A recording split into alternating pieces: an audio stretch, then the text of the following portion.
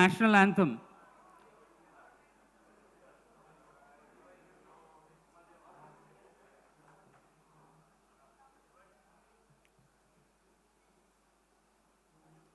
जन गण मन अधिनायक जय हे भारत भाग्य विधाता पंजाब सिंध गुजरात मराठा द्राविड उत्कल गंगा विंध्य हिमाचल यमुना गंगा उच्चल जलधि तरंगा तव शुभ नामे जागे तव शुभ आशीष मांगे गाहे तव जय गाथा जन गण मंगल दायक जय हे भारत भाग्य विधाता जय हे जय हे जय हे जय जय जय जय हे.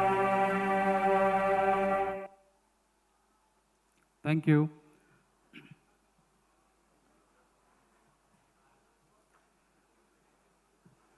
We have a very auspicious ceremony that we will start with. May I request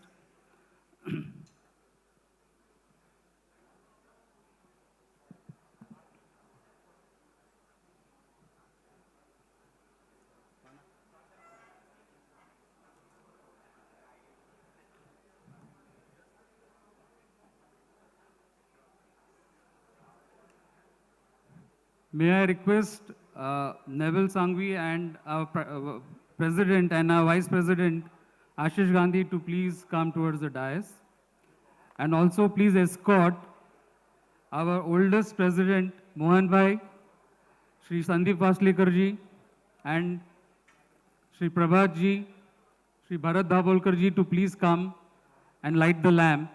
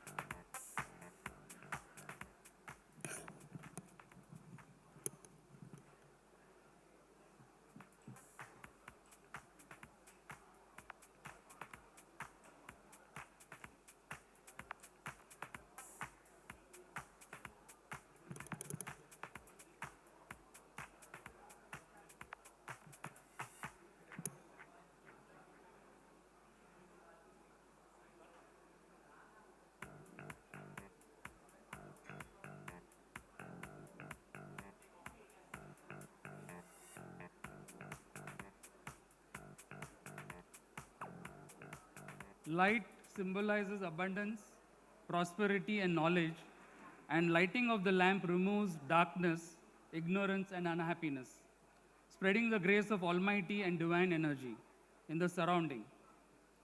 Today, I want you, you to hold on to just four words: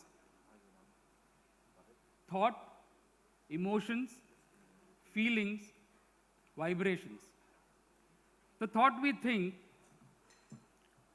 is what creates our emotions, and emotion creates our feeling, and the feelings are one which gives out the vibes. These four ingredients in different permutation and combination lead to creations. Let's begin our journey into the Innoverse. May I call upon my co-host, Manek, a serial entrepreneur, an imaginer, and evangelist coach to take over the proceedings. Welcome, Manek.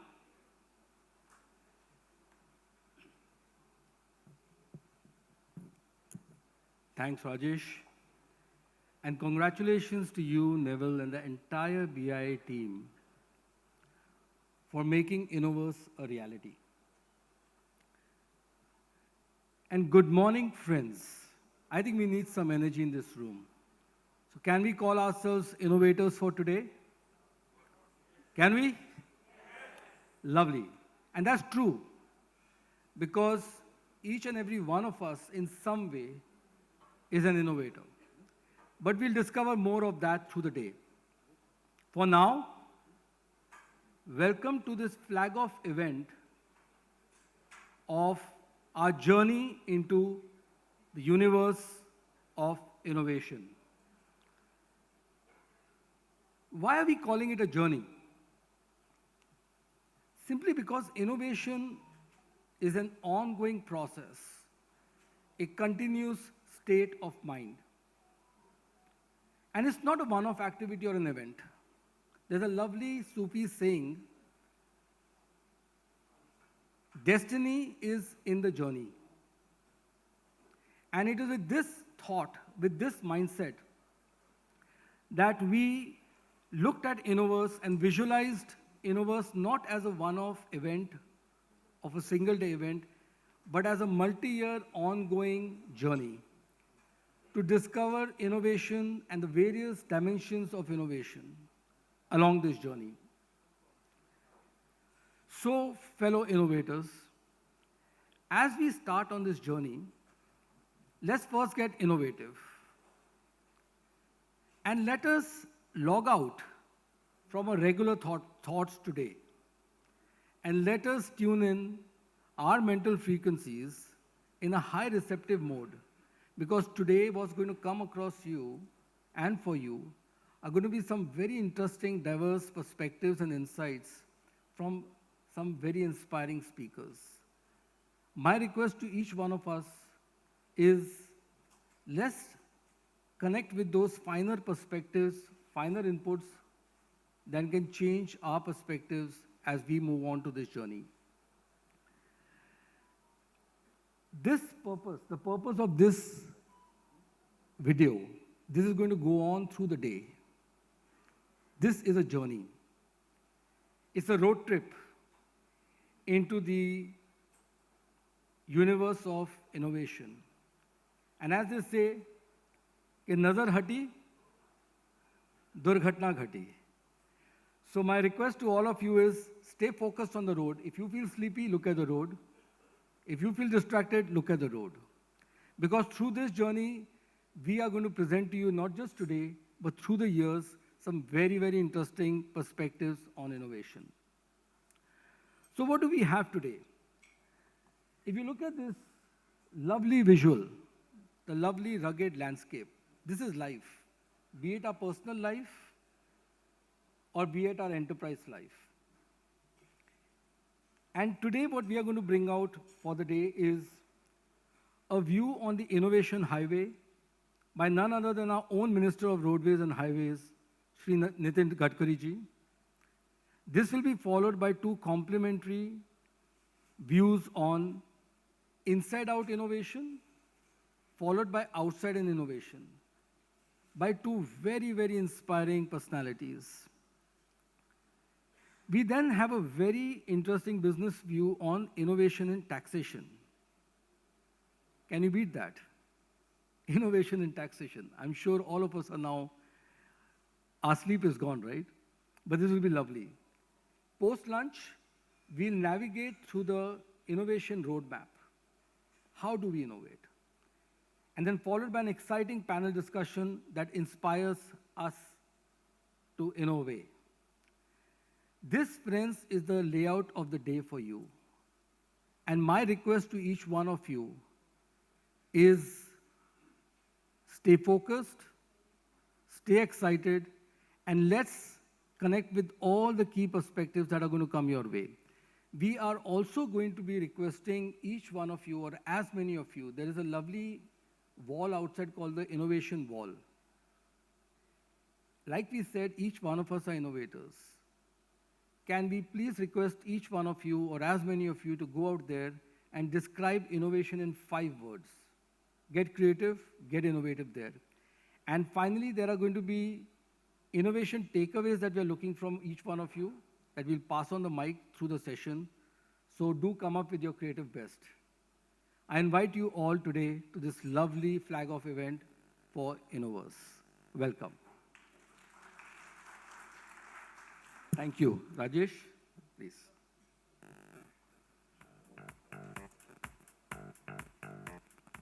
Well, it's time for our president. I request our president, Shri Nevil Sanghvi, to please come on the stage and address the August gathering.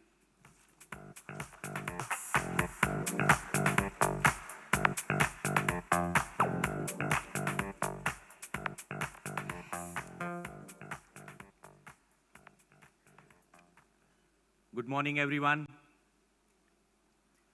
Thank you, Manek, for setting the tone for today. Innovation. First of all, I'm honored to welcome CGST Commissioner Shri Phabhat Kumar ji, Shri Sundeep Waslekar ji, Mohan Bhai, our senior most past president. So nice of you to be here.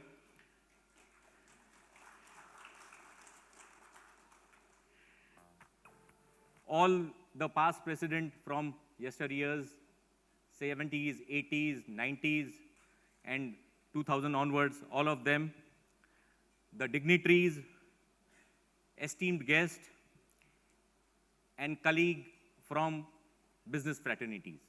I'll call all of you all innovators now, because that's what Manek has suggested. Welcome to Innoverse 2022, the National MSME Summit organized by our own Bombay Industries Association. Alongside the Azadi Ka Amrit Mahotsav that our country is celebrating, BIA is also celebrating its 75th year. The seed of this event were sown at the start of the year when the annual theme Ideate, Innovate, Implement was conceptualized. The core intention of this journey is to start the next phase of BIA, the next phase of BIA journey. And this journey is going to be the pursuit of innovation. Well, innovation, or any progress for that matter, cannot happen without change. This means that it's not only important to accept the change is necessary part of creating anything new, but also the fact that you must proactively drive it. And the best way to drive change is to embrace it and not fear it. You can't allow tradition to get in the way of innovation. Here, I would like to quote Henry Ford of Ford Motors. If I had asked the public what they wanted, they would have said a faster horse. The car would have never come. Innovation can be in the form of a product or services or process that can help solve the problems which we have been struggling with, help serve people better, and address social challenges. That requires a different mindset and thinking, whether you are an entrepreneur or a politician, a professional, or an academician. We at BIA are totally aligned with our Honorable Prime Minister's $5 trillion economy by 2025. And I feel the biggest contribution to achieve it has to come from the MSMEs. With the world facing a crisis in terms of geopolitical tension, a slow recovery from COVID, high inflation rate, and many other challenges, how will the India growth story progress? How does India orchestrate its journey ahead and reach the goal despite these challenges? BIA is passionately driven to assist in this growth journey by becoming the flag bearer of MSMEs, not just in India, but across the globe. At this Innoverse National MSME Summit, we'll be exploring how your business, which plays an important role in driving the economy of the country, can bring innovation to its core. How do we drive this experimentation mode while remaining grounded to the realities so that it results in creating new products and services? I hope this is what will be brought to the table by the distinguished speaker today. Whatever we will be hearing today may not give us specific answers, but will definitely raise relevant questions. Questions that trigger our thinking so that when we go back to the drawing board, we can chart a course that can create an innovative ecosystem for our organization and for our country. I hope you gain enough inspiration before the end of the summit today and become a part of this collective journey of innovation. BIA, through its office bearers and members, will try to push the agenda, and collectively we will contribute in whatever way to achieve the overall goal towards the country. Before I end, I would like to quote probably the greatest innovator of modern times, Steve Jobs. You can't just ask customer what they want and then try to give it to them, because by the time you get it built, they will want something new. So friends, have a knowledge-filled day of learning at Innoverse 2022. Thank you all for joining here and online. Thank you.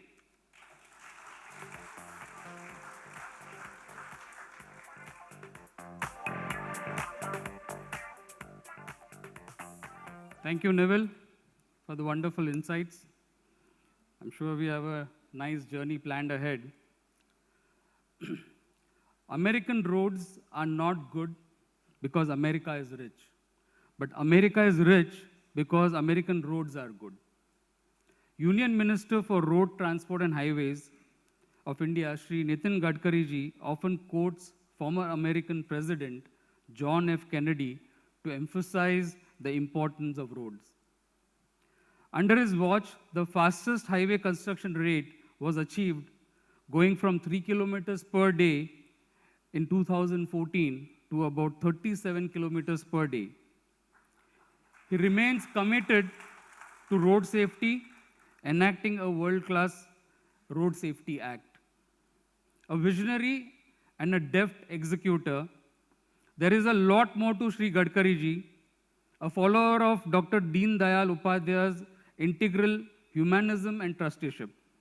He has always believed in the power of politics as an instrument of socio-economic change.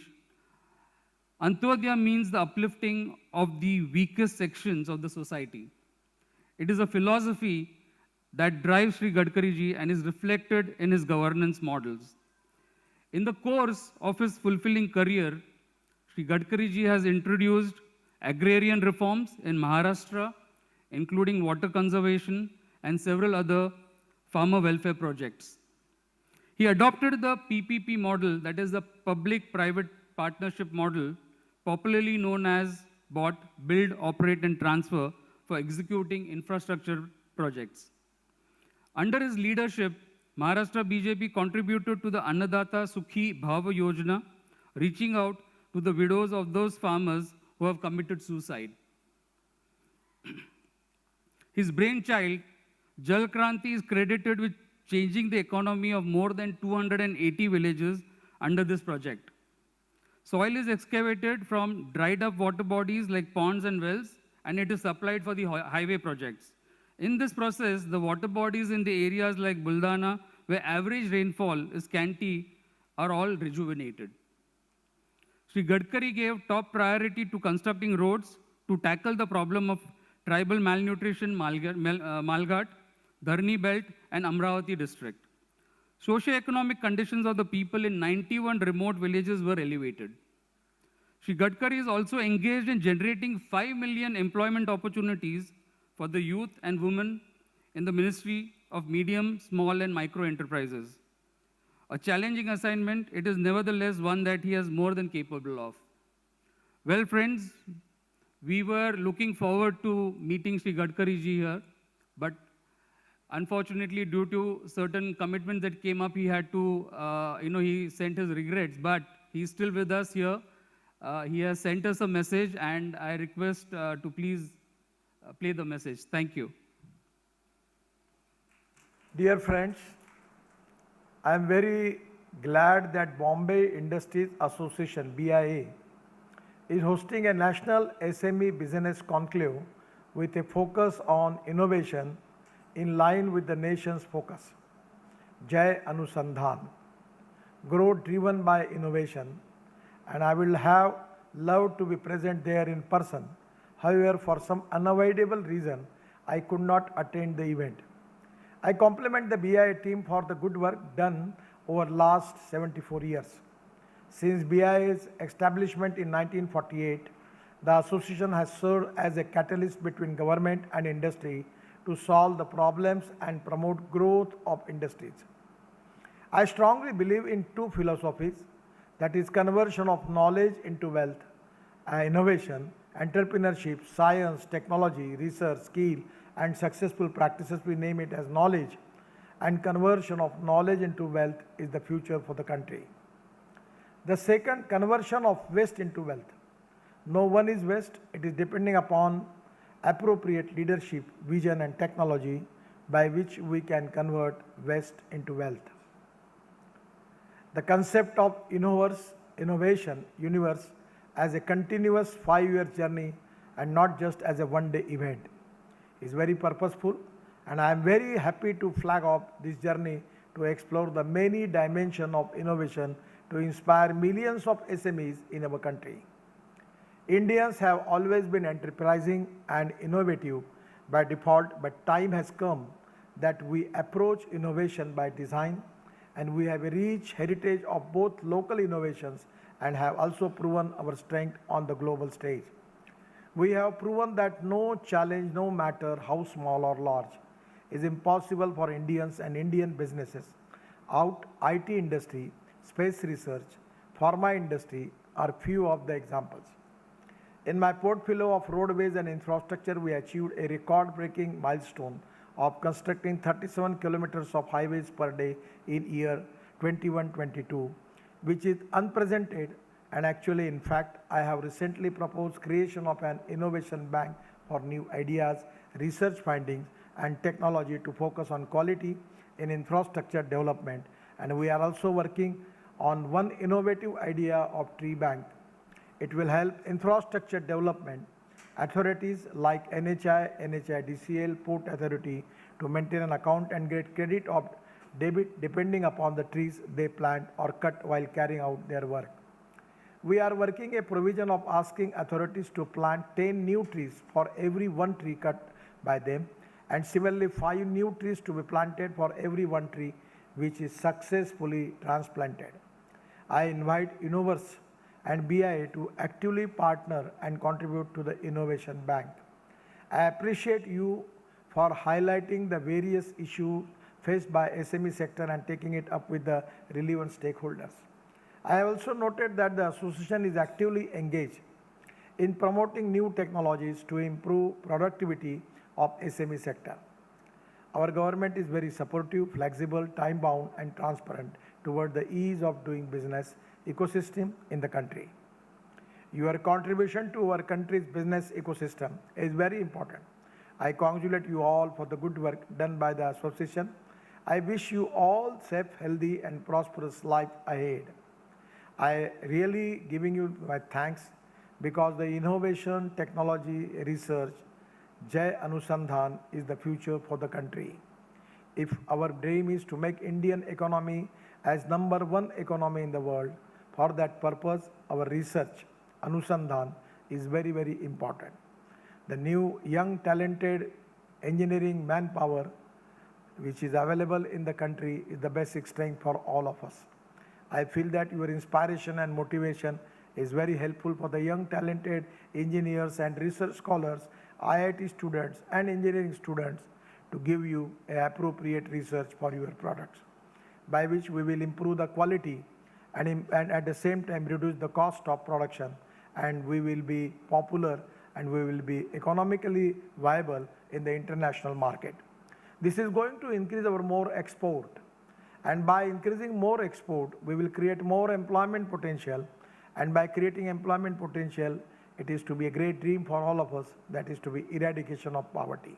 Only one request which I want to give you to your chamber people, that if you can classify this Anusandhan in two sectors, one is urban and industrial sector, and other is agriculture, rural, tribal and forest area, for which the raw material which are available in the socially, economically, educationally backward area, particularly the rural, agriculture and tribal and the forest area, if you can give some new good technology by using that raw material and increasing employment potential, it can be a great contribution for development of our country. In our GDP growth, the rural, agriculture, tribal and forest area, our growth contribution from them is very, very negligible. And this is the time that we should concentrate on the rural, agriculture, tribal area. We should concentrate on khadi and village industry. We should concentrate on agro-processing industries. We should concentrate on biofuels, and 100% we will reduce our imports. The most important thing is the success story now using ethanol, methanol, biodiesel, bio-LNG, electric and green hydrogen as a fuel. We have the import of 16 lakh crores, and if we can save that and taking all this thing to the rural agriculture and tribal India, it is going to eradicate the poverty of that sector. I always of that opinion that this is the appropriate time for all of you, that you divide your research into two parts.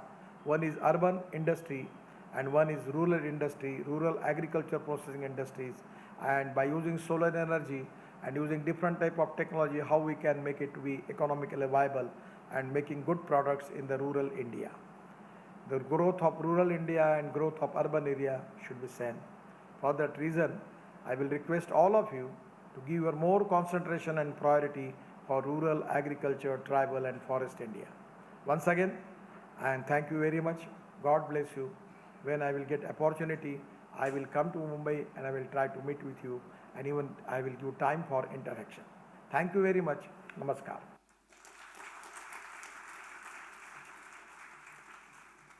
Well, I'm definitely waiting for him to come to Mumbai so that we can have an appointment with him. Well, it was interesting to note the points that Gadkari ji made. He talks about Anusandhan, which is again a word which was coined and mentioned by our Honorable Prime Minister, and it feels very good to be a part of that. BIA is going in the right track, and we have also showing the seeds of Anusandhan by being here in Innoverse, in this journey of Innoverse. Friends, this is the best time one can ever have to be in India, because a lot of opportunities coming our way, and this is the right time for us to put our thinking caps, re-look at what we are doing, re-look at every aspect of our business, whether it is your process, whether it is tech, whether it is a thought process. If we put on our thinking caps and re-look and reinvent ourselves, trust me, nothing in this world can stop us from moving ahead. And that is why we are here on this journey of Innoverse. I'm sure all of you are going to benefit from this and go back taking a lot of learnings which you would go back and implement in your organization. And that is why I have used that word in the beginning. I said, let's stick to 4 words: thought, emotions, feeling, and vibrations. These 4 words are very powerful because with the good thought, you could, guide your emotions to the right feelings, because with good feelings come good, you will be able to do some amazing work and bring out the right vibes with you and your team. And this is what is required. And this culmination of these 4 words can lead to a lot of creative ideas, creative thinking, creative visualization, and take us on a journey which is way different from what we are right now. So I would like to thank Shri Nitin Gadkari ji here for his thoughtful and encouraging words and sharing his thoughts on innovation at Innoverse through his digital presence. I would move over to Manek now, and please, it's all yours, Manek.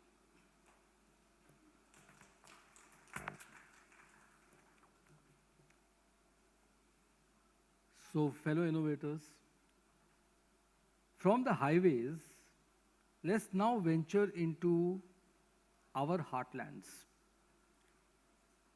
for an inside-out view on innovation. Starting with innovating self. Let's look at inside out in 2 different ways. One is inside out, innovating ourselves to innovate things around us. And move on to unlocking the massive expanse of local innovation all around us. We Indians are natural innovators by default. But this next power session is designed to explore this unfair advantage. I'm emphasizing on this word. We as Indians have an unfair advantage of being innovators by default. However, time has come to look at innovating by design, which is what even Shri Gadkari ji mentioned. How do we innovate by design? To compete globally and make India great again. Being relevant is one of the key drivers of innovation. I'm going to repeat, friends. It's a very, very important keyword. Being relevant is a key driver of innovation. And it's my pleasure to present someone who has constantly innovated himself to stay relevant. Inside out, by design. He quit his international investment banking career in 2009 to devote his entire time to writing and make change happen in the country. Time magazine named him amongst the 100 most influential people in the world. He has been listed as one of the world's 100 most creative people in business. This is a very interesting perspective. Creative people in business. Business itself, entrepreneurship itself is a creative journey, an intensely creative journey. The New York Times called him the biggest selling English language novelist in India's history. 5 out of his 13 novels have already been adapted into successful feature films, while others are in the process of being adapted. A best-selling author who has written some amazing books. 3 of them are Making India Awesome, India Positive, and What Young India Wants. I'm going to spend 2 minutes on the keyword Young India, or rather the keyword young. And I'm going to join this with the earlier keyword being relevant. I think this is a very, very powerful coinage. being young and relevant. And I'm going to request all of us here in this audience to think young, feel young. And young is not about age. Young is about a mindset. How do we invest our time today not by looking for answers? My request to each one of us today is, let's not look for answers, let's identify the right questions. Let's be curious. Let's be hungry. Let's be young. And as we go through this journey of being young, being hungry, like somebody has said, stay hungry, stay foolish, we will discover some amazing perspectives and insights and link it to being relevant. And that, to my mind, is how we could process the next session as well. I'll be very candid with you, friends. I'm being innovative as I speak because our speaker is just on his way. Okay, this was not part of the script. But that's what it is. You've got to be innovative on the flow. Having said that, our next speaker is many things, wears many hats, some of which I've already mentioned. He also writes columns for leading English and Hindi newspapers, focusing on the youth and national development issues. Plus, he's also a motivational speaker and a screenplay writer. That's too many things in one. I'm going to hold on to his name. Adi, do we have him here? Okay. He's not checking in, right? Right, so anyway, I'll hold on to his name. Don't want to steal the thunder of his entry. But friends, just want to get all of us back to today. When Adi first spoke to me about Innoverse, and both Nevil, Adi, and we three of us sat down, one of the things that we really wanted to seriously infuse in this campaign was the sense of purpose. And I'm going to request each one of us to look at it by putting purpose above the activity of innovation. I think purpose drives all that we do and helps us sustain what we do. And if you see one common link amongst all the speakers today is their strong sense of purpose. Even in the speaker who's going to join us today in a bit, his purpose is to engage with the youth. He's constantly innovating himself, and you'll discover that. And I think that's a trademark. How do we constantly innovate ourselves? Only then will we be able to apply the whole idea of innovation to our businesses. Is that him? Pranav, can we please get him here?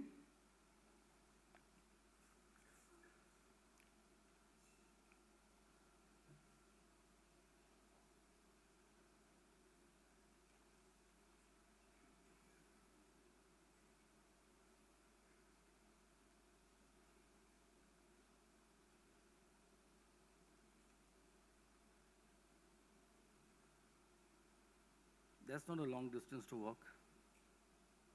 Is he here? Okay. For the record, we are bang on time actually. In fact, a little ahead of time. That also is not being punctual, right?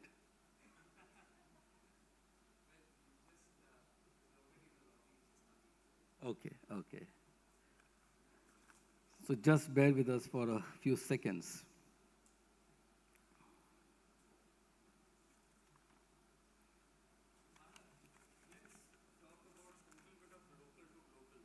Have time?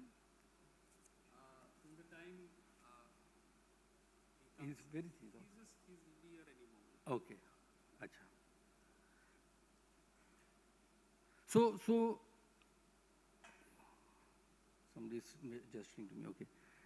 So friends, one of the things we've kind of, the brief for this particular session was to focus on how is it that we can look at the innovation quotient within India and bring that out in a way which helps us compete on the world stage. And we have so many exciting examples of that. If you look at the whole fintech revolution that we are leading, I think nowhere have I looked at the sheer energy, the sheer pace with which we are innovating, reinventing the fundamental concepts of financial transactions. And there are such intense examples. It's up to us, how is it that we look at that and connect with that all around us. And that's one of the whole objectives of this session. And following this, we looked at a perspective, and we will bring in the perspective of outside in innovation, which is going to be yet another powerful session where we are going to look at global trends of innovation and how India is going to engage with those trends and the opportunity for us in India. So, Adi, what's the hold up?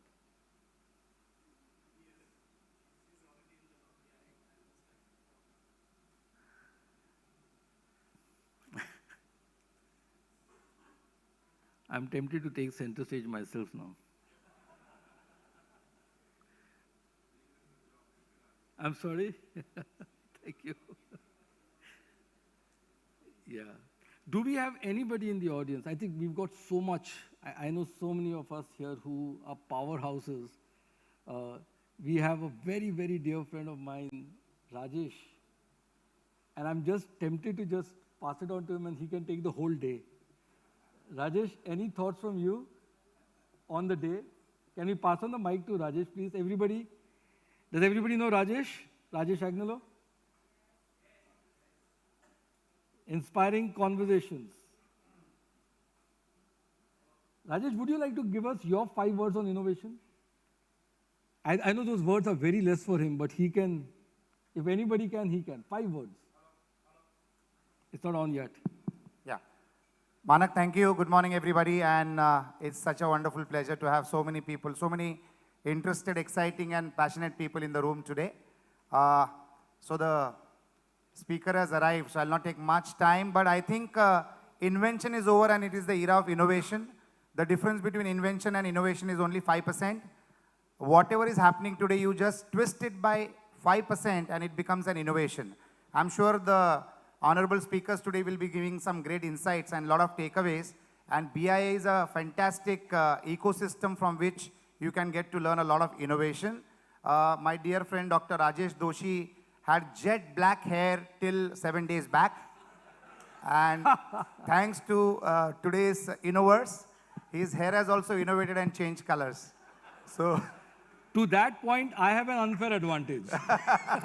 and you wore a jet black pagdi on you. You don't know the Mausam inside, right? Thank you so much. Rajesh, Thank you, as always. Thank you. And Rajesh, you're going to hear more from Rajesh in the day, later in the day. Thank you so much. So, you just missed a lovely introduction that I put together for you. But never mind, later on I'll pass it on to you. So friends, without further ado, you all remember the introduction, right? So, join me to welcome this dynamic personality who has been rocking the hearts of young India. Best-selling author and motivational speaker, Mr. Chetan Bhagat.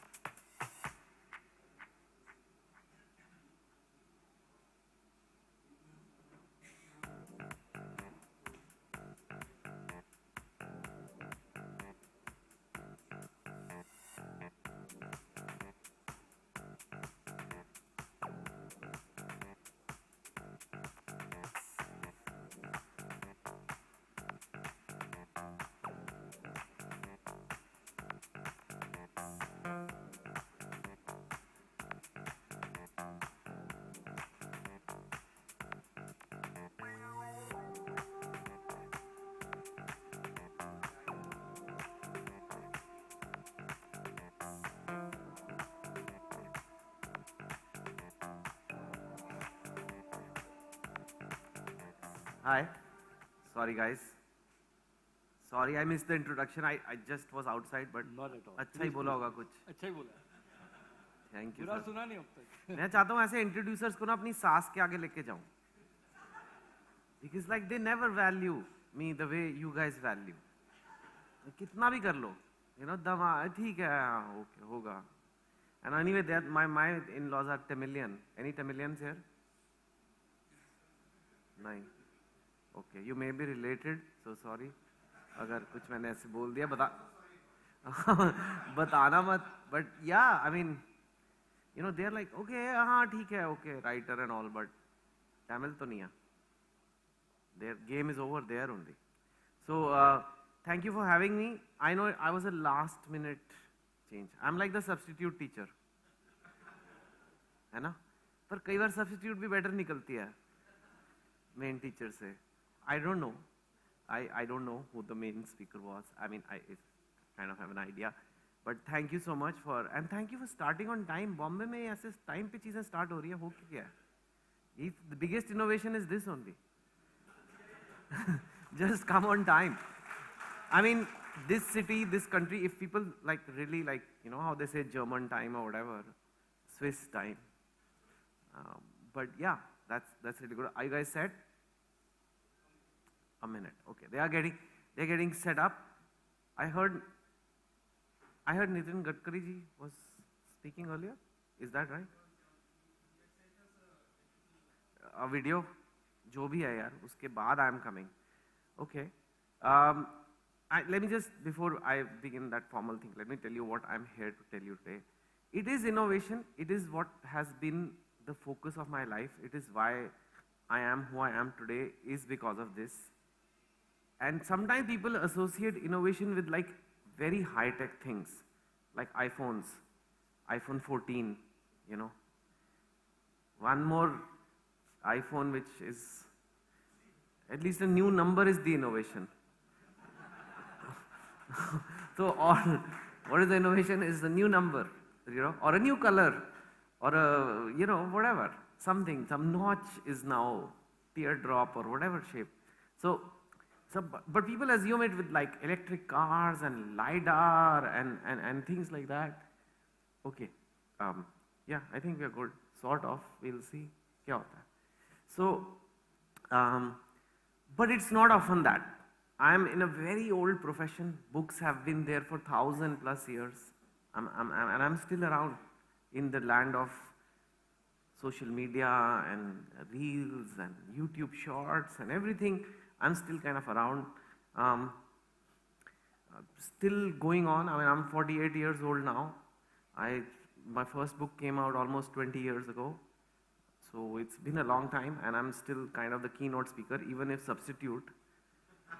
पर है तो सही ना, आ गए ना stage पे जैसे भी. So you know, I'm going to talk to you about that. कि कैसे हुआ ये? Why has this happened? I'm going to be very honest, and I see it differently. Innovation, people. So one is, innovation doesn't have to be always artificial intelligence. It could be, like I said, a small change. A small change. If you are the person who is not on time and you decide to come on time, to me that is innovation, you know, because it's something different, it's a change, and positive change is innovation. The second thing I'll come from is, I'll come from a point of view of happiness. As a writer, as somebody who studies people, innovation of course leads to success and business growth, turnover growth, profit growth, paise, paise, paise, paise. This is what friends talk. I go, all my batchmates are MBAs, running banks now, all very senior. Sara time matlab single malt, cricket, stock market. Lalit Modi and Sushmita Sen थोड़ी देर के लिए, बस यही हमारे group. वो तो उनको लग रहा था ये कैसे हो गया. But like whenever I go to this party, that's what people talk about. But very few people talk about happiness. And I think innovation somewhere has a link to happiness also. And that, if you believe that, if you understand that, then you'll understand that this is not just a turnover or a profit margin game. This is not that. This is something more deeper in life, which I'm trying to learn. So वो मैं आपको बताने की कोशिश करूँगा. I call it change the game, which is basically my strategy. You know, how many of you read books? Okay? Wow, क्या हैं ये बच्चे? टाइम पे आते हैं, किताबें पढ़ते हैं. हाँ यार, very nice. I know, I really am impressed. आजकल कोई नहीं पढ़ता और आजकल, you know, so I'm very thankful to you also. But if you read a lot of books and if you ask the literature experts, they will tell you that, you know, Chetan is not the best author. आप बड़ी जोर जोर की हाँ बोल रहे हो. हाँ, कहेंगे, वो तो कहेंगे. सर बुलाया तो है ना लेकिन.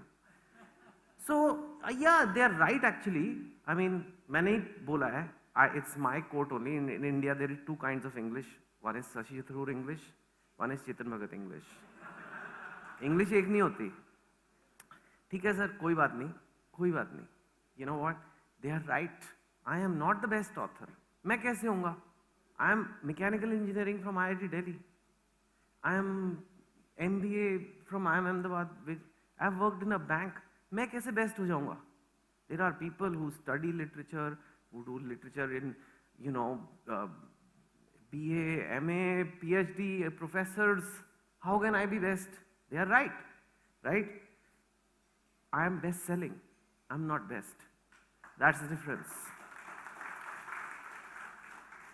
This is a business forum. We are more interested in best selling. Best selling matters in life. Best, who decides? Who decides best? Some. But how will you decide? Best selling can be measured. But best is like an opinion. Maybe to the reader, a small young person in Ranchi who's reading my book, it's the best book he read. Does he not count? Only some JNU professor will decide? I don't know. But best selling can be measured, right? And ठीक है, भगवान किसी को कुछ देता है, किसी को कुछ देता है. मुझे ये दिया. I'm very happy, right? Writers are normally poor. You know, it's like image होती है. Like people, you guys are expected to be rich, right? Bombay Industries, industry word आ गया तो industrialist हो सारे. अब आप लोग तो we expect you to be rich, ऐसे गाड़ियाँ खड़ी होनी चाहिए बाहर, ऐसे खड़ी भी थी एक Mercedes. But writer people expect थोड़े फटे हाल. वो मुझे नहीं बनना था. So, you know, best selling is just fine. This is my, like I said, I have no background in writing. I was in Goldman Sachs, Deutsche Bank, and house husband is not a bank. That is also my current job because I have no job, really, you know. But आज मैंने suit पहना है इतने दिनों बाद. Really, this is, मैंने निकाल के धूल निकाली ऐसे कि चलो भैया जाना है आज, चलो. What is my goal? My goal is not to be the best writer. जब goal ही वो नहीं है तो फिर why waste time on it? My goal is to change our country through my writing. सबके अपने skill हैं. That is my skill. Now, my strategy is twofold. First, you entertain people. Once they are entertained, they are listening to you. And once they are listening to you, you can say something positive to them. It's a very old Indian trick. I don't know if you remember. पहले मदारी बंदर का नाच दिखाता था. Remember? What is the business model of a madari? He shows you the monkey dance. So everybody gathers and watches. Entertainment. Then after the dance, he will send you some churan. You know, for your stomach, for your manhood, whatever whatever is selling, that is the, you know, that is the value add he is trying to do, hopefully selling you something good, whatever. So all the movies you've heard of mine, books you might have read, that was the बंदर का नाच. आज चूरन है, तो खा लो, ठीक है? So my strategy is constant reinvention by changing the game. The thing is, if you're not the best, most people are not the best. Most people are not Sachin Tendulkar. Most people are not A.R. Rahman. So if they come and give a talk, it's great, but अंदर से आपको पता है मैं तो नहीं हूँ boss ये. तो मेरे जैसे जो नमूने हैं उनसे ज्यादा सीखने को मिलता है. यार इसने कैसे करा है? इसमें तो कोई खास बात नहीं लग रही. You can win in life. You can win in business. Even if you're not the best. You can become best selling. You know how? By changing the game. By this innovation thing. By this constant reinvention thing. This is what works in life. There are winners And winners are of two types. Those who do it better than others. Like in sport and all, you have to do it better than others. Nadal has to beat Djokovic in tennis. There is no other way. He cannot go to the court with 5 times bigger racket and say, I'm changing the game. Not allowed there. In business, it's allowed. In life, it's allowed. Because there are no fixed rules, right? And so there are winners who come all the time by changing the game. Why does this work? And I'm going to go into more detail. It works because of something very fundamental law of nature, which is like first observed by Charles Darwin, who was a biologist, evolutionary biologist, nothing to do with business or MBAs or any such thing. He said, he studied nature, he went to all these islands and all, and he stayed there for years, and he said, it is not the strongest of the species that survive, not the most intelligent, but the most adaptive. Nature को कोई फर्क नहीं पड़ता कि आप strong हो या आप इंटेलिजेंट हो. हम बच्चों को कहते रहते क्लास में फर्स्ट आओ. आप में से अपने स्कूल याद करो, जो बच्चे फर्स्ट आते थे आपसे ज्यादा अमीर हैं. आई एम जस्ट अज्यूमिंग आप लोग नहीं आते थे, because this is industry association. if I went to like ISRO and all, वहाँ पे I could have, yeah, okay. So, which I have gone by the way. But, so yeah, why does that happen? वो तो सबसे ज़्यादा number लाता था. Why? Because that's not, nature doesn't care. Nature को फर्क नहीं पड़ रहा. तुम हो गए intelligent, हो गए strong, कोई फर्क नहीं पड़ता. The biggest example of this, how adaptation works. Adaptation is what? Just changing. Adaptation is just changing with the times. समय के साथ साथ बदलना is adaptation. That is what nature wants you to do. And that is what nature will reward you. Right? So, the best example of adaptation I give is this creature, cockroach. Cockroach को कभी इज्जत नहीं मिलती. Cockroach जो है क्या है, गंदा creature है. पर ये बहुत इज्जतदार creature है. For me, role model creature. You'll say why? I will tell you why. Millions of years ago, there were dinosaurs. हमारी धरती पे dinosaurs थे. And they were very big, very strong, biggest land animals, and they all died because the ice started melting or whatever happened, and now they are gone. You have never seen, unless there is a movie special effects you see. But there are no dinosaurs left. आपको पता है उस time भी cockroach थे, आज भी हैं. Cockroach तब भी थे, आज भी हैं. Why? Because cockroach is the most adaptive creature on earth. उसको कोई फर्क नहीं पड़ता. Adaptation is एक mental attitude. अच्छा चल ठीक है, okay, we'll adjust. That attitude that we need to bring in our life, in our business. ठीक है, बदल रहा है, हम भी बदल जाएंगे, कोई नहीं. पहले जंगल में रहते थे कॉकरोच, बोलते हैं ओके, अब पहले जंगल में रहते थे, अब अंधेरी में रहना है, ओके, फाइन. पहले हम पत्ते खाते थे, फ्रूट्स खाते थे, अभी केलॉग्स खाने हैं, ओके, ये भी ठीक ही है. पहले घास में घुस के रहते थे, अभी सतवारी और मार्बल का किचन है, ओके, फाइन, यहां भी रह लेंगे, ठंडा है. One of the best things to know कि एक स्पीशीज अच्छा कर रही है, कि अगर वो रिप्रोड्यूस कर रही है, मतलब सब अच्छा चल रहा है. बच्चे आदमी कब पैदा करता है? ऐसे तो नहीं करता, स्ट्रेस में तो नहीं करता, कर ही नहीं सकते. सो कॉकरोचेस हर जगह अंडे दे रहे होते हैं. Everywhere you will find. Car में भी होगा, किचन में, हर जगह, बाथरूम, हर जगह.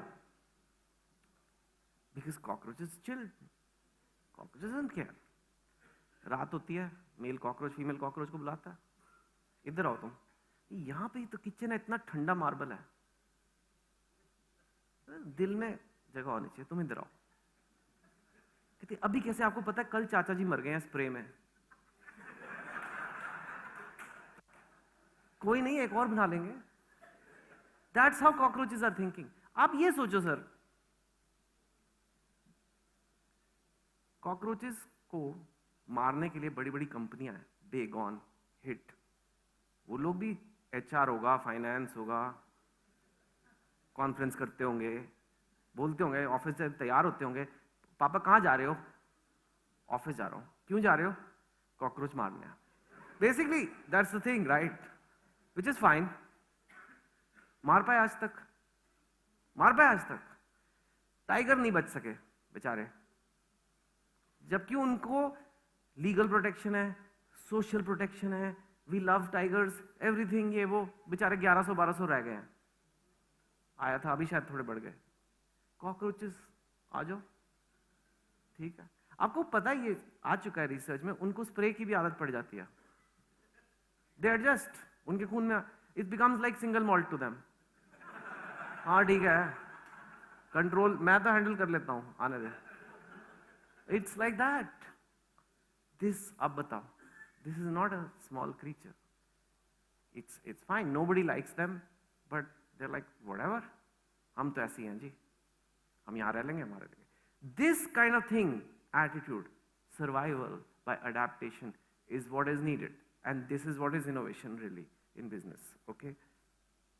So for me, I won't go into big detail on my story because I want this to be about you, and we have other like Q&A and all also. So my first adaptation was when I was my first book came out. That time Arundhati Roy, Vikram Seth, Salman Rushdie, these were the writers that the publishers were looking for. This was what was talked about. But they were not writing books for Indians.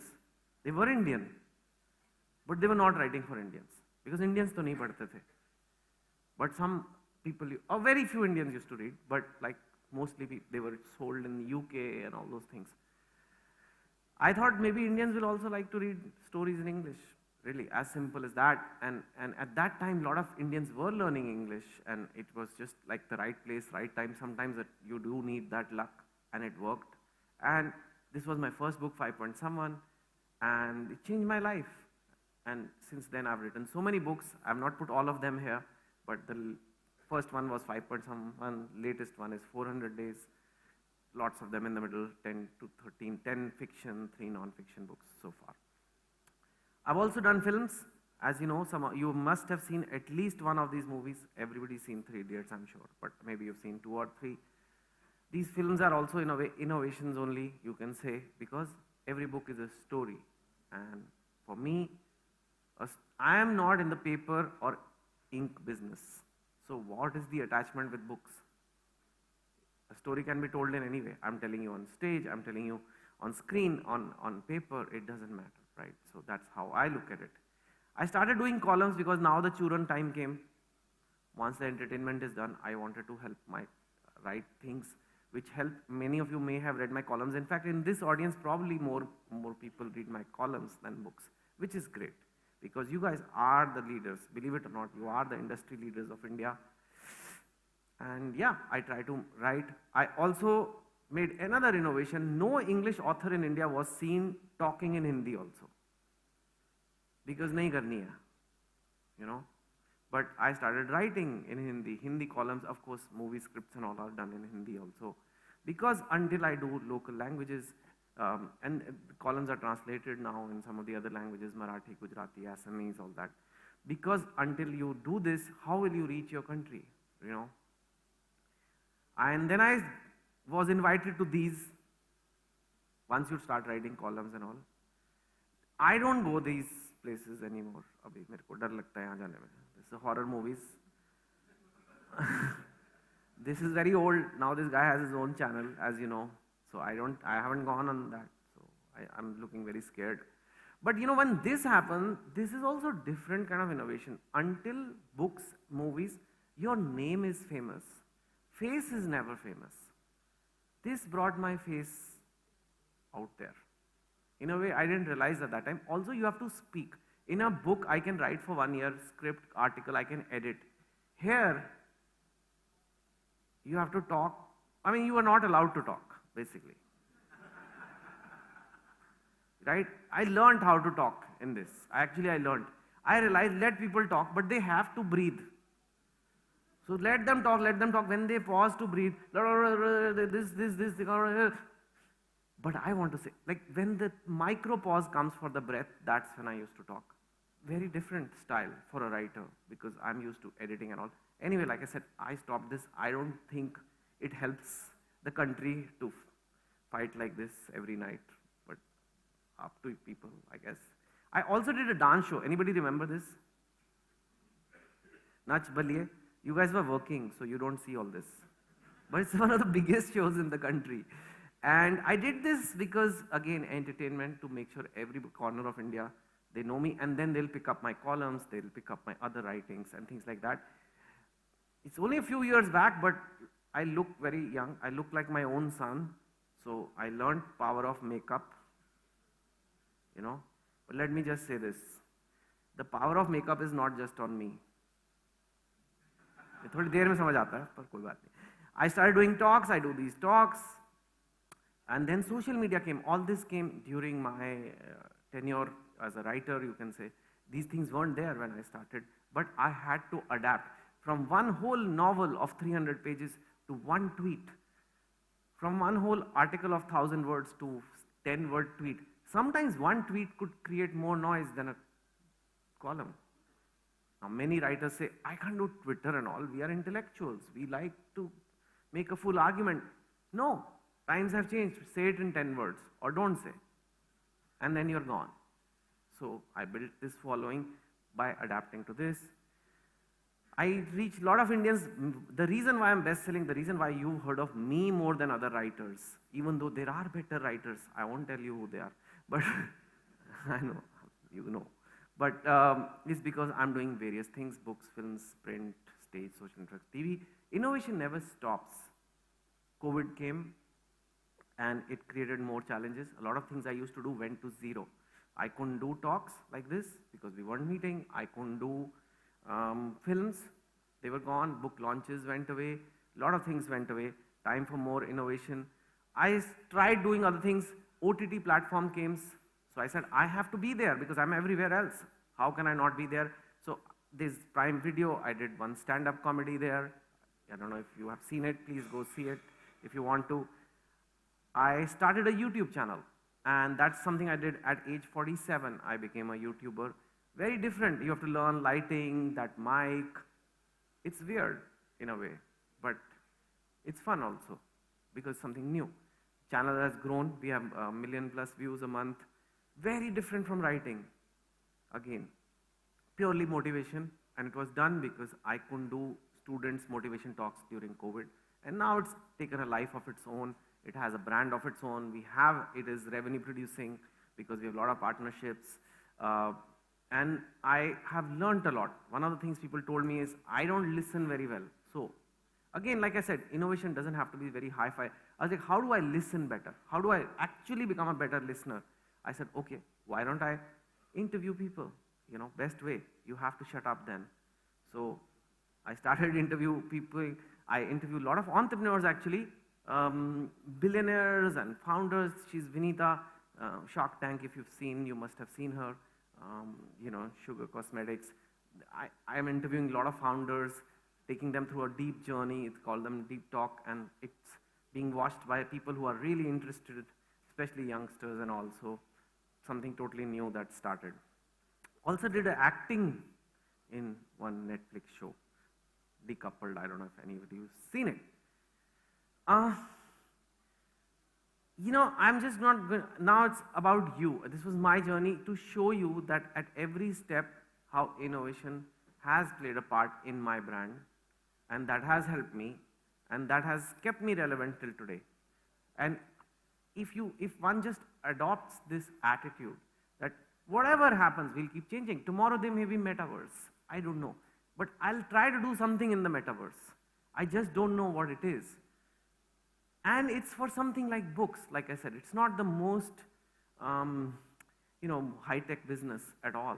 But even there, you have to do it. I often tell people, if you don't have a tech strategy today, a good tech strategy, you are really risking your business. You're really like, it's dangerous what you're doing. Even if you make jalebis, you need tech strategy. You're like, I make jalebis, my Dadaji used to make jalebi. We make the same jalebi, we make it in desi ghee. It's really, really good. Why should I make a tech strategy? Something should be left untouched. No, you need a tech strategy because someone will order online. And when they order online, you have to transport the jalebi. Jalebi is not easy to transport. Especially because it's only nice when it's crispy. It cannot come soggy. So what's your box? These are the innovations a jalebi guy also needs, you know. And is your jalebi Instagrammable? Or does it look really ugly when I take a photo on my phone? I don't know. You know, these are just random thoughts that are coming.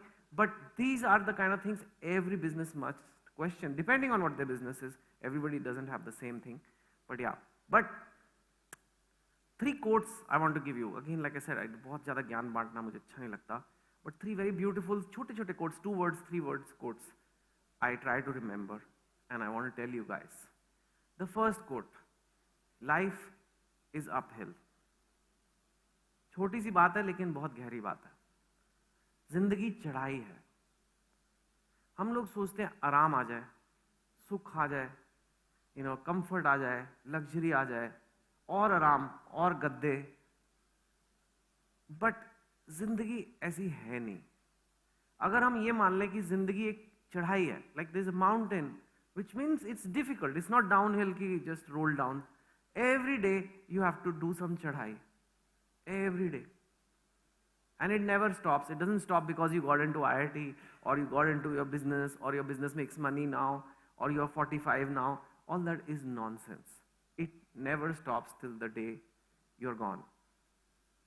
You are going uphill. Matlab, you have to make effort every day in some direction. And if we understand, our children understand that, then we stop being so comfort loving. Then we stop thinking, अरे यार आज काम करना पड़ गया, अरे काम वही है. That is life. And the work doesn't have to be in only business direction. It can be in your health direction. It can be in a lot of other things. Second thing, I've spoken it enough, keep adapting. You have to keep adapting, right? There is no stopping.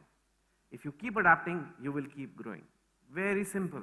I used to get worried, अरे कब तक, youngsters going to like, but it's just new records in revenues, in views, everything is happening even now only because I adapted. Some of the other writers didn't. They were better, like I told you, but they didn't adapt. Simple. Third, very important, never settle. Settle क्या है? India में ही है ये term. सिर्फ India में है और कहीं नहीं है. सब कहते हैं ना, सेटल हो गया. सेटल भी नहीं चाहिए लोगों को, वेल सेटल्ड चाहिए. सेटल नहीं होता है. लड़का सबको वेल सेटल्ड चाहिए रहता है ना शादी में. Well settled.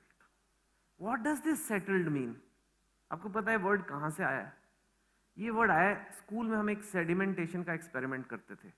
मिट्टी घोलते थे पानी में और उसको रख देते थे. देन थोड़ी देर बाद वो मिट्टी, like the mud used to come down, and that in the diagram you label it as settle. Means don't move. Settle is opposite of what BIA stands for.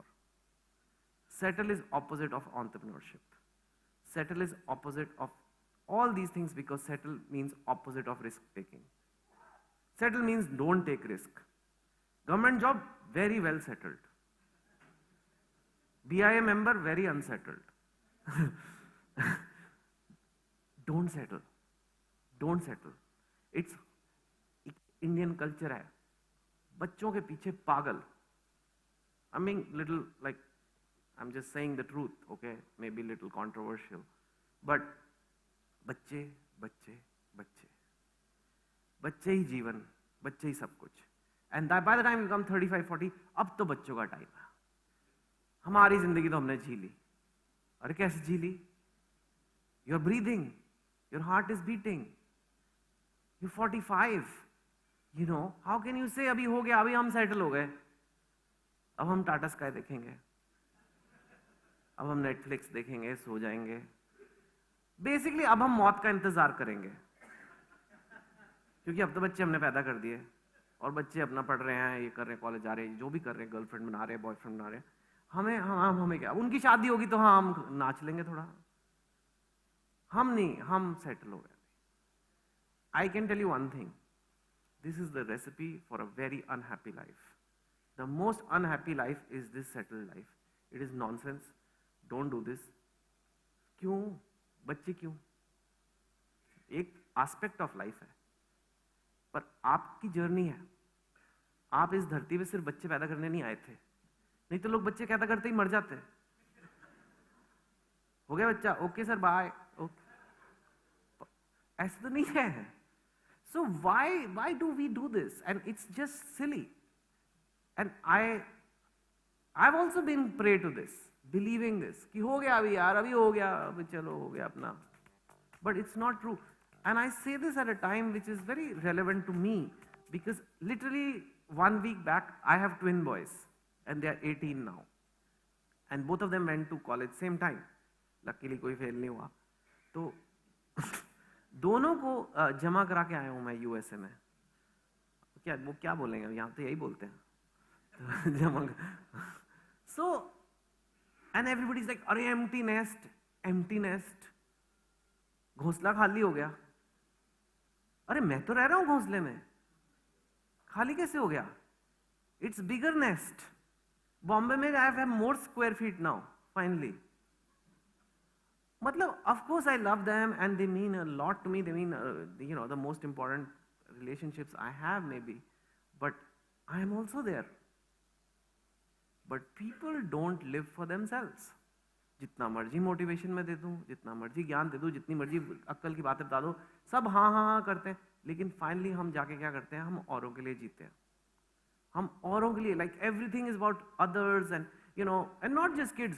मेरी वाइफ खुश हो जाए, मेरी सास खुश हो जाए, वो होती नहीं कभी, एंड मेरा हस्बैंड खुश हो जाए, मेरे बच्चे खुश हो जाए, lot of ladies here, some of them, and किसी ने आज तक किसी लेडी को बोला आप बहुत अच्छी माँ हो, too good, very good job?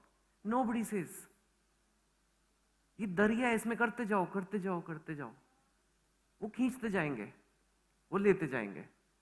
You can keep living your life and people will suck the blood out of it, I'm telling you. They don't even know. उनको क्या पता है कि you are crushing your dreams, you are not doing things you wanted to do in life. उनको नहीं पता. So I'm not blaming them. But please don't settle. Please don't, till the time you're there. If I can become YouTuber at 47 and doing all kinds of other crazy things, good, bad, I don't know. You can also. It's not over. This is थोड़े grey hair, okay fine, वो भी सब हो जाता है आजकल। Doctor के पास जाओ अगर जाना तो, don't go. 3 legs of a happy life. Again, lot of things entrepreneurs often forget, so I'm telling you, because we love our work. I'm also kind of like an entrepreneur, doing self-employed, doing my own thing. We love our work. So, but that's not enough to have a happy life. It's not. Everything is not monetization. Which a lot of my friends keep saying, monetization क्या है? ये business कर, उसकी startup की ये value हो गई, उसकी ये वैल्यू हुई, क्या करोगे? कितने पैसे को क्या करोगे? It's not enough to be happy. I am telling you now very honestly, because I've interviewed so many billionaires, dollar billionaires, and they're not very happy also. मुझे कई बार लगता है मेरी लाइफ इनसे बेटर है, क्योंकि पैसा एक पॉइंट के बाद संभालना बड़ा मुश्किल है यार। हेडेक कितना ज्यादा है, मेरे से घर की चाबी नहीं संभलती। है क्या पैसा बियॉन्ड द पॉइंट? आपके फोन में आपके ब्रोकरेज अकाउंट का ऐप है या बैंक का ऐप है, उसमें नंबर चेंज हो रहे हैं। जो एंजॉय कर लिया पैसा, बाकी एक वीडियो गेम है कि आज इतना हो गया, आज इतना हो गया, इतना कम हो गया, ज्यादा हो गया। क्या है वो? कुछ नहीं है, right? Beyond the point. I'm saying it to this group. I'm not saying it to all of India. You understand the difference. Some people, yeah, वो बोलेंगे सर हमारे को खाने को नहीं है, आप क्या बोल रहे हो? For them it's different. For you, it's different approach to life. अगर आप ये समझोगे नहीं, if you only keep doing on money, career, it's not good. What else? Health, which I ignored. In this whole journey, which sounds like a success journey, something I was doing very wrong, my health. I was working like candle, अगर कहते हैं ना 2 तरफ से मोमबत्ती जलती है, मेरा तो ये वाला दिया था जो 6 जगह से जल रहा है, because I was doing everything. Sounds very good, but what happens when you are doing so many talks? I was flying 130 flights a year pre-COVID. That's like every week at the airport. मेरे को सपनों में airport आता था, मैं सुबह उठते ही cold towel मांगता था, because I am used to it. That's not good because I'm sleeping anywhere, eating anywhere, things like that. I'd gained weight. I was losing hair.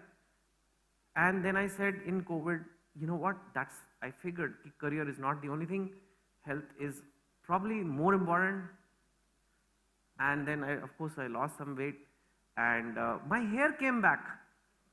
I'm not kidding. Without any things, because I prioritize my sleep. Health is not just gym. It is diet also. And it's one more thing, which is sleep.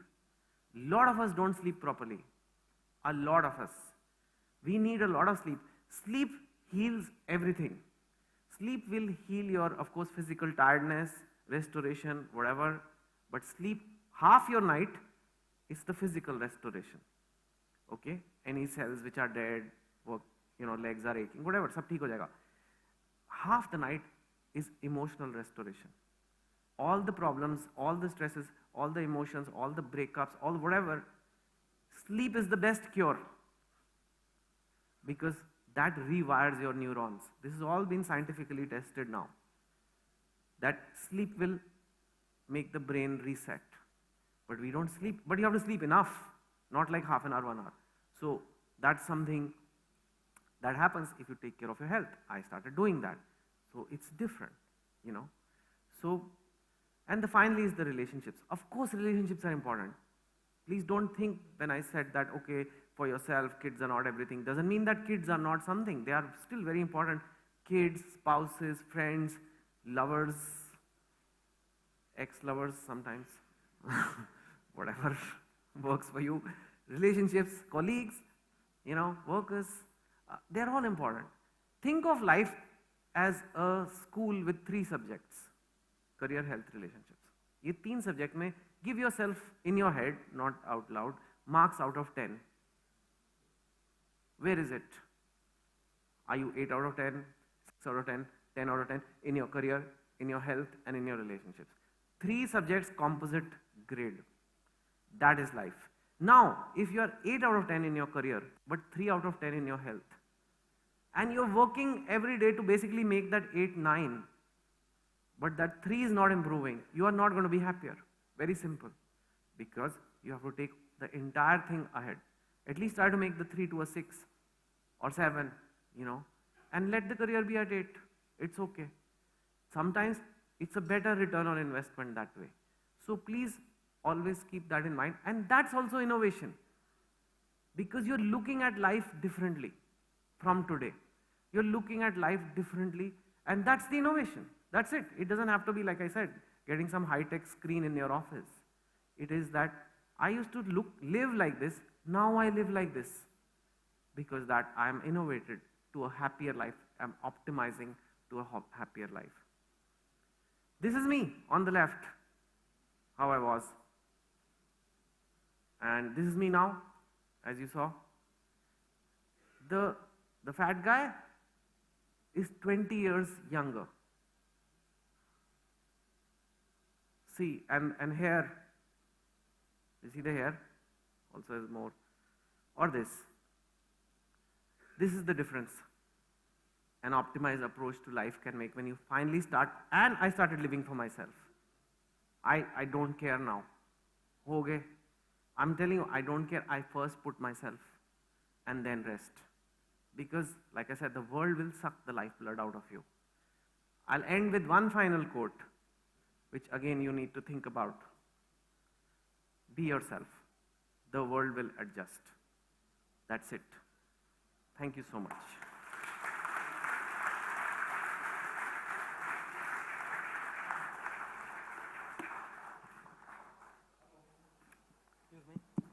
Hello. Wow. Thank you. Chetan, that was rocking. Please.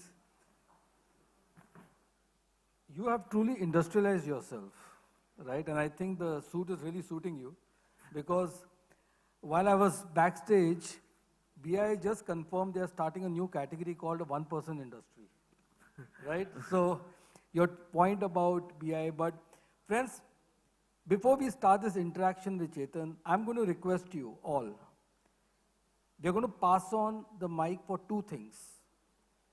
One, most important, questions.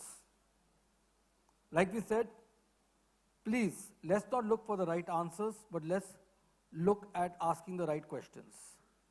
And second, we'll pass the mic in the audience for some key takeaways.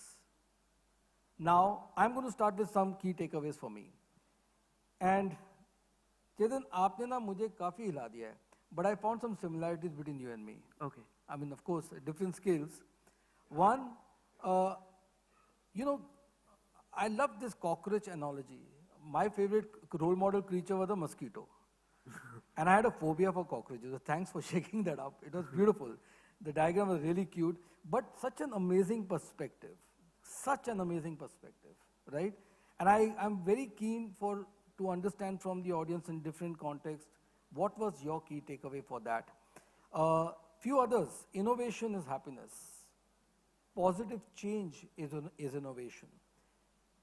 It's not about being the best, but maybe it's about being different. Somebody we know had coined the words think different, Steve Jobs. Here is our own Chetan who says, alag socho. And that's what innovation really is all about. You know, when I was making the introduction, one of the points we mentioned that as Indians, we are innovators by default. I think it's time that we start innovating by design. And what I'm really keen to understand from you, Chetan, is entrepreneurship is the art of storytelling in itself. Each one of us, we are not writing novels, but like you have reinvented yourself so beautifully by saying, hey, from writing large novels, you're now getting into tweets. We entrepreneurs live a life of 1,000 cuts. We are telling our story every day. We are pitching every day. As a professional storyteller who constantly, I'd written, innovates himself, but now you've industrialized yourself, what would your view and message be to all of the entrepreneurial minds here? How would they weave this art of storytelling into innovating themselves? Yeah. You know, I can only answer from my own journey, and also a lot of entrepreneurs I've interacted with. Some of them are actually my friends who are in college with me. And of course, like I said, through YouTube, I've had very, very extensive friendships with a lot of entrepreneurs who are leading entrepreneurs of India. What I've seen is the real entrepreneurs, almost no one is doing it for the money. You know, I'm the one who's getting very excited in the interview, but you are worth $5 billion. You're worth 40. Do you ever imagine that kind of money? And they're like, yeah, no, that's there. But let me tell you, this is the new thing we are doing. No, let me show you my, new electric car model, or let me show you this. So they are driven by trying to change the world.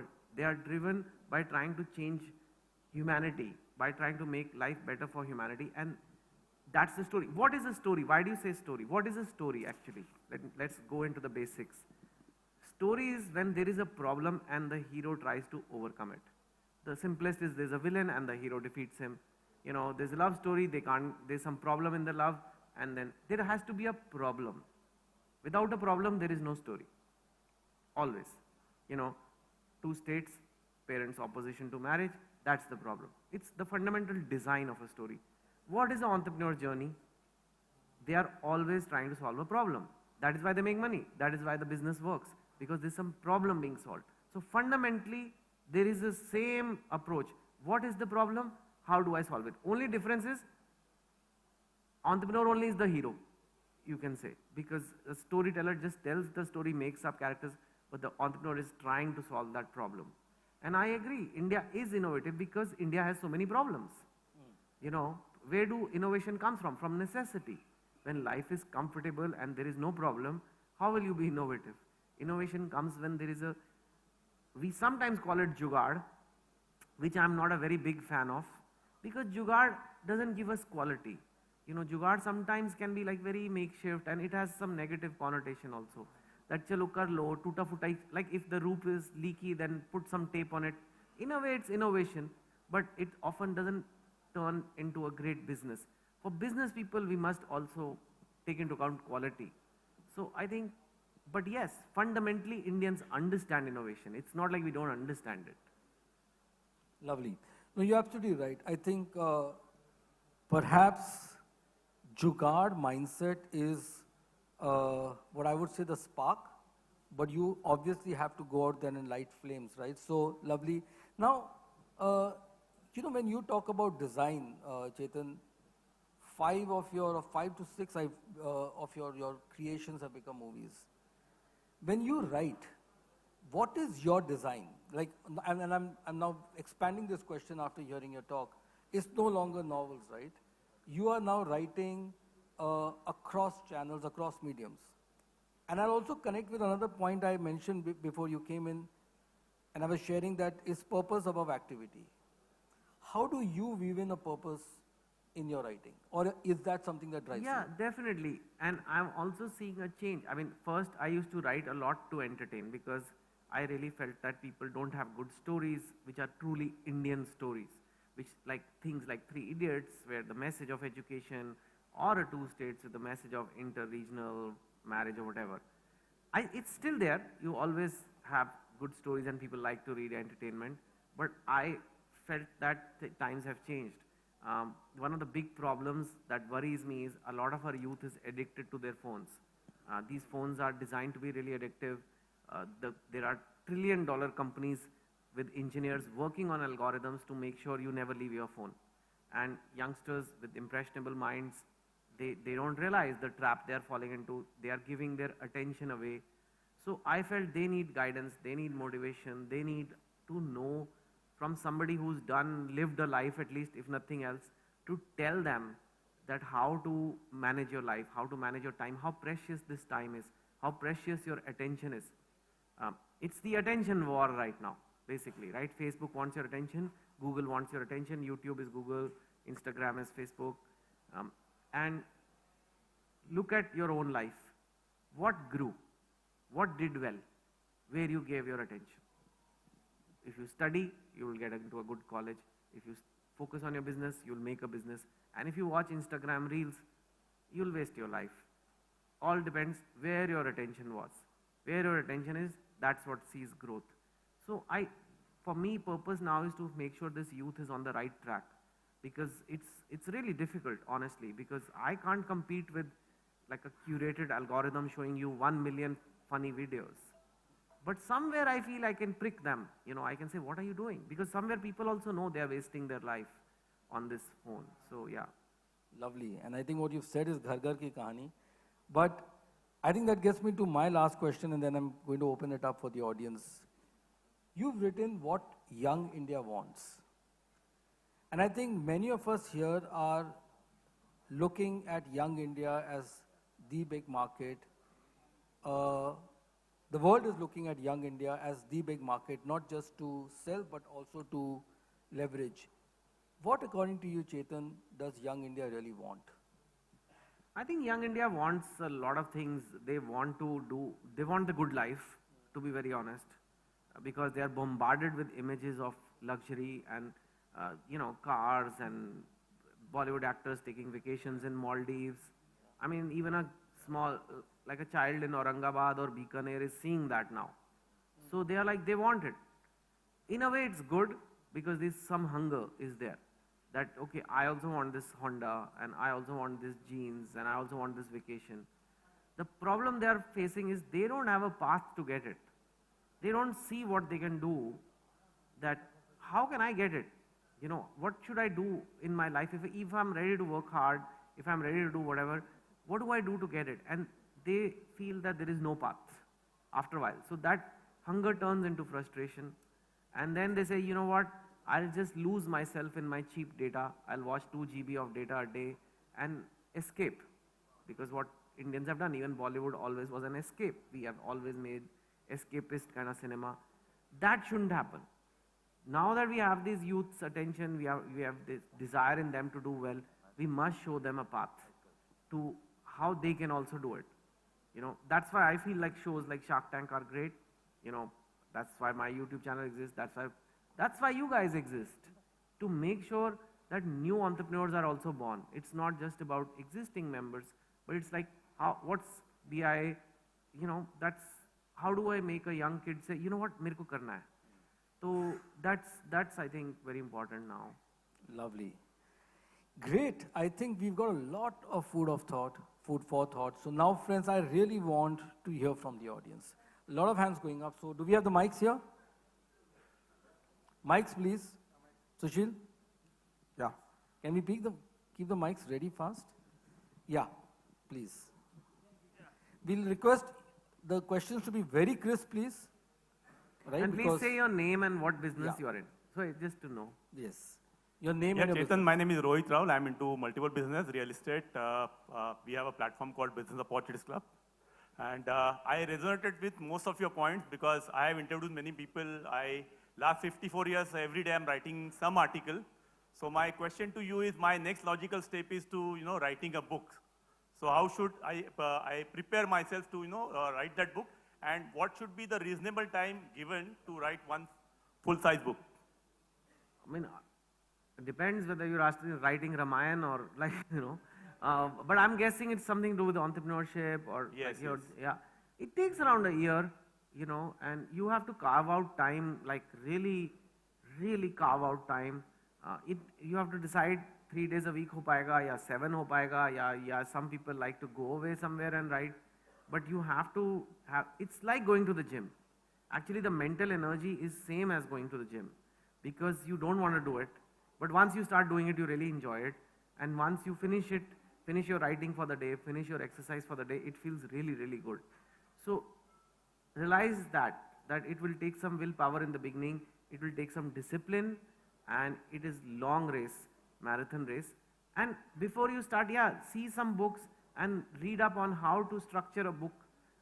It's all available on the internet so that you have a map on what is to be done. And then that map has to be done 2 hours a day for like many, many months. And then you'll have a draft. Then you see what happens. But it can be done, of course. Lovely. Yeah. Thank you, Chetan. I can only say that you're awesome. Thank you. Thank you. Yes, please. Hello, Chetan ji. It was amazing actually. Thank you. In fact, innovation means always we understand ki I'm actually Srinivas Shetty. I'm an electrical engineer by profession and I'm a BIA member. So in fact, when innovation comes, normally as you said, it comes is like electrical cars or like that. Not really we understand ourselves. That is the innovation. When we understand ourselves, the innovation happens from that. So that is what I think. All this one takeaway. In fact, I have taken a lot of takeaways from your talk. One, I think speed is more important. But just I have realized when you are talking, I was tweeting your takeaways actually. I was getting the immediate responses. Oh, so I think speed is very important in this innovation. What is your opinion about it? Yeah, it is. Nowadays, if you don't respond, like, it's there, like, especially customers or anybody, even relatives, if you don't reply to WhatsApp fast, we are living in those times. And if, like, trust comes from speed, actually, if there is too much delay in everything, it's not good. So I absolutely agree with you. And I also agree with you that it comes from internal. If you're basically have this learner's attitude in life, one of the things I think about is when people meet in India, what do they talk about? What did you eat for lunch? What are we eating for dinner? Where are you going on vacation? I think it should be like, what are you learning these days? What are you learning? And we must keep learning it. And it doesn't have to be like some, like I said, some machine learning or something really. It can be I'm learning golf. It's okay. I'm learning sailing. Like one of the things I want to do is sailing. I want to learn how to sail, and I've not done it. It's got nothing to do with my career. I've not started. I will start maybe in Dubai or something. I'll sign up for some course. It's something, and it's nice that at what do you do at 48? I'm learning X. You must have an answer to I am learning X. What is that X? Don't watch TV, man. Just don't. I write shows, I write movies, I'm telling you. But I'm telling you as like your brother, I'm telling you, don't watch it. It's really mindless. Your brain doesn't get engaged. You don't feel happy. It's a way to kill time, but it's not a very good way to kill time. because you are not having that full experience of being immersed in an activity. I'm not saying keep working. I'm not saying that. Like enjoy some live play, some live music, go for some activity which is taking more of your brain and attention rather than just passive. Because it's a waste of a life. Especially you guys have so many resources. Time is your biggest asset. Time is the biggest problem for you guys. Money is not the problem.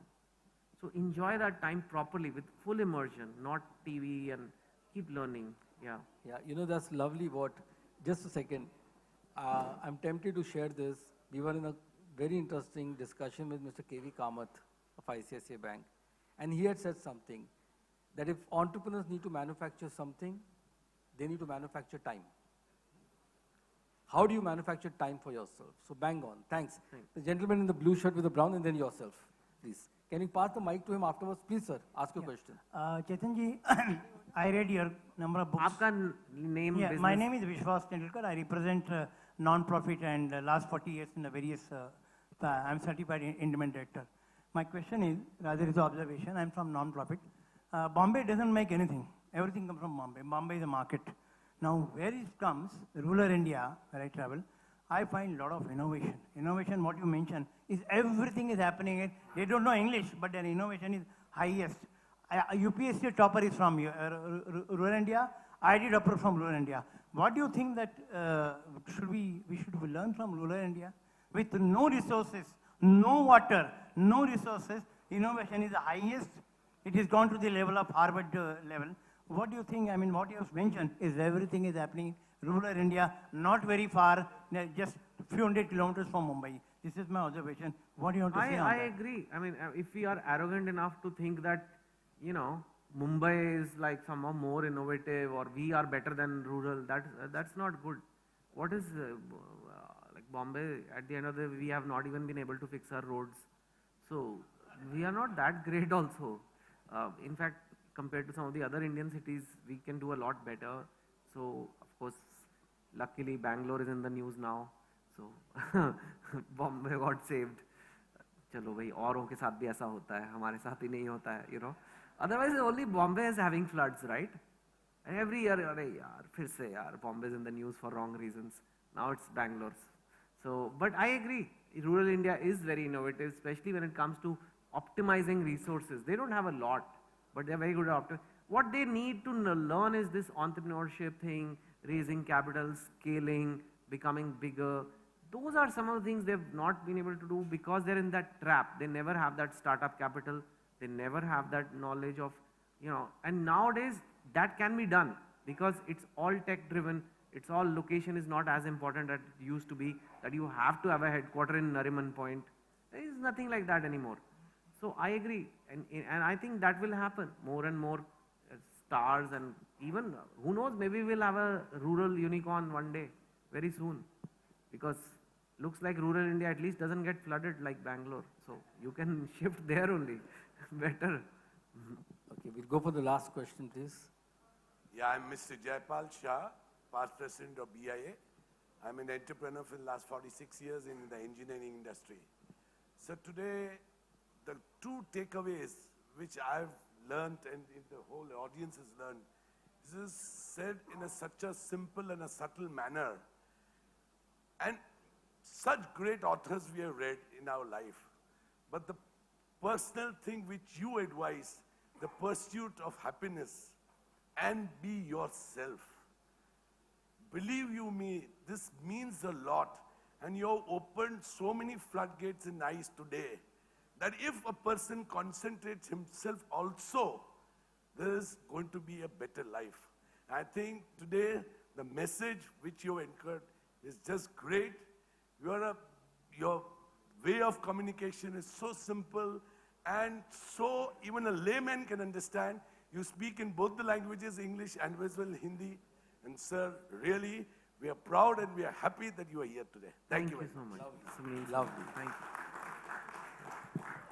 There are many questions now. You see, we were ahead of time. Now we'll go behind time. So okay, last one question. Please, friends, we'll have to mob him outside. Please, yes. Hi Chetan, this is Raghunandan Jagdish from Nandan. we solve customers' problem in lifting. So you're right on that. I write a weekly email to my daughter. I call it Appa Beti Giri, you know. And I own all your books, and it's on my shelf next to Tony Robbins and Brian Tracy. One Monday she told me, Appa, you write like like Chetan Bhagat. I didn't know whether it was a compliment or what, but now I think it was a compliment. Thank you. That apart, I think what you showed the two pictures of yourself 20 years back and today. I think the difference is not realization. It's the time and the journey that you took that changed you to what you are. So, because 20 years back, let's say, I mean, if I was 20 years younger and I hear, this is more of a realization from this. So, do you think that it is only realization that took you from what you were 20 years back and got you younger? Or was it your own journey that hardened you? Like diamond cannot become a, you know, a coal cannot become a diamond unless it's gone through that pressure. Just by reading you can't do. No, there is a journey, and I think the more fun part for me now, and I think for all of us who are past their 40s or in their 40s or whatever, is the inner growth and inner sources of happiness which I didn't focus on. And you see the pictures, and yes, physically you can see, but the more interesting change has been the change inside. I'm a different person. I don't recognize that guy, neither physically nor the way that guy used to think. I'm a different person, and I think we all become like that. Ultimately, how much more, you know, more bestsellers, more fame, more money, it's endless stupid thing. Like I said, numbers in an app. And I have interviewed billionaires now. I'm never going to reach that level. So rat race is gone.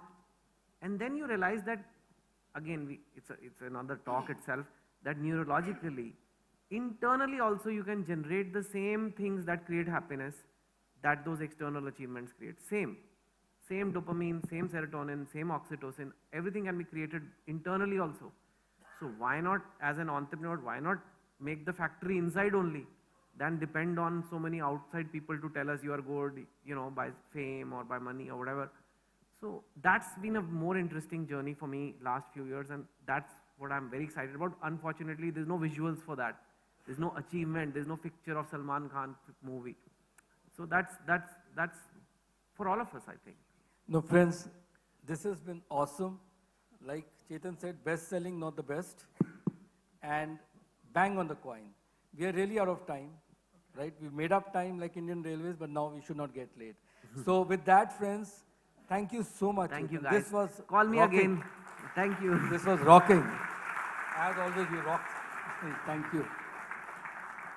So now, over to Adi, please. Well, friends, I think that was a very interesting conversation we had, and yes, happiness is so important. And you know, I would again bring you back to the 4 words that I had mentioned in the beginning, and that is what it is all about. It's time to I would like to really take this opportunity and thank Chetan here for accepting our invitation at the very last minute. And believe me, he has changed my story. Otherwise, I would have had a different story to tell. Thank you so much. May I call upon our President Nevil and our Senior Past President, Shri Vikram Kalia, on the dais, please.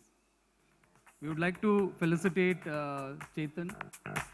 We have a small moment to as a token of our appreciation. So I would request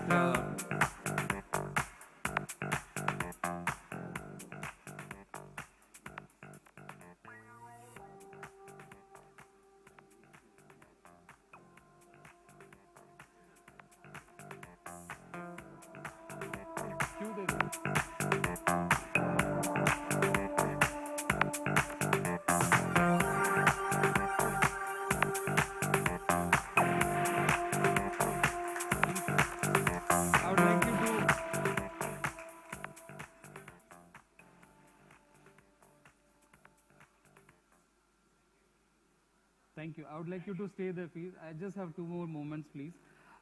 Friends, events like this are, always supported by people who come forward and, help us organize such events. So I would like to take this opportunity and invite Dr. Sandeep Dedia from Aditya Birla Insurance Brokers Limited. Thank you for your support for this event. Aditya Birla Insurance Brokers Limited is one of India's leading composite insurance brokers. ABBIL has 5 million active retail and 1,000 plus corporate customers. ABBIL is amongst the top 3 insurance brokers and specializes in automobile, cement, power, mining and banking sectors. We thank you so much for your support.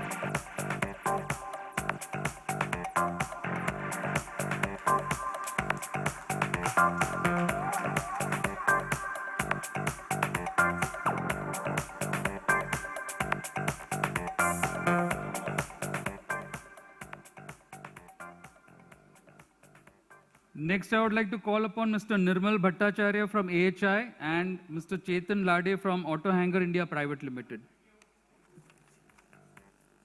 Thank you for your support. Auto Hanger Group was founded in 1991 by the visionary J.V. Mariwala Group, a leading automobile dealership in Western India. The group's core strength is up-to-date and modern showroom equipped with customer lounge and comfort zones, well-trained team capable of handling and demanding needs of the customers, good quality of systems and procedures to ensure timelines, fully equipped workshop with sophisticated tools and diagnostic equipment. Today, the Auto Hanger Group has amassed a fan following and achieved an undisputed numero uno status with world-class brand under its flagship. Thank you so much.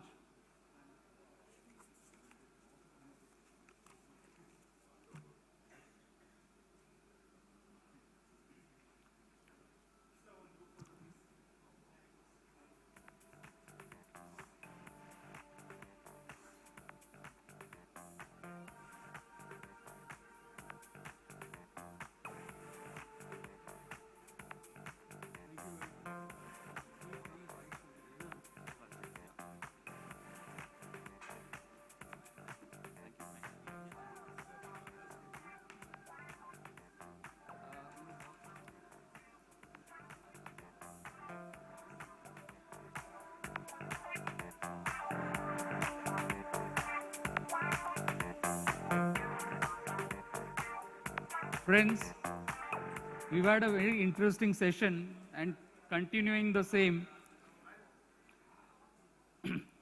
we heard about innovation at an individual level. Now, let us embark on a journey to know how global innovation can impact us and how we can compete and collaborate. To deep dive into this, let's call upon 2 interesting speakers, Mr. Sandeep Waslekar and Manek Singh Narula. One is a startup evangelist and other a futurist. When they come together, it will make up an interesting conversation. Let us see how the 2 together tango and stimulate our minds.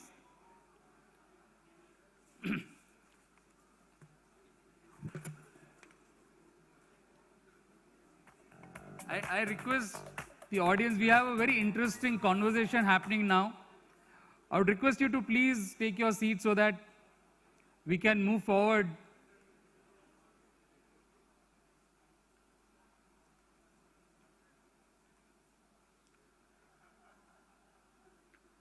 Well, let me introduce Manek. Mr. Manek Singh Narula is a serial entrepreneur and an active entrepreneurship evangelist with a deep-rooted passion to impact enterprising minds and entrepreneurs across scale and stage.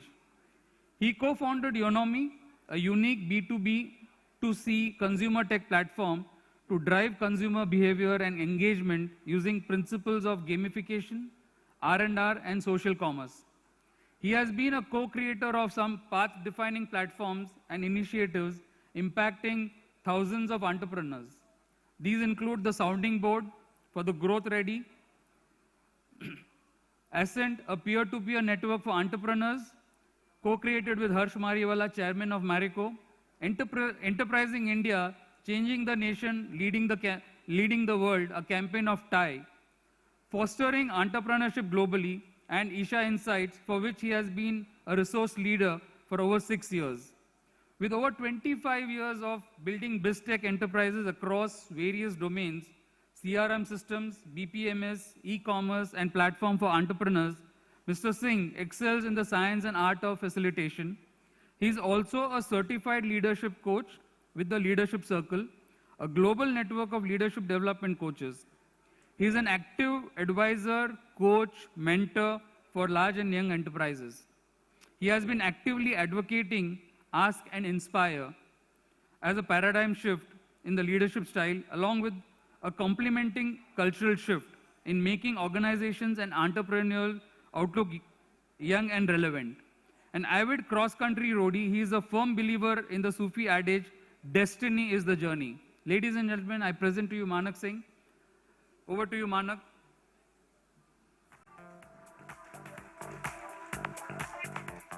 I'm back now with a slightly longer introduction, so Adi, thank you.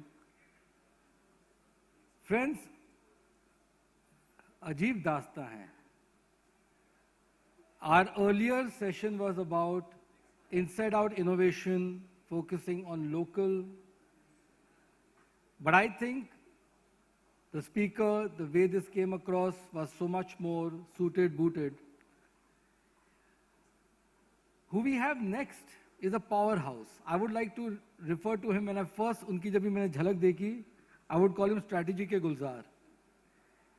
It was so amazing to see Sundeep ji to come. His entry, his introduction, the best way to perhaps introduce him in slightly humorous terms before I get into the formal is 65 मुल्कों की governments मुझे ढूंढती है. Sandeep ji, the president of the Strategic Foresight Group, a thought leader on global future. He has worked with 65 countries under the auspices of Strategic Foresight Group, an international think tank he founded in 2002. He's the author of a book called A World Without War. We would love to know more about this. A practitioner of track to diplomacy since the 1990s. He has mediated in conflicts in South Asia, those between Western and Islamic countries on deconstructing terror and transboundary water conflicts. He is currently facilitating a nuclear risk reduction dialogue between permanent members of the UN Security Council. He was invited to address the United Nations Security Council session on water, peace, and security. Mr. Waslekar has been quoted in more than 3,000 media articles from 80 countries. He read philosophy, politics, and economics at Oxford University from 1981 to 83. In 2011, he was conferred the literature, the Lit of Symbiosis International University by the President of India himself. Friends, please welcome on stage our own strategic Gulzar, Sundeep ji, please.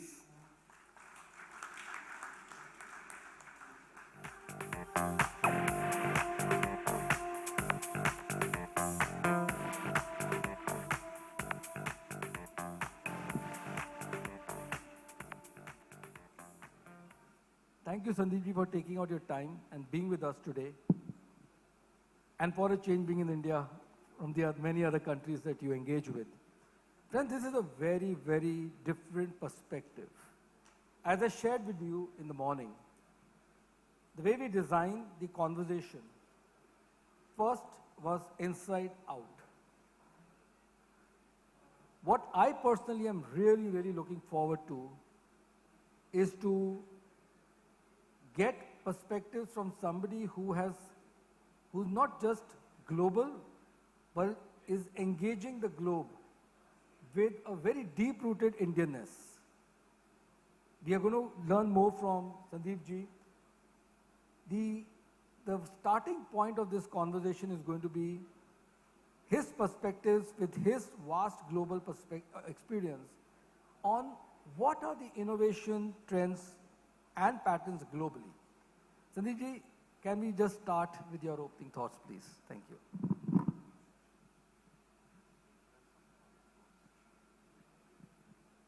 Well, thank you, Manek. First of all, I would like to compliment the BIA for hosting this session on innovation. Well, this itself shows that people in India are thinking of innovation. In fact, there are so many conferences, so many meetings on innovation these days that innovation has become a buzzword. And more people are thinking of this. This is very good. That it shows that our mindset in India is not stagnated, that we want to innovate, we want to go ahead. I must compliment Nevil and the entire team for hosting this event. How many of you have heard of Steve Wertheimer? Steve Wertheimer is an Israeli industrialist, and he single-handedly produces 12% of Israel's GDP. I don't know any country where one man is producing 12% of the national GDP. And Steve Wertheimer, he operates out of north of Israel near the border of Lebanon. He lives in Tel Aviv, which is kind of center of the country. And every day, he goes to office by a helicopter. Now, Steve Wertheimer has set up something called Tefen Industrial Estate in north of Israel. And in this Tefen Industrial Estate, since he has accumulated a lot of wealth, this is a part of his CSR. Wow. In this Tefen Industrial Estate, he sponsors any young entrepreneur who wants to operate out of there. He's provided the young entrepreneur, provided he is Israeli, of course, it's provided all the facilities, including the whole infrastructure, electricity, internet, staff, not only that, theater, museum, entertainment, everything. And the entrepreneur can operate out of the Tefen Industrial Estate. There is only one condition, that he must produce something which is globally original. Whatever he produces cannot be something which is done first time in Israel. It is not accepted. It is not something that is competitive in Israel. That is not accepted. It has to be something which is considered original in the world, in the entire world, and considered to be in the top bracket in the entire world. That is the only condition. Other than that, everything else is provided to the entrepreneur by Steve Wertheimer. Now, after a few months, if this entrepreneur succeeds globally, he has to move out, because if he is successful globally, he is no longer just an entrepreneur, he becomes a very successful businessman, and he doesn't have to operate out of an industrial estate. He can go and set up his own complex. Right. Or after a few months, it is clear that he is not succeeding globally, and then he has to move out because he is not fulfilling the condition. Wow. So either way, you can be there only for a few months or 2 or 3 years maximum. Beyond 2 to 3 years, you have to move out, either because you are successful on a worldwide, or because you are not a successful person on a global basis. Steve Wertheimer does something in his own company. His group of industries called Iskarat, where the manufacturing is done by robots, not by human beings. And the robots manufacture metal cutting instruments. And in Iskara, there are 1,000 people on one particular section of the company who are involved in research. Their full-time job is research. They are not supposed to be bothered about production, and they are not supposed to be bothered about marketing at all. His strict advice is that these 1,000 people should not be bothered about, they should not think of markets, marketing, anything. They should be totally focused on research. They shouldn't even think of production. They should be just totally focused on research. And every year, he throws out 5% of these people from the research unit out of the job. So every year, all the people are evaluated, 1,000 people are evaluated, and they're ranked, and anyhow, 5% are at the bottom. Whoever are the bottom 5%, they are moved out, and new 5% are taken in. This is how Steve Wertheimer functions, and he has become the largest industrialist in Israel with 12% contribution to the GDP. this is the concept of innovation in Israel, which is why Israel, being only a country of 6 or 7 billion people, is moving ahead. So I asked Steph, I said, what about these 5% people whom you're throwing out? He said, no, they are 5% at the bottom of my industry, but they become the top of other industries, and they spread innovation all over Israel.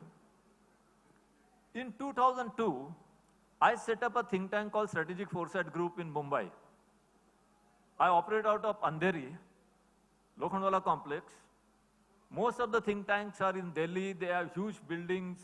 They have, most of the staff are former government officials, former secretaries to the government, former foreign secretaries, cabinet secretaries, or editors of newspapers, or professors with several books to their credit. In my think tank, I've been taking only those who have done masters, but from a good international university.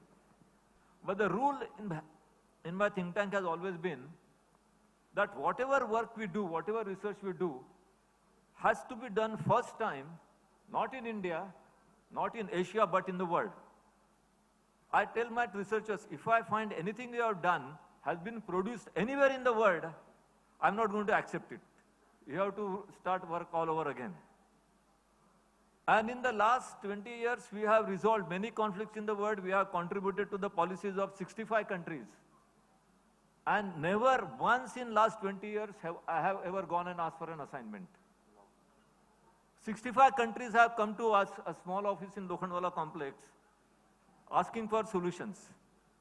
Only by following one principle, that whatever you do has to be first time in the world, in the entire world. Not first time in India, not first time in Asia, but first time in the world. Many times we think innovation or even invention is something you do first time in India. But that is not innovation for me. Innovation has to be something original, totally at a global level. So when I look at innovation, I see there are 3 different kinds of innovation from industry point of view for the BIA members. For BIA members, most of you are industrialists, some of you are professionals, and you think in terms of products and services. I think many of you think of products more than services. So there is a product innovation, there is a process innovation, and there is institutional innovation. Now, product innovation is something that relates to when you come up with a product for the first time ever on the planet Earth, when such a product has not existed on the entire planet. That is called product innovation. So, for example, if you take the space industry, in 1957, Russia produced a rocket which went in the outer space, and it placed a satellite called Sputnik in the outer space. That is product innovation, because until 1957, nobody had ever thought of sending a rocket to the outer space and placing a satellite there. If you do anything less than that, that is not product innovation.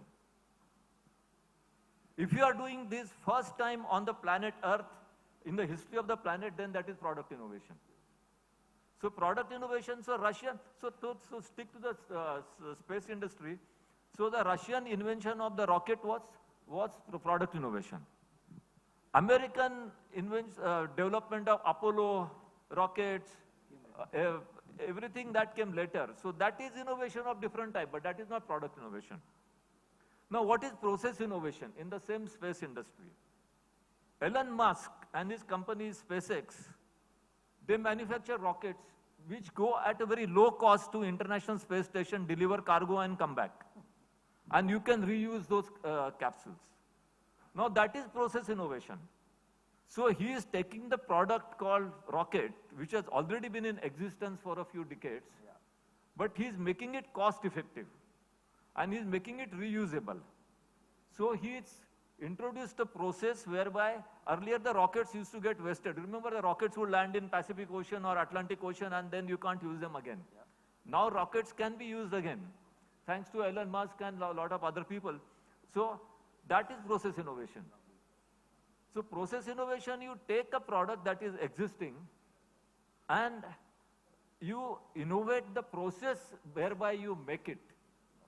And then you reduce the cost, or you reduce the color, or you reduce the style, or whatever, you reduce the utility, you bring in the usability, that is process innovation.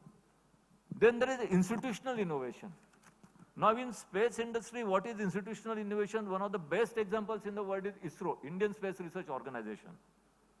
So Indian Space Research Organization has created a massive program of rockets, satellites, going to the moon, going to the Mars, and Indian Space Research Organization is one of the 5 or 6 space research organizations in the entire world which is capable of having that kind of a span from Mars to moon to outer space to few years ago, one of the ISRO rockets placed 104 satellites in the outer space at one go. No other country has done that before, 104 satellites at one go. So that is institutional innovation.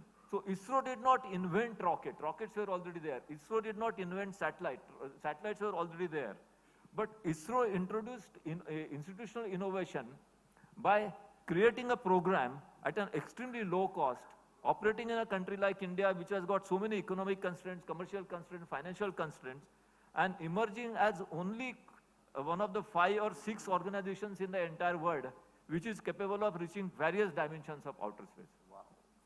You take computer industry, for example. Now in the computer and IT industry, when Bill Gates invented Windows, that is product innovation. That is really, for the first time you had a software which could go to the tables of the people. Steve Jobs has not done product innovation at all. Steve Jobs has done process innovation. He took the computer which already existed, he introduced a process to make it very attractive, make it very appealing, make it very user-friendly, and reach it to the consumers. So Steve Jobs is not a product innovator. He's not the original innovator. Steve Jobs is a very creative person, but he's a process innovator. And the entire computer and IT industry together has introduced institutional innovation, whereby you have every day new models of computers, new models of new programs in IT, new algorithms, new apps are coming together across the borders. So that is the institutional innovation. So we have to understand what is product innovation, what is process innovation, what is institutional innovation. So when somebody asks industrialists, BIA members, are you doing innovation? Yes, I'm doing innovation. But are you doing product innovation? You have to ask yourself. Or are you doing process innovation? Or are you doing institutional innovation? So that is the question you have to ask yourself. If you look ahead and if you ask me what are the kind of product innovations likely to come up.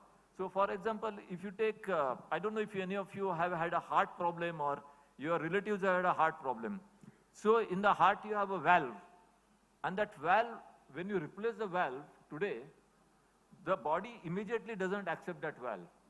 It sometimes, so you have to be given blood thinners and you have to be given a lot of medicines, and for a few days after the valve operation, you are not sure if the person is going to survive or not. That's because this valve is made of horse tissue, tissue of the horse. That's why the valve which is placed in our heart is made of the tissue of the horse in an operation. Now efforts are being made to produce a valve made of the human tissue. Now, if you produce a valve, any of you are in the medical industry, and if you produce a valve which is made of human tissue, that will be product innovation.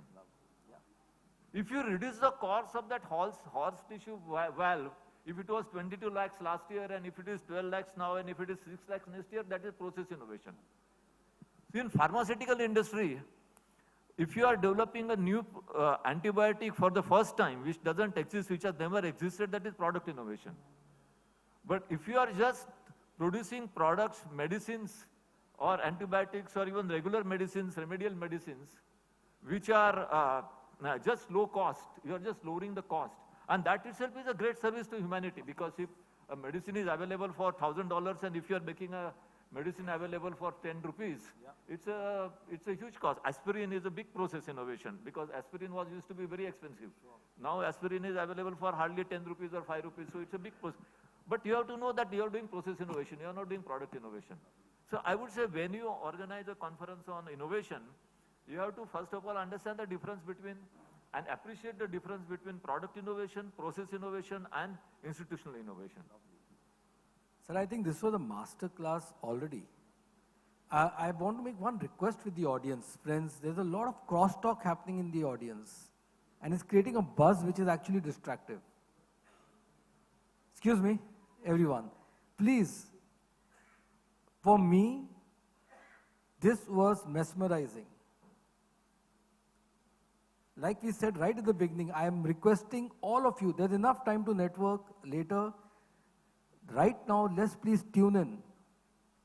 And we'll realize how deep the takeaways here are. I think, Sandeep ji, in this opening conversation, you have captured not just the essence of this session, right from the keyword globally original. How many of us are thinking to be globally original? The sheer power of that thought, thank you for bringing it to us. I think this is very interesting. The whole,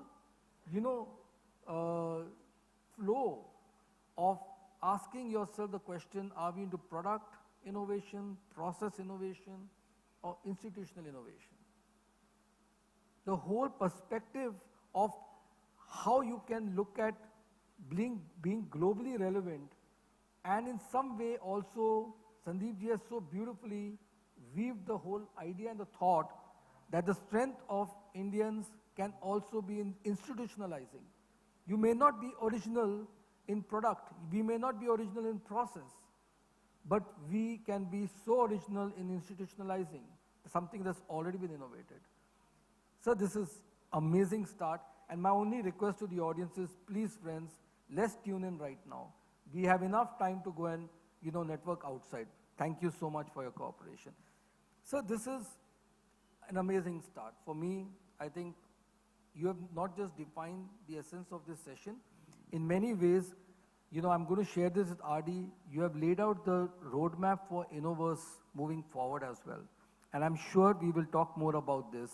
I just want to take, in continuity to what you have shared, sir,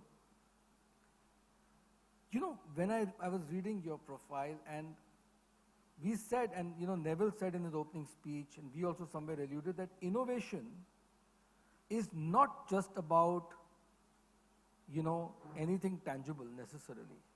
It's a continuous thought. It's how you think different, but I think what you've also introduced, think big, right? Now I'm going to read out a few, keywords from Sandeep ji's profile. A practitioner of track to diplomacy, facilitating nuclear risk reduction dialogue between permanent members of the UN Security Council, mediation in conflicts. Now, sir, these are of such significant deep impact areas.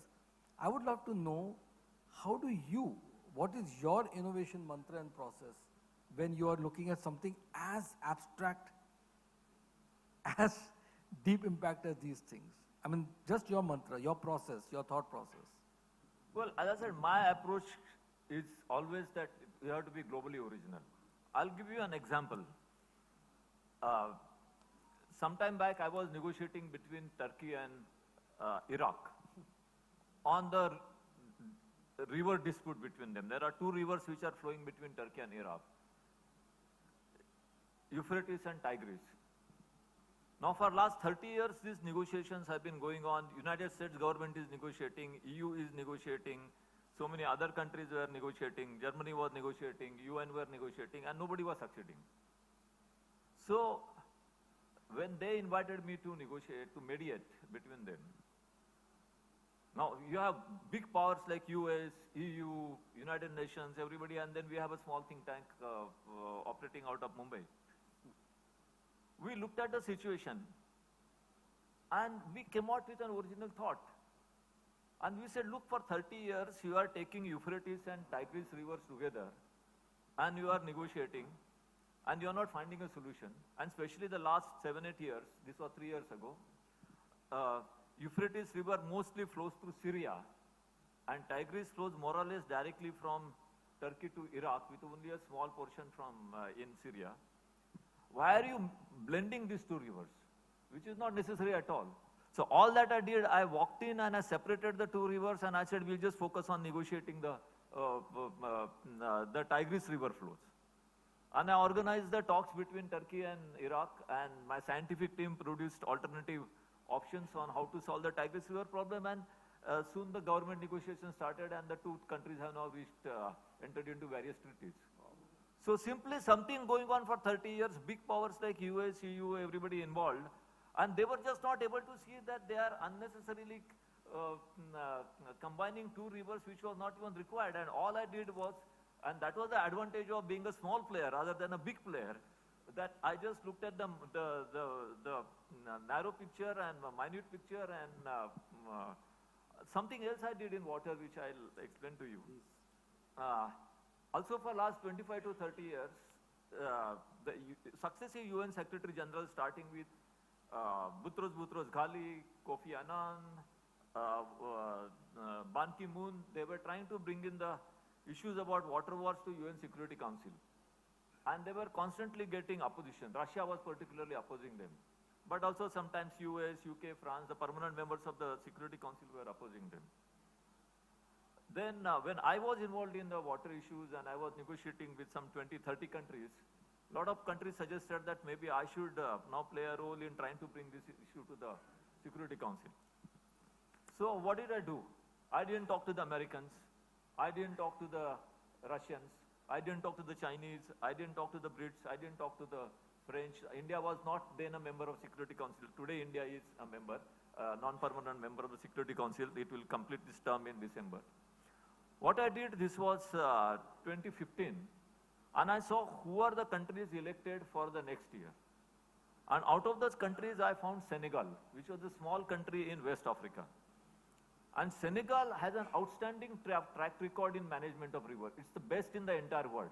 Wow. Nowhere in Europe there is a method of managing river like Senegal and its neighboring countries have. Nowhere in North America, between US and Canada, they learn from Senegal now. All the European countries, Rhine, Danube, all those river managers, they are now learning from Senegal. So Senegal river is shared by Senegal and the three other countries, Guinea, Gambia, Mauritania, Guinea, Mauritania, Senegal, and one other country, I forgot now, Mali. So it's shared by them, and they have developed an outstanding way of managing this river. So I went president of Senegal, Macky Sall, and I told him we are going to be in the Security Council in January, from January for 2 years. What is your agenda? He said, no, we are in the Security Council, we will do whatever. I said, no, but you have an outstanding track record in managing these rivers here, the Senegal River and the Gambia River, which is appreciated all over the world. Nobody in the world is able to do it. Why don't we take this to the Security Council? And I worked with Senegal to bring the issue to the UN Security Council. And these 5 big countries, US, Russia, France, Britain, China, they were just watching. And before they know, I brought the issue to the Security Council, and then they all supported. Wow. So that is innovation, that you do something which has not been done in the world before. And it doesn't matter that I am not a government official, I am not a diplomat, I am just running a think tank, and I could do it from a small office in Mumbai.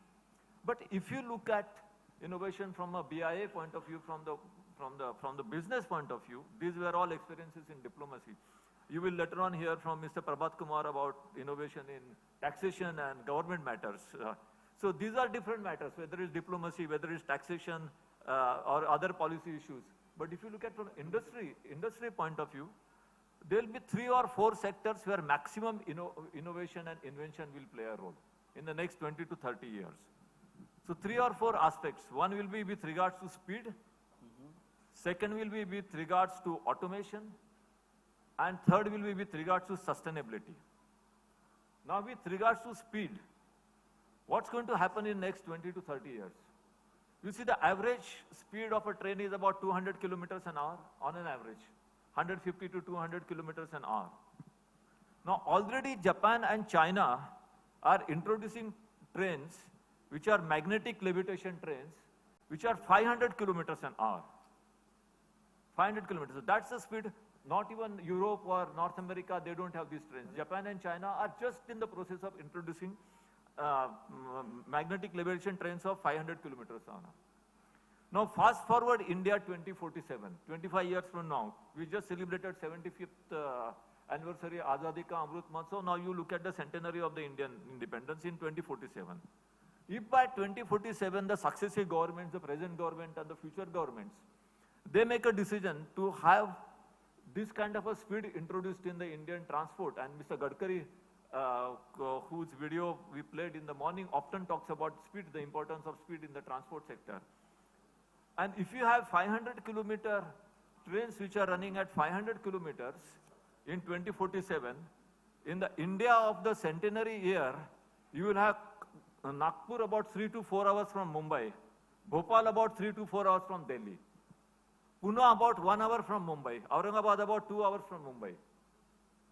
Now, if you have, Pune is 1 hour away in transport, if Aurangabad is 2 hours away, if Nagpur is 3 hours away, or if Bhopal is 3-4 hours away from Delhi, you are talking about a dramatic change.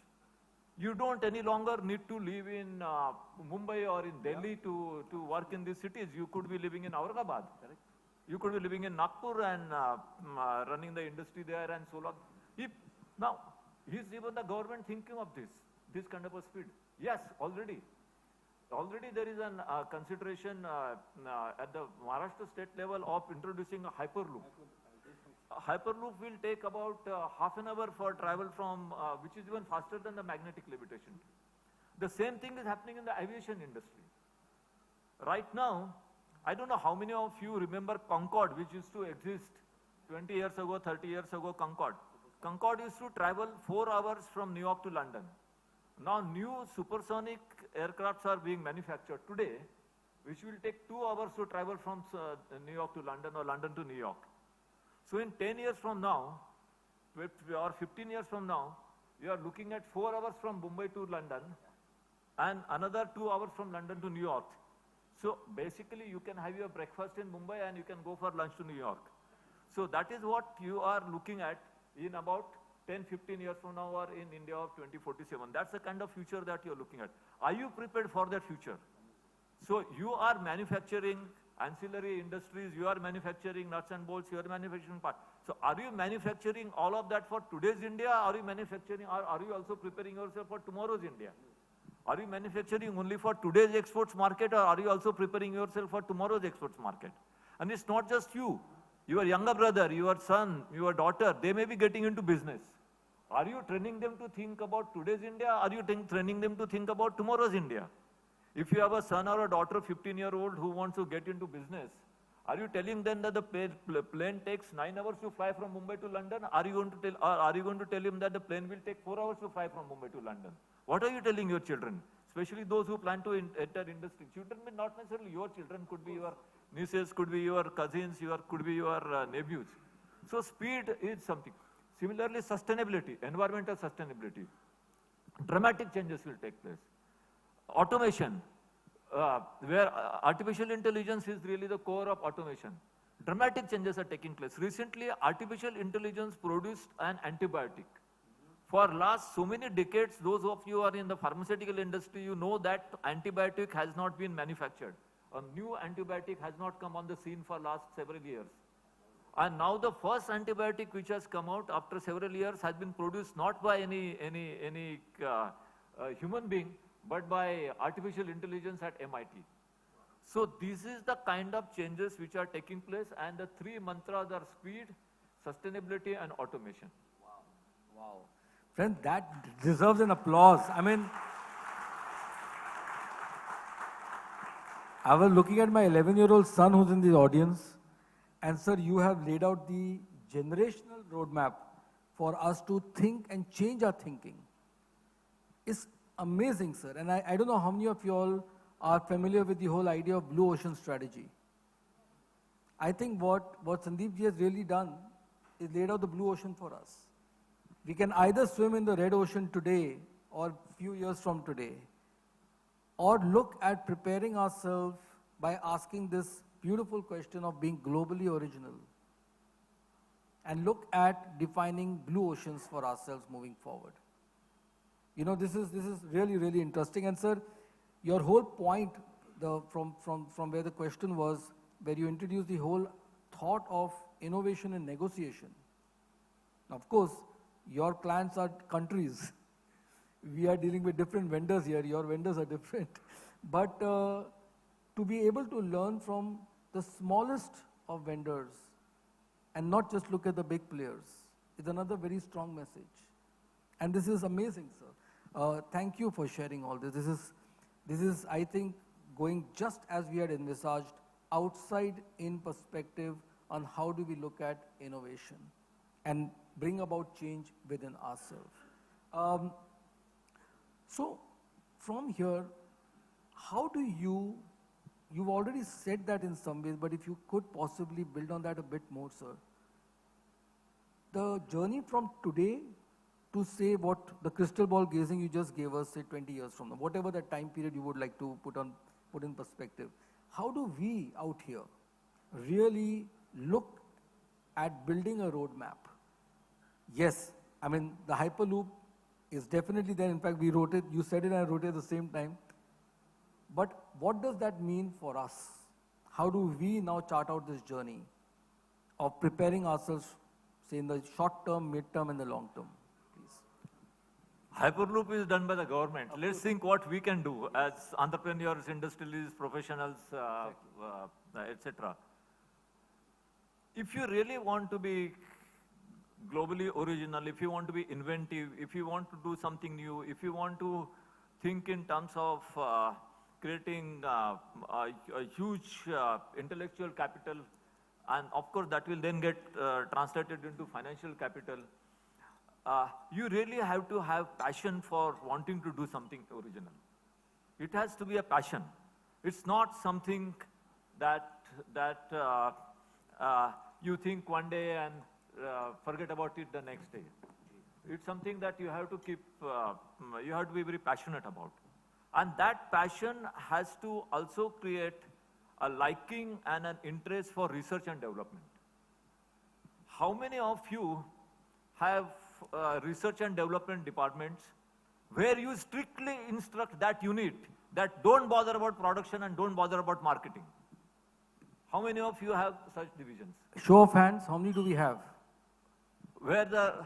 Put it high up. How many of us do have R&D? Excellent. So you have 2, 3, 4 hands going up there. Lovely. So that is the beginning, at least. Yes. You have some examples here where there is a focus on research and development. Yeah. Now, in 3 years from now, when you have another BIA meeting and somebody else asks you this question, ideally all the hands should go up. That is how it should happen. But your research and development department, please don't load them with marketing. Please don't load them with production. Many times you do research and development, but within 6 months, abhi to kuch return nahi aa rahe hain, kya karenge, what we'll do, you know, don't have that kind of an expectation. Research and development is a long-term process. It's a matter of commitment. It's not a matter of window dressing. It's not for earning some tax benefits from the government, because nowadays if you go on the highway from Bombay to Satara, you will see a lot of institutes saying Global Research Institute, Global Research. Everything is a Global Research Institute. But how many IPRs you have? How many patents you have? How many research papers you have published in Lancet or in similar kind of Nature or similar kind of magazines? So your research and development department is extremely important. And you can start small. You can start with 2 persons, 3 persons. It need not be something huge. But that orientation has to be there. And that means also, since you can't do everything by yourself, there has to be a new healthy partnership between industry and universities and institutes. And that is where BIA as an institution can play a role. An individual industrialist sitting there cannot go and start negotiating with the universities. But the BIA or IMC or FICCI or CII or whatever, the industry associations can take it on their agenda to develop research partnerships between industry and universities, or industry and institutes. So that can be one of the agendas for BIA leadership to think as to how can we get into a partnership with universities, give them some money, let them do the innovation. There are students, they will do it at a very low cost. You save the money also. You reduce the risk also, because if you create your own unit, there is a lot of risk there. And so you get into a partnership. In the United States, in Japan, in Europe, everywhere in the world we are talking about outside. Outside, what is happening is that everywhere there are university partnerships, which we don't have here. We don't have the traditional, I mean, there are some university partnerships, not that they don't exist, but they do exist. I mean, IIT has some very, IIT Mumbai has some excellent partnerships, Birla Pilani has some excellent partnerships, so not that they don't exist, they exist, but they are very small in number. And as compared to the entrepreneurs that exist, the university partnerships don't exist. So when you look at the roadmap, how you go from here to there, first of all, you should yourself have a passion for doing something original. That should be backed by research, that should be backed by investment, that should be facilitated by partnerships with universities and institutes.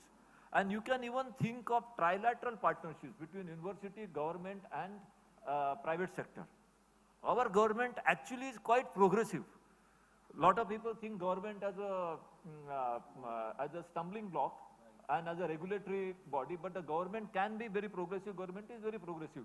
A lot of the biotechnology research is done in the government. The best research is done in the government-owned enterprises. ISRO is government-owned. Department of Energy is government-owned. Biotechnology Center in Delhi is government-owned.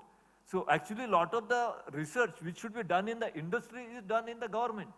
So instead of putting the whole burden on the government, we should see how you can have a public-private academic partnership.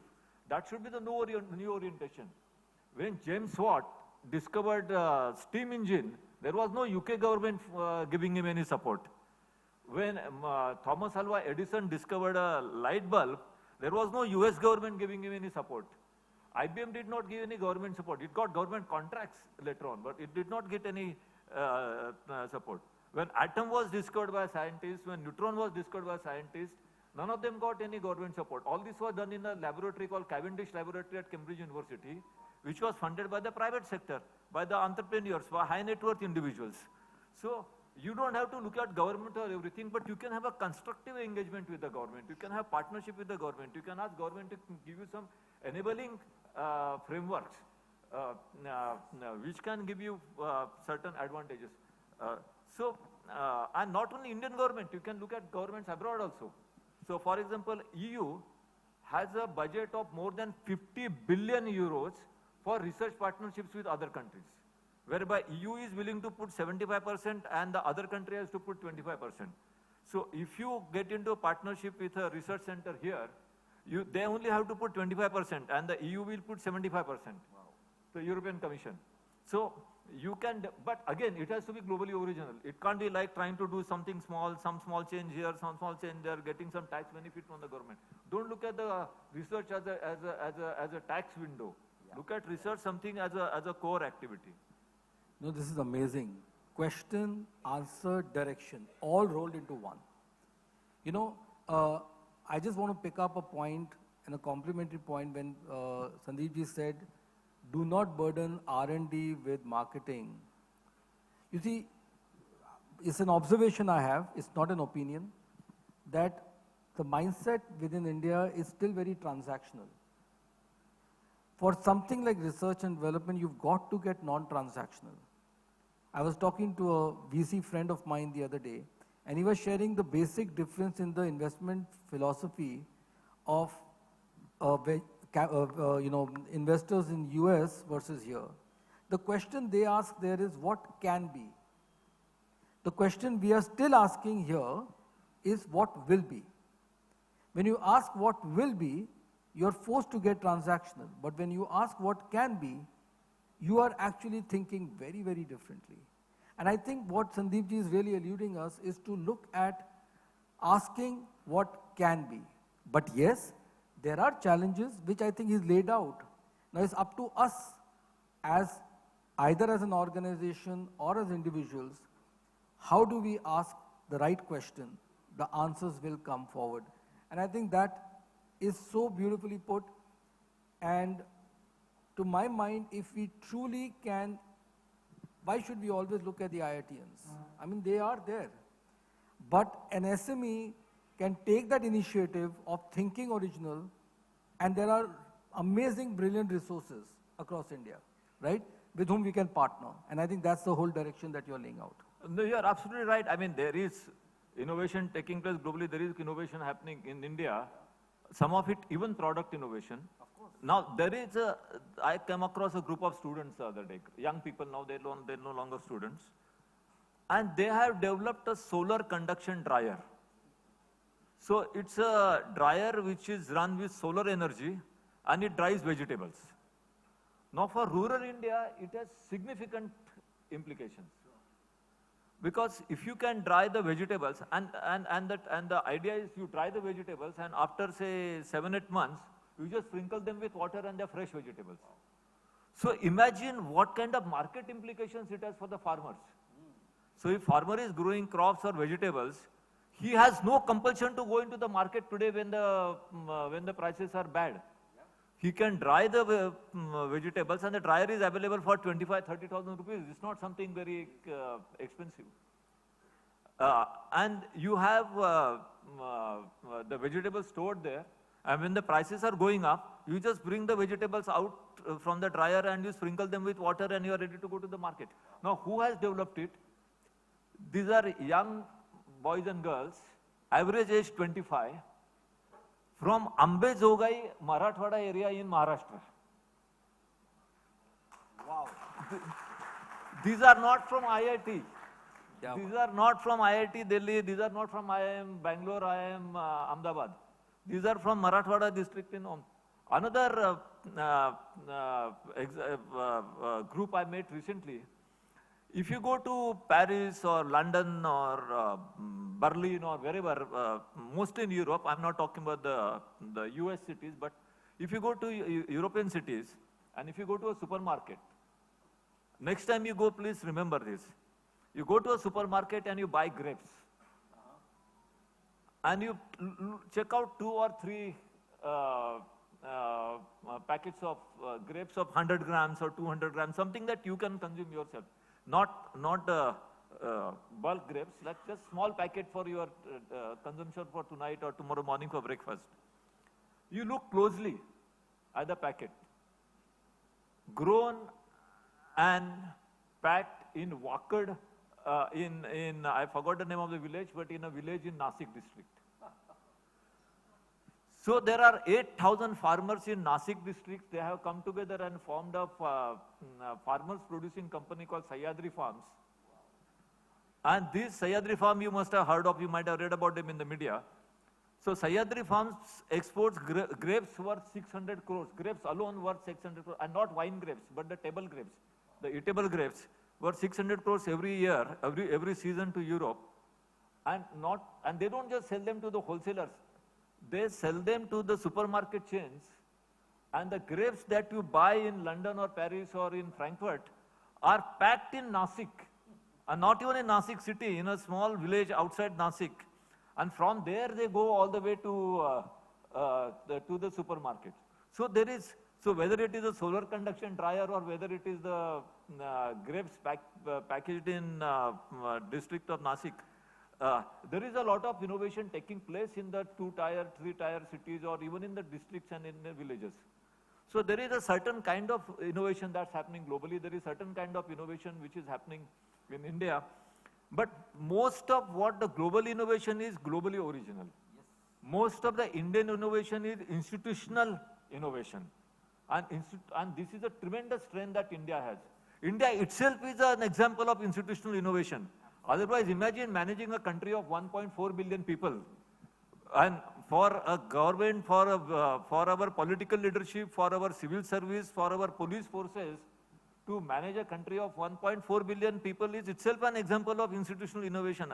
And managing it reasonably peacefully. Of course, sometimes some violence takes place, some conflicts take place, that is happening. But you imagine many countries which have got only 10 million population, 20 million population now. Israel is expert in product innovation, but Israel is failing in institutional innovation. Israel cannot manage its relationship with the Palestinians. Every day they are facing a bomb attack. They don't know how to handle it. They are having a serious problems there. But product innovation, yes, they are great. Even process innovation, they are okay. But institutional innovation, they are failing. India is doing very well on institutional innovation. We are doing okay on process innovation. I think in pharmaceutical industry, we are doing wonderfully in process innovation. We just take something which is developed outside and we just lower the cost and we produce it here at a low cost. But it's really the product innovation where we should prepare our next generation for. I'm not talking about today's generation. Today's generation, you are on a certain path. You have to look at viability. You have to look at profitability. It's all good, nice to come in the morning to ITC Maratha, listen to me and say, okay, nice product innovation, good, very good, nice, sir, good, sir.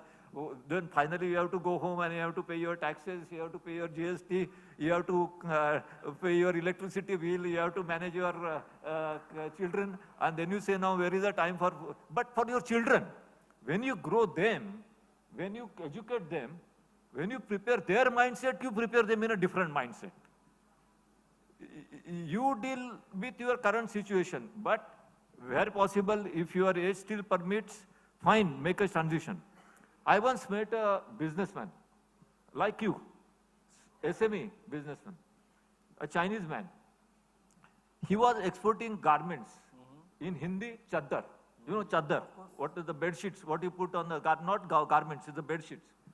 He was exporting bed sheets from Shanghai to US. He had only single market, US market. He was exporting the bed sheets. He reached a turnover of $500 million. Not profit of $500 million, turnover of $500 million. Now, I don't know what will be the profitability on a turnover of $500 million. Most of you would be able to judge it better. But maybe $50 million at the most, maybe $25 million, 5% if you take. Yeah. And the Chinese, they are even lower profit margin, so $25, $30 million. But the moment he reached $500 million turnover, he said that I don't want to keep on selling these chaddars, these bed sheets. He invested his money and got the loans from the bank and venture capitals and everything, and he invested in nanotechnology. And he developed a new kind of a wall paint, where with nanotechnology, the cost of manufacturing of the wall paint was 10% of the market price. And within a year, he became a multi-millionaire, because if you have a product which is 10% of the market price of all the existing products, now if you start selling this television to me for 500 rupees or 1000 rupees, everybody on the street will come and line up and buy this television for 500 rupees. So if you start selling a wall paint for 10% of the market price, but how many of you have reached 500 crore or 5,000 crore turnover and think of making a switch to nanotechnology or to bioinformatics or to 3D printing? You think I got 100 crore, now I'll go to 200 crores, doing the same thing. Even some of our software giants, like Infosys, TCS, Wipro, they have been able to do institutional innovation. They can mobilize 30,000 people, 40,000 people, 50,000 people, and they can service the multinational corporations in the West. But how many of them have produced a new software, a new algorithm, which is the first time developed in the history of the planet? Amazing. They have huge resources. They are not like this struggling bedsheet seller man who has got only $500 million turnover. They have got maybe 10,000 crore turnover. They have 20,000 crore rupees turnover. But how many of them have developed Google? Not an Indian version of Google. Not like the Chinese Baidu. There is a Google and the Chinese develop Baidu. That is process innovation from Google to Baidu. Just English Google to Chinese Google. Not that. But can't they develop a new source of energy? Can't they develop Elon Musk?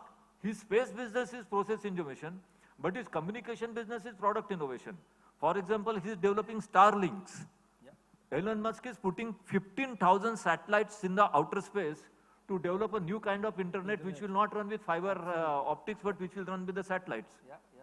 So if Elon Musk can think like that, why can't, I'm not talking about BIA because these are small industries, but why can't our big industrialists think in terms of creating totally new concepts, totally new ideas? We think of new cars, means the car is already manufactured, car is around for 100 years. You just think of making a smaller car or a bigger car or a beautiful car.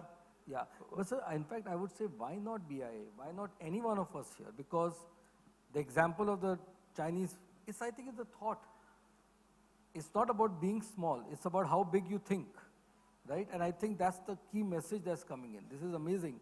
I'm sorry, sir, I wish we could extend this session for another hour. Can we? But, and I mean it. And I think right now I'm saying I'm applying for an internship in your company if possible. But this has been truly eye-opening. In fact, I would say mind-opening, because, you know, it's a way of, we've heard the adage, the globe is one village. I think today you have actually said that. You made us believe that. There were so many other questions I would have wanted to, but I just didn't have the heart to interrupt you with the flow that we are going. Especially, I would like to underline the whole idea of a world without war is a book that Sandeep has written. Today, sitting here, I feel fairly secure with, you know, think tanks like you being around, operating out of Andheri, solving global problems. Guys, this deserves an applause. I have not heard anything like that. You know, and I think there's so much more to explore. We're just out of time. Truly sad. How are we on time, Adi? So do we go for questions or do we? There's time for just 2-3 questions. And we'll have to be very sharp on the questions. Anyone, please? But I'll just say a word about a word without war before we go to the question. Yeah, since you asked me about a word without war is a book that I have just authored. It will be published in October or November in 2 to 3 months' time by HarperCollins, one of the leading publishers in the world. Now, you are all familiar with the history of the world. For last 5,000 years, at least, the known history of the world, there has been a war, always. Even now there is Ukraine war going on, Yemen war going on, so many wars going on, there's a tension on our border, so many wars going on. But you know the Indian philosophy of Vasudhaiva Kutumbakam. Vasudhaiva Kutumbakam, we talk about Vasudhaiva Kutumbakam. How do you implement Vasudhaiva Kutumbakam? There has never been a blueprint published on Vasudhaiva Kutumbakam in last 2,500 years. Lot of people, lot of kings have talked about it on the parliament, on the entrance of the parliament, it is written Vasudhaiva Kutumbakam, many institutions, academic institutions written Vasudhaiva. So how do you translate Vasudhaiva Kutumbakam into a word without war? So I have presented that blueprint. So for the first time ever in the history of the world, there is a book coming out which is actually explaining how do you get rid of wars. Just as you got rid of slavery once upon a time, just as you got rid of colonization, just as we are getting based on the Indian concept. Wow. For the first time in 2,500. Maybe it will not, the book will be out this year. Maybe it will not come to fruition in my time. Maybe by the time the word without war is created, I'll be no longer on this earth. But Rousseau came out with the social contract in 1762 when there was a French monarchy. And now we have a social contract which is really democracy everywhere in the world, 200 years after him. So the task of a thought leader is to give the thought, to give the vision. And then the implementation is left to the next generation. Lovely. It happens in my life, I'll be more than happy. Amazing. If it happens beyond my life, that is also fine. And I hope you give the first 2 copies of that book, one to Putin and the other to the Chinese premier. Of course I will. Of course I will. Okay, but this is lovely. And, you know, friends, now just 2 questions. So, there's one. Yeah. Mr. You have to Waslekar, be fast and sharp. Ek minute. It's very amazing. My question is, there is a saying that need is the mother of innovation. How to create need, that's for anybody. When there is no need, there is no innovation. When your stomach is full, there is no innovation. If stomach is empty, then only innovation. What is your say on this? Need is not something to be created. Need is there. Need is to be identified. Need is to be spotted. We can't go about creating needs. Needs are always there. But need has to be identified, need has to be recognized, and need has to be responded. And that is what is there. But there is another thing from an individual point of view. Need is at the macro level, it's in the society. But from individual point of view, there is something called destiny. And when you look at your own life, when you look at the society, you look at the need of the society. And you spot the need and you respond to the need. When you look at your own life, you try to understand your destiny. And you see what your destiny telling you. And don't go after money or career or whatever just because it is meant to be. But see where your destiny is leading you. And that it's not enough to know your destiny. It's important to see to follow it up with determination. Destiny multiplied by determination is the delivery. That is the formula you should keep in mind. So need, look at the society, recognize the need, respond to the need. Look at your own life, try to understand your destiny, support it with determination, and you will have delivery. Sandeep ji नमस्ते. हाँ जी. मी मराठीतून प्रश्न विचारणार आहे. जरूर. कारण तुमचं पुस्तक वाचलं, एका दिशेचा शोध, म्हणजे मी प्रभावित झालो आणि आज मी खरा BIAला धन्यवाद देतो की आपल्यासारख्या विद्वान माणसाचं आज भाषण ठेवलंय, प्रश्नोत्तराचा विषय ठेवलाय. त्याबद्दल पहिल्यांदा मी ऑर्गनायझरना धन्यवाद देतो.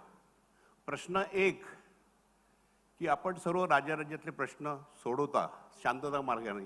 आपल्याबद्दल चर्चाही झाली लंडनमध्ये, हाऊस ऑफ कॉमन्समध्ये, हाऊस ऑफ लॉईसमध्ये. विषय मगाशी गडकरी साहेबांचा आला, रोडकरी, रोडमुळे डेव्हलपमेंट झाली वगैरे सगळं आहे. आपल्याकडे प्रश्न एक असा आहे की लॉजिस्टिक कॉस्ट आपली खूप आहे. म्हणजे अमेरिकेचं 10% असेल, चायनाची 13-14% असेल आणि आपली जवळ 16 ते 17% जाते. मग त्याला पर्याय जो आहे, आपला भारत देश हा नद्यांचा देश आहे आणि बाजूला समुद्र आहे. मग वॉटर ट्रान्सपोर्टच्या संदर्भात आपली काय भूमिका असू शकेल? जे लॉजिस्टिक कॉस्ट जर कमी झाली तर ग्लोबलायझेशनमध्ये आपण उतरू शकतो. आपली कॉस्ट म्हणजे आपण कॉम्पिटिशन करू शकतो आणि आपली इंडस्ट्रीज बूस्ट होऊ शकते. याबद्दल आपलं काय मत आहे? Thank you. I hope most of you understood this question.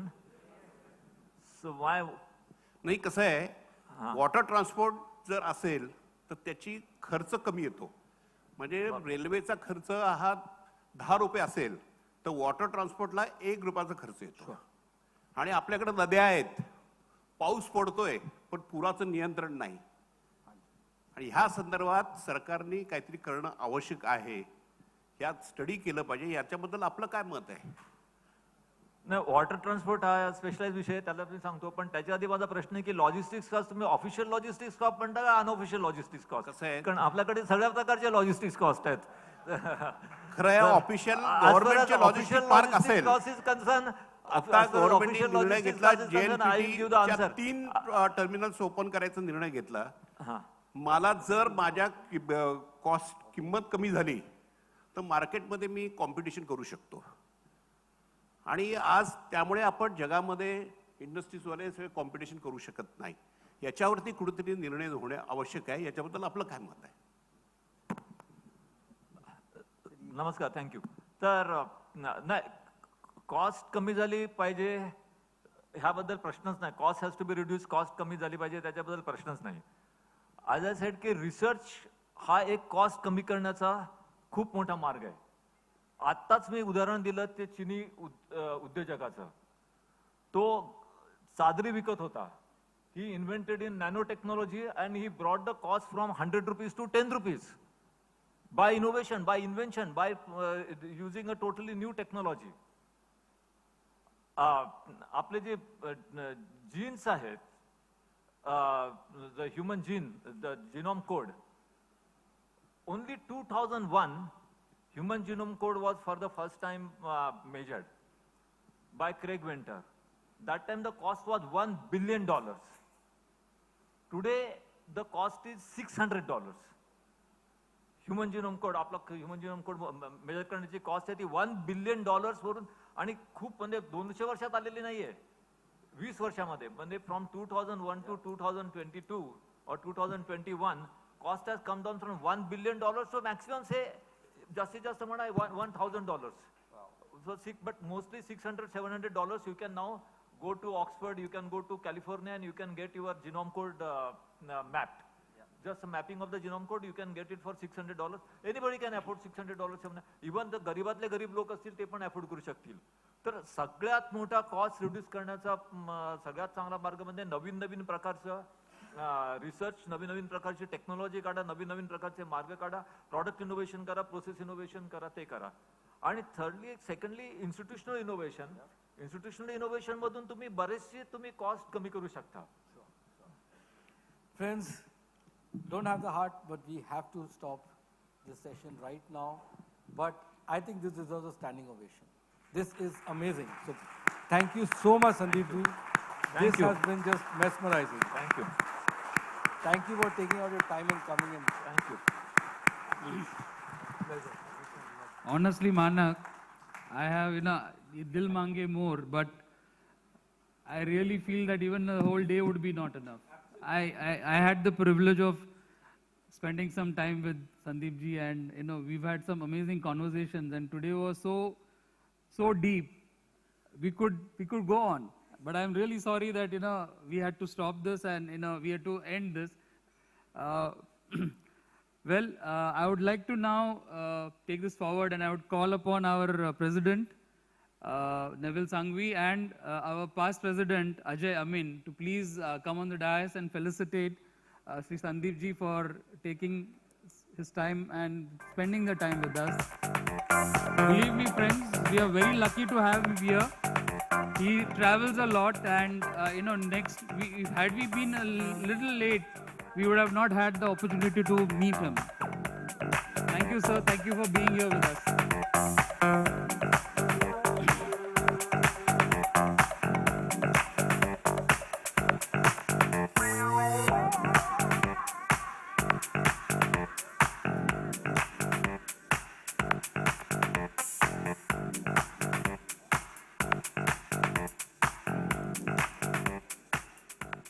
Request you to please stay back. We would like to present a memento to Manak. Please. Thank you, Manak, for wonderful questions.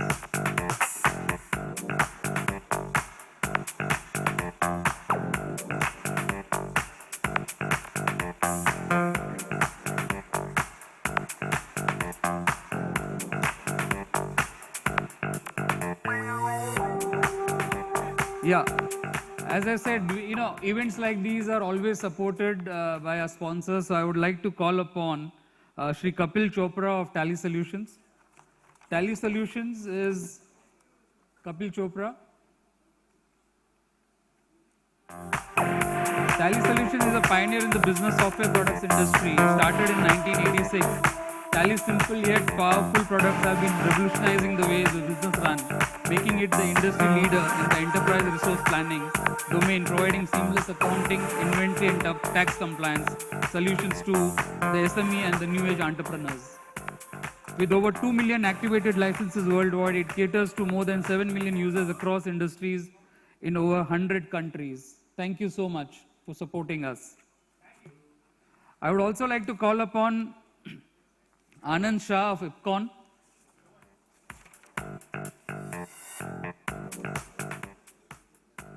Anand Shah IPCON is an established investment service group with a legacy of 30 plus years. They are into investment management solutions to a diversified client base. Thank you, Anand, for supporting us. Thank you very much.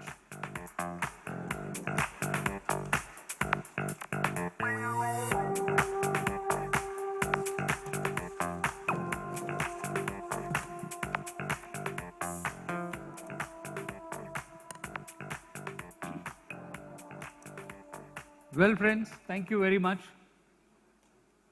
Thank you, Ajay bhai.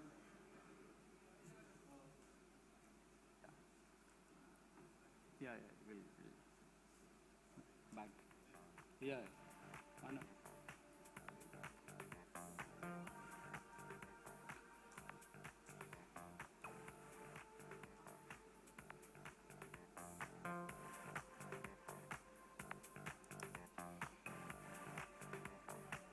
Well, what can I say? Welcome back to Planet Earth. It was such an intense and interesting conversation that we've had. From the future back, coming down to back to facing the ground realities. We have amongst us today, Shri Phabhat Kumar Gupta, Commissioner GST, Navi Mumbai, Mumbai Zone. May I request our past President, Shri Sachin Shah, to introduce Shri Phabhat Kumar to the August gathering. Thank you.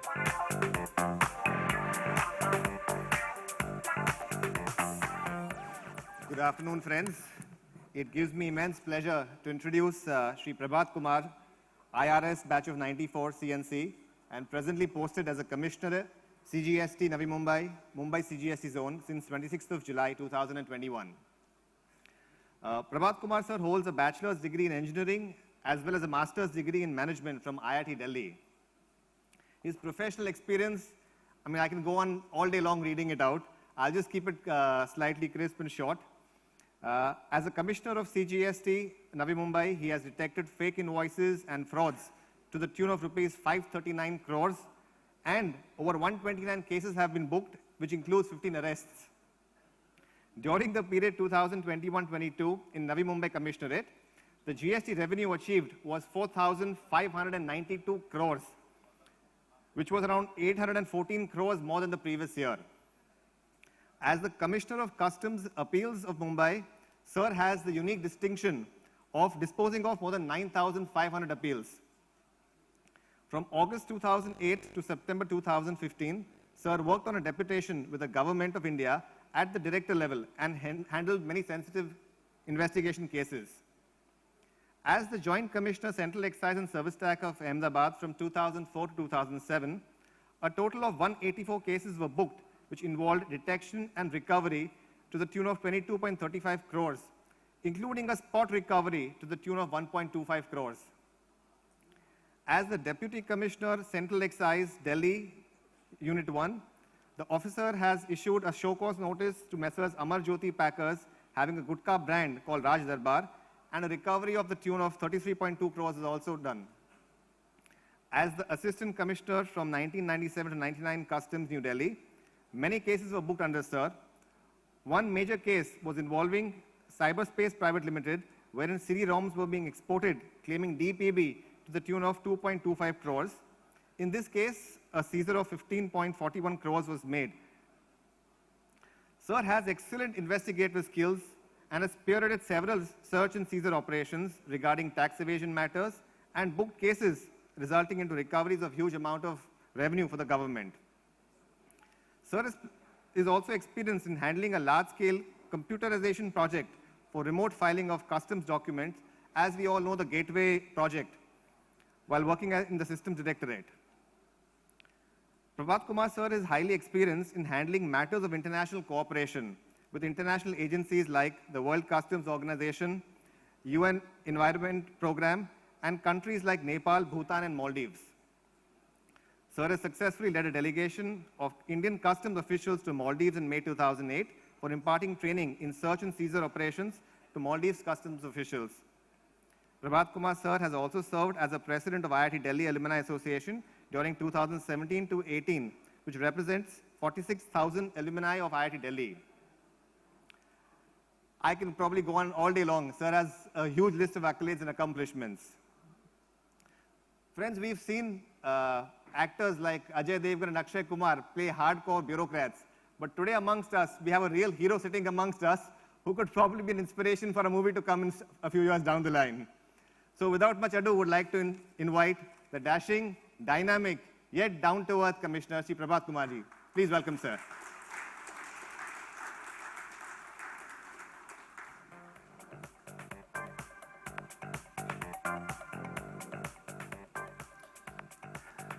Firstly, good morning, friends. And I am really thankful to BIA, Nevil, and the entire team for inviting me to be here. There are no Bollywood inspirations to be taken from me, perhaps. But let me tell you, in the morning when I saw Chetan, and today's conclave, the theme is very beautiful. Ideate, innovate, and implement. So suppose you miss on something, then you miss the bus. Today morning when Chetan was speaking, he is my junior in IIT Delhi only. So when he spoke about his experience in life, you will be surprised. Initially, I had also thought of writing a book on similar lines on which this 5-point someone was written, on which this movie 3 Idiot was made. But I ideated, I tried to innovate, but I didn't implement. So I missed the bus. So he took the lead. So, I mean, the similarities end there only. So now coming down to the taxes, I was told that I need to talk about innovation and taxation in today's context. So the idea is very fascinating and interesting, but at the same time, a little boring also. Because how people, I mean, they think that how can we innovate in taxes? And regarding taxation matters, how innovation is concerned with all this. But let me tell you a very interesting story. We had developed languages, spoken languages way back. But we didn't have the medium to write. The writing, I mean the lipi, what you call, or the script. The script was not available earlier. So if you are, like we are all Indians, we know the Indian context. We used to have shrutis and smritis. That means people used to memorize the slokas, and that used to pass on from generation to generation without being writing that in a piece of paper or talpatra or whatever was there earlier. So the first document, when the script was even not fully developed, you know what was the first document which was developed? Was the tax records. It's surprised to know, because a lot of CAs are here or the business leaders are here. The first document which was generated was the tax record. And in what context I'm talking about?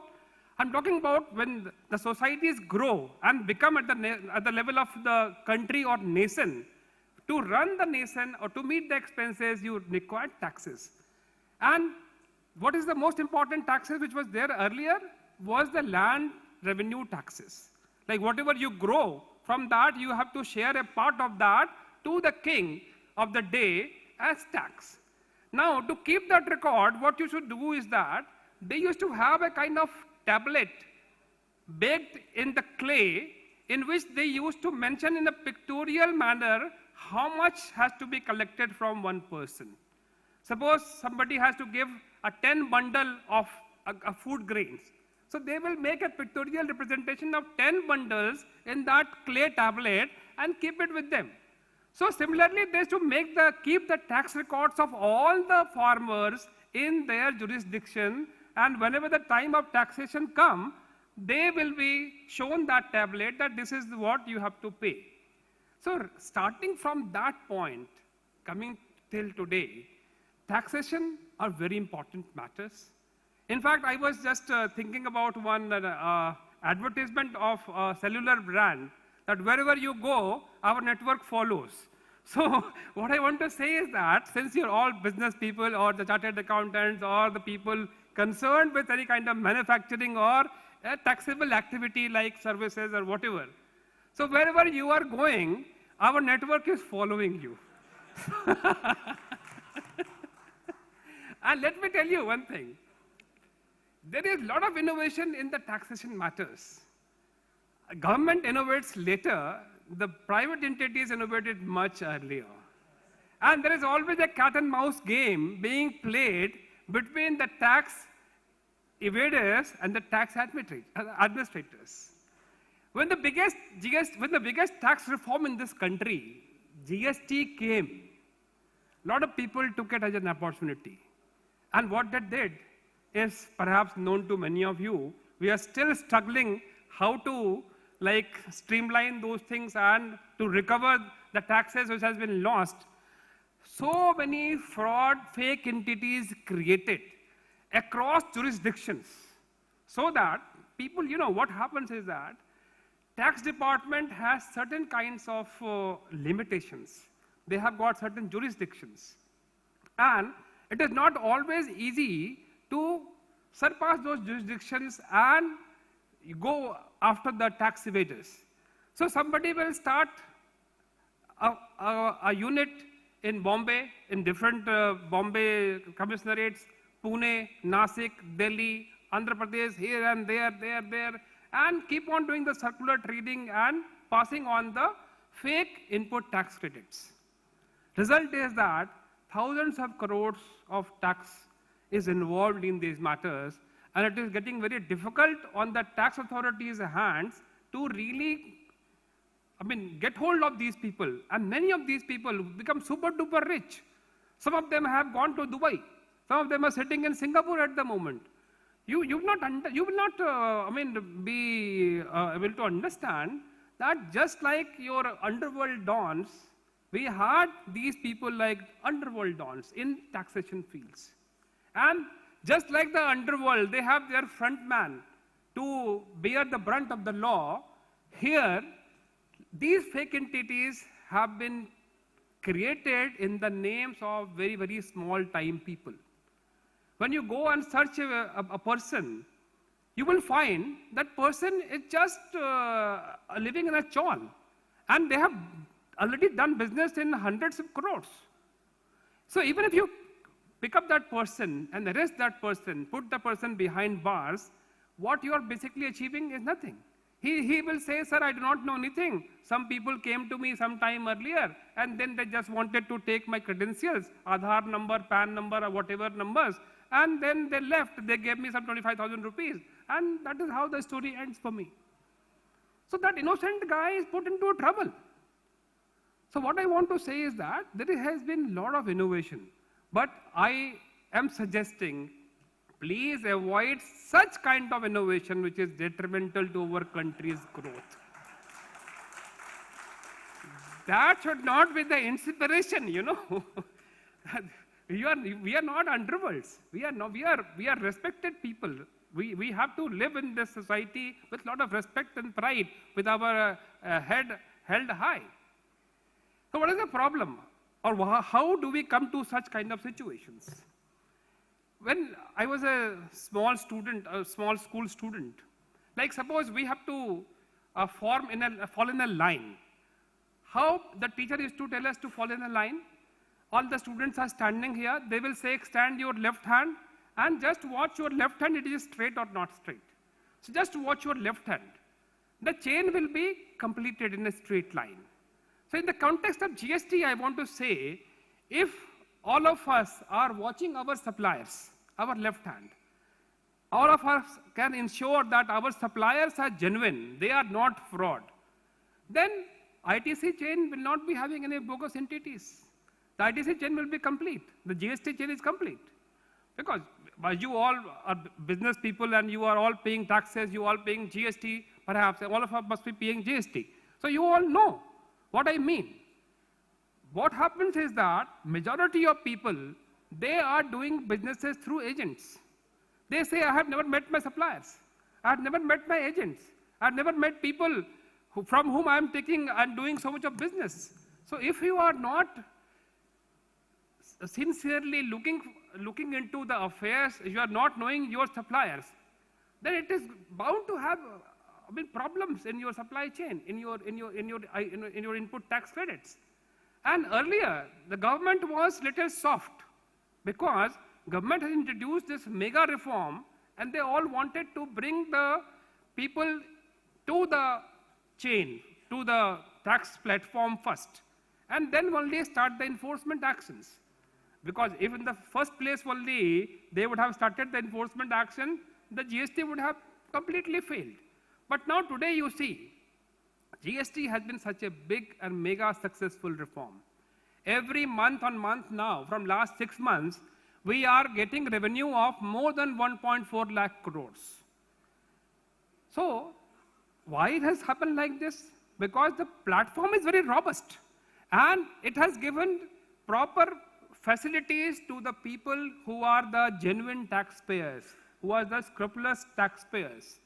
But there are some unscrupulous elements also existing in the system which needs to be cleaned up. And that is why you see from last 1 or 2 years, the enforcement actions have gone tremendously up.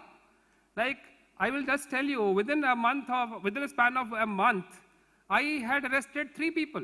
Just 3 days back only, I arrested a person. They had done a fraud of 182 crores, involving invoices up to 1,080 or something odd crores. So thing is that now the past sins are getting cleaned up.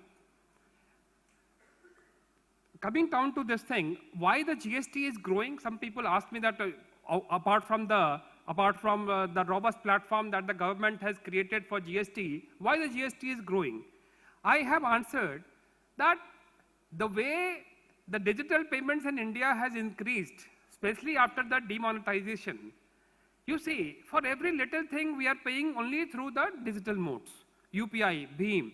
Even A person standing on the street, even a panwala, even a person, a housemaid, a servant, a driver, everybody now making payment through the digital mode. So what is the impact of this? The impact of this is that economy is formalizing. What used to be earlier an informal or cash economy existing in India, after demonetization, the economy is formalizing in a major, major way. And that is leading to improved tax collections. Now, I'll just give you an example. Suppose we used to order food from Zomato. Earlier, we used to go to the restaurant and buy the food and pay the money in cash. That money, tax will never be paid on that. Now, what the government has done, that now Zomato will be responsible for making all the tax payments, all the GST payments from various restaurants. So the ease of collecting of tax through Zomato. Now it is Zomato's duty, their platform's duty to make all the payments of GST. GST will increase. Now you take the case of the e-commerce platforms. Whatever services we are ordering from the e-commerce platform, whether through the digital payments or through the even payment on delivery, in all such cases, the taxes are getting paid because all those people who are the sellers, their TDS is getting detected on the e-commerce platform. Now they cannot escape the net.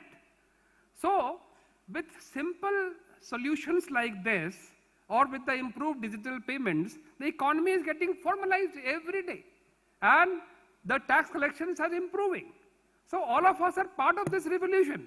So when our Prime Minister, he's visualizing about the 5 trillion economy, so that day is not very far, because the more and more payments are happening digitally, the more and more people are getting into the tax net. The tax nets are getting wider. The coverage is getting better. So and one more thing, if the economy was in the informal sector or cash sector, even it does not count for the GDP growth also. Once the economy is formalizing, it is also counting in the GDP growth ultimately. So thing is that this is the right direction. And I am really thankful to this government and its policies that they had taken this challenge. Implementing a GST was a very age-old dream of people. But for several years or decades, it was languishing. And it was also advised that any government who has implemented GST, even in the foreign countries, they have lost elections. Despite that, you see how concerned and serious our present political dispensation has been, that they had taken this plunge, that no matter what, this is the right thing to be done for India, and that they have done it. And despite all the noises created against it, somebody said Gabbar Singh tax, somebody said this tax, that tax, whatever it is. Well, all the people who are knowledgeable people in this seminar today, they all know that how sensible the move was and how it is going to add to the ease of business concept. So gradually, you see, if you see all these things in a context, that everything is dovetailed together for a proper growth of this country. We are all contributors to this.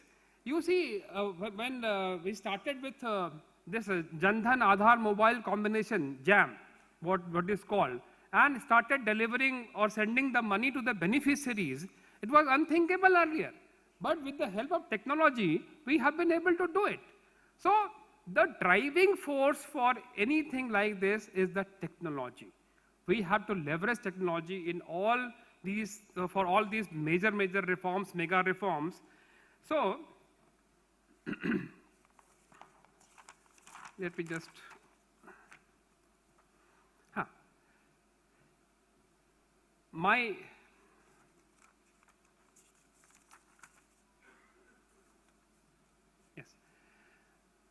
the basic concept, like we have to make India great again. We always talk about that, we have to make India great again. So what is the reference point that we drive? We always keep in our mind that India was great. India was known as Sone ki Chidiyan earlier. Why people were looking for India? Why Columbus started coming to India? Although he reached America by default, but he was not going to America by choice. He wanted to come to India and discover India, because Indian wealth, Indian knowledge, Indian philosophy, Indian thing has been so much in demand much earlier also. And now, our Prime Minister's dream is to make India great again as a Vishwa Guru. How can we make this country Vishwa Guru? If we are not rich, if you are not developed, you cannot become a Vishwa Guru. People will not listen to people who are poor. If you listen to Warren Buffett that you want to invest in this stock, perhaps you will take him seriously. If you ask a person in the street that he will say that please invest in this stock, you say what is the kind of bogus things he is talking about. So to take the country seriously or to understand the country that they have the potential of advising the world or becoming a Vishwa Guru, you have to be a developed country. You have to be a country where you have riches, you have facilities, you have jobs for people. Now, talking about the jobs, India is having a population dividend. But despite that, there are issues of joblessness. But I am happy to note that now a lot of unicorns have come out and they are capitalizing on this strength of population. I was just talking about the model of some of the delivery companies like Jepto or Blinkit or something like that. What is the thing they're capitalizing on? They're capitalizing on our biggest asset, that is population. So whatever we have at the moment, we have to use it in an optimal manner to generate resources or to generate jobs and to make people's life much more better and comfortable, and to make India Sone ki Chidiyan again, to give a lot of collecting more taxes, putting it in the infrastructure segment. Like our Prime Minister's vision is that in this 25 years, that is the Amrit Kal that he has said, we have to make India developed. That is the first run that he has made in his address on the 15th of August from the Red Fort. So we have to keep these things in our mind, and we have to be honest taxpayers. We have to take, we do not have to take the unscrupulous way of getting richer, because ultimately it does not make you happy. I have seen, I have arrested more than 25 people in the recent past only in Bombay itself. And I have seen when they are in a brink of going to the prison, then their faces are very bad. They start thinking about what wrongs they have done. So it's a very, very sad state of affairs that time. And you also feel very bad. They have got families, they have got children, they have got people. But you have to be ruthless sometime. Because if you go on accommodating these people, then it is difficult for the country to get resources and all. I do not have many more things to, I have many more things to share, but then I don't want to go on and on. So I don't know how much time do I have at the moment. You are short of time. So you want to have some questions, or you just want to close it right? You have to close it right. Thank you so much for listening to me. Thank you everybody.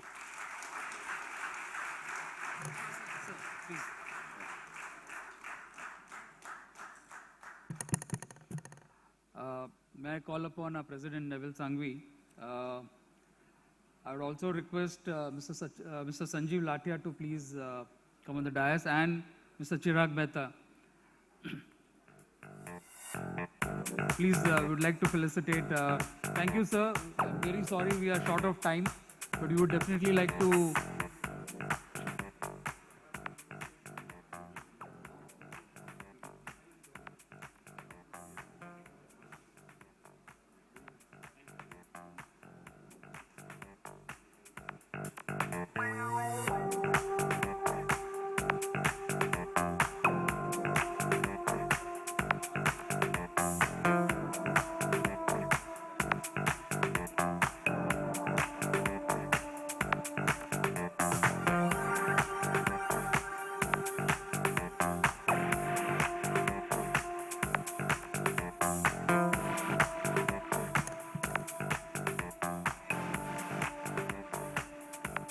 Thank you. Thank you. Friends, we break for lunch now, and we will be back here exactly at 1:30. I would request all of you to stick to the time. We have some real interesting sessions coming up post-lunch, so we look forward to that. So please be inside the hall by 1:30. Thank you so much. We also have the innovation wall, which we would want you to visit and give your quotes. When we come back from lunch, we were going to pick up the best quotes and flash it out here. Thank you.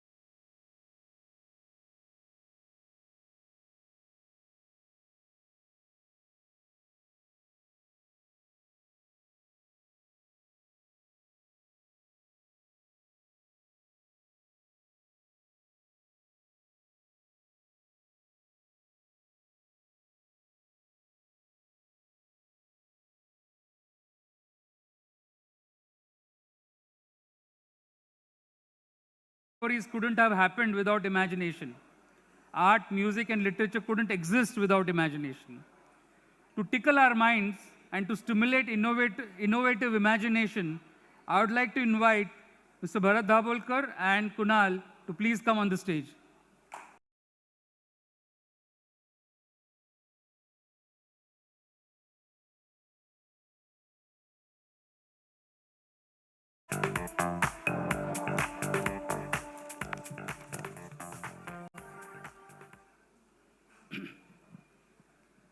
Let me introduce Kunal to you, who is going to be moderating the session. Kunal Sarpal is a nationally recognized leading lawyer and thought leader practicing in the corporate, commercial, civil law, and intellectual property law space. By qualification, he is a BCom topper, CS, and a law graduate. He is a founder partner of White Collar Legal LLP, an award-winning boutique law firm from 2016 and 2017, ranking in the top 10 firms in India in its category. Passionate about entrepreneurship, he is regularly invited and presents keynote speeches and conducts workshops across corporates and educational institutions. He is a visiting faculty with Flame University, Tata Institute of Social Sciences, IIMs, and MIT, among others. A TEDx speaker and a youth ambassador for the Ministry of Youth Affairs and Sports, he passionately promotes student entrepreneurships and startups. Since 2017, he has helped startups raise $34 million in equity and debt funding, out of which $4.2 million was for social enterprise. He has presented papers nationally and internationally on a wide variety of subjects, ranging from legal framework setting to choosing the right business model. He serves on the board of directors of several companies, serving as an independent advisor on legal issues. Over to you, Kunal. Let's rock the event. Thank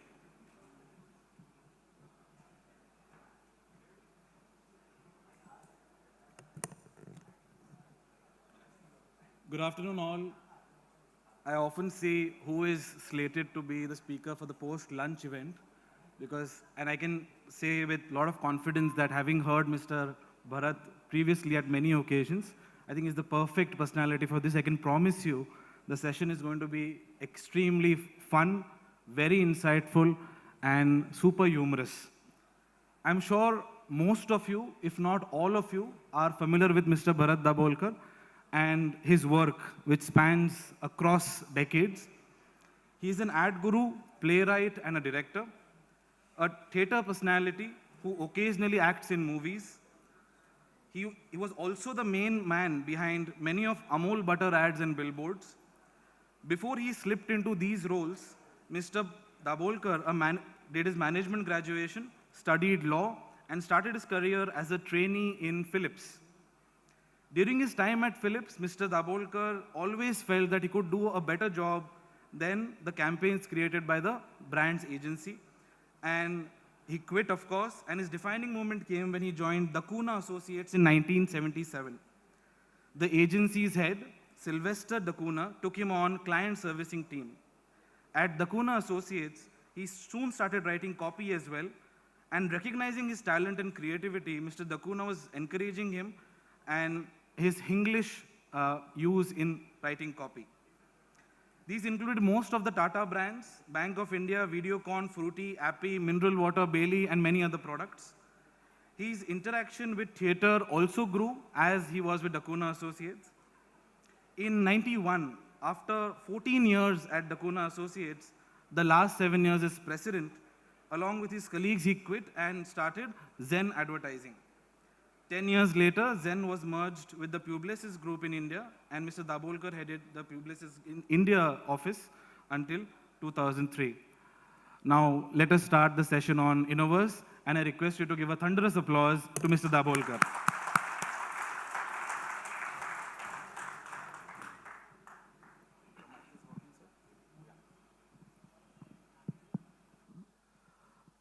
After a mesmerizing first half, you are a very different personality in terms of what you bring, in terms of your experience and expertise.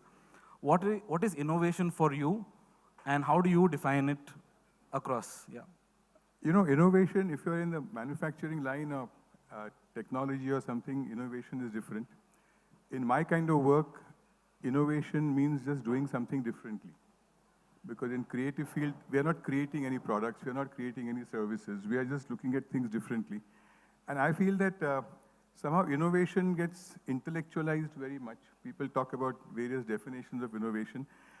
But I find that we've been, when you say looking at things differently or shifting focus, we've done that from our childhood. We used to get this little cardboard box called the kaleidoscope, which had a few pieces of glass and mirrors on the side. And all you had to do is just turn it, and it would create a new design, which looked completely different from the earlier design. And I think innovation in simplistic terms is that kaleidoscope, which just means that you shift focus and something else comes up in front of you. And in my case, innovation, I mean, they call me the father of English, which is not really true. I did start writing in English, but this is something that I've said all the time. Whenever I speak, I mention this because, not because you haven't heard this before, because it gives me great pleasure to remember all those things that I did my entire schooling in Marathi. I'll tell you how innovation in language happened. That I did my entire schooling in Marathi. I couldn't speak a single sentence in English. I came from a Marathi all-boys school and joined Elphinstone College, which that time was one of those elite South Bombay colleges. And first year arts, I had 145 girls and 5 boys in my class. Lucky.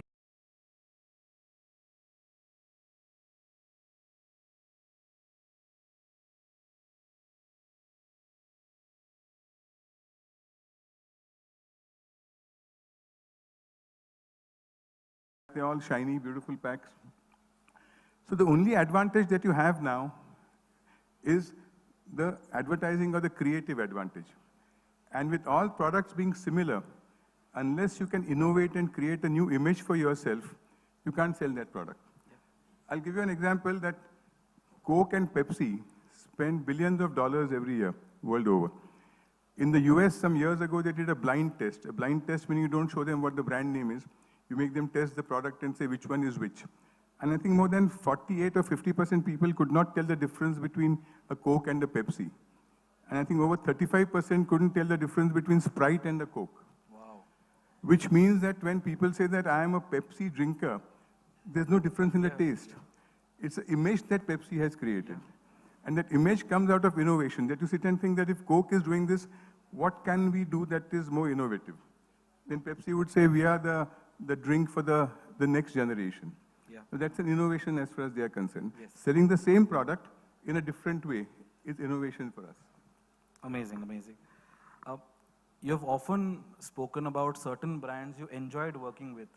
There are many business owners here, and they will definitely hire with agencies such as yours. So any tips to business owners on how to work with an agency so that the agency can give a best result? Blindly follow Dr. Kurian. Whatever Amul was, I just finished telling somebody, whatever Amul was, is, or will be in the future, it's not because of people like us who write those slogans or launch those products. It's because of a man called Dr. Kurian. When he called us, he said, I understand nothing in advertising and marketing. I understand milk and milk products. I will not interfere in what you do. So don't show me what you do. There is no client in the world who treats an agency as a partner and not as a supplier. So he said, don't show me what you do. I was just giving an example that if I was sitting here just now, and if I was doing the Amul Butter hoardings and there was a cricket match going on, and if Virat Kohli or somebody scored a century, I would think of a line. I would call up my office and tell them, this is a line, this is the kind of visual I want. Get that going, I'll come in the evening and check it. And in the meantime, get the hoarding guys to put a scaffolding and whitewash the hoarding and keep it ready. I would go in the evening to the office, approve the hoarding, they would start painting it in the night. So by the time in tomorrow morning's paper you read that Virat Kohli had scored a century, there would be a joke on an Amul Butter hoarding on that. And people couldn't figure out how it was done. It was actually painted. It was not some flex that was just printed in 5 minutes and put up. And the reason for that was there was no client to go to. He said, don't show me what you do. At the end of the year, I would go to him and say, with an album, saying, sir, this is what we did for you last year. He hadn't seen those hoardings till then. And that's what put tremendous responsibility on people like us. One more example of the kind of faith you must have in your advisors or partners for any industry. for marketing, for instance, is I launched the Amul milk, the Tetra Pak milk, which was in a triangular pack. We called it the pyramid pack. Dr. Kurian hated that design. Every meeting that we would go to, if I put up that pack on the table, he would say, oh my God, you're still using that same horrible looking pack. And I would say, no, sir, this is very much liked. People love it. We've done research, and it shows that people love this pack. And he would say, no, no, I don't agree. This is a horrible pack. I've also done my research. I've asked my wife, she hates it. Mr. Shah, who's the production manager, his wife hates it. But don't change it. You are the man in charge of this marketing. If you think this is the way to go with this.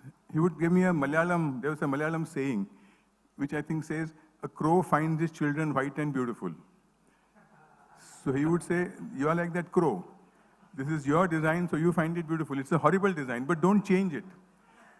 The bottom line was, I hate it, genuinely hate it, but don't change it. If you think this is the way to go with this. If you can put that kind of faith and that kind of confidence, because you have a choice. If you are going to a marketing agency or an advertising agency, you have a choice of 400 agencies you can choose from.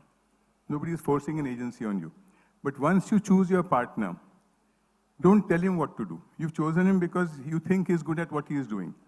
So let him do what he does. And Dr. Kurian is the only client in the world who did that without fail. 15 years I worked with him. I launched all the Amul products. I launched the lassi, the milk, the dahi, the milkshakes, everything.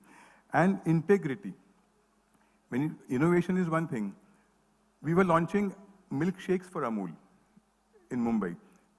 I did a research to find out which are the popular flavors of milkshakes. And we found out that strawberry and chocolate were the most popular milkshakes that people normally order.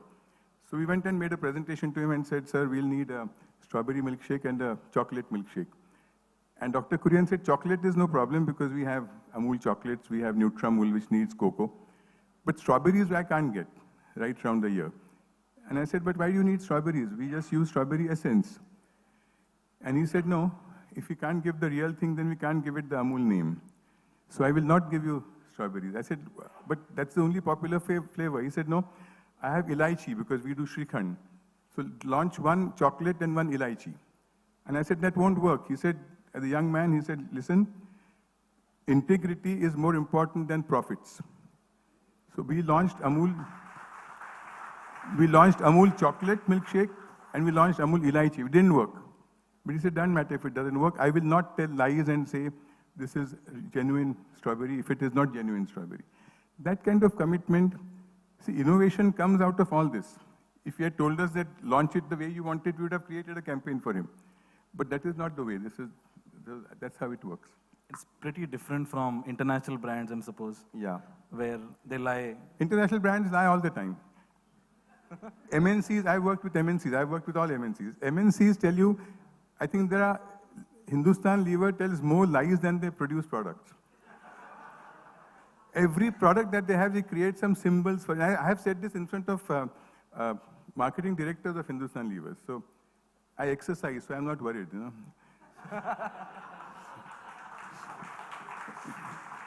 But the point is, genuinely, I handled advertising. I was an advisor to Vico.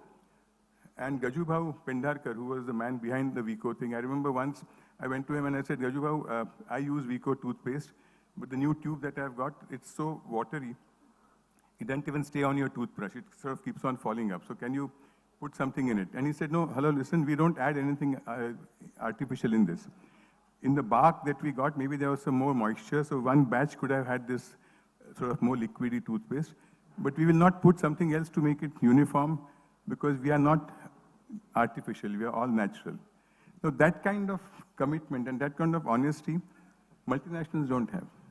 They lie all the time. And that batch I've been involved in lots of multinational advertising, so I know. I didn't say it that time, I can say it now. And I'm sure the organizers won't edit it out before releasing it. Innovation, creativity, I've often seen people assume it to be a top-down approach. There are 2-3 brainy guys sitting in a lab, isolated, coming out with great ideas. How did it happen at when you were leading Publicis and before Zen also? Did you create a culture? And can innovation come from, say, a supplier, for example? No, that is why, in fact, my biggest drawback in my entire career in advertising is that I could not create a team to work with me. I work alone. So whatever campaigns I create, I sit in my own room and create a campaign. If I write a play, I don't discuss it with anybody. I just sit and write a whole play and make 10 copies.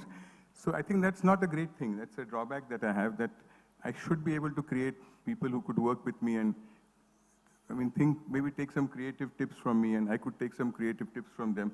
But I have never worked in a committee.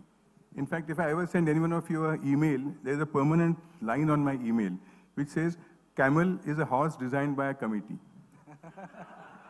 If a committee says, let's design a horse, you'll not get a horse. Because someone will say, let's make his legs a little longer. Somebody will say, let's give him a hump on the back so we can hold on to it when you're riding. So at the end of it, a committee will never give you a horse. A committee will give you a camel. Start designing a horse, but end with a camel. So I believe one person's thought always works the best. This collaboration is fine when you get different aspects of it, like even filmmaking. If I write a film, if I write characters, you should just use that. You shouldn't get 10 people involved in changing those things. Agreed. Then maybe a director could come and add his own inputs into that in terms of how the film should look. Yeah. But not in creating of that character or creating of that story. So I think a one man's concept always works. Right. And doing it differently, I'll give you my life examples. At a very young age, I realized that no matter how rich I get, I can't afford a Rolls Royce. It costs some 8 crores. I think a used Rolls Royce costs about 8 or 9 crores. I said, I can afford a Mercedes maybe, I can afford a BMW, but never a Rolls Royce. But having a Mercedes is no great shake, because every second car is a Mercedes, and they're either in black or gray. So you get lost. So I said, what can I do now? If I can't afford a Mercedes and I want to look different and be innovative, as the word goes. So I said, let's buy an auto rickshaw. So I actually went and I tried to buy a new auto rickshaw, but I found out it was very expensive. That time, a new Bajaj auto rickshaw without the hood and all that costs about 1,20,000 rupees. I didn't want to spend so much money, so I went to Poisser bus depot and bought a second-hand auto rickshaw for 17,000 rupees.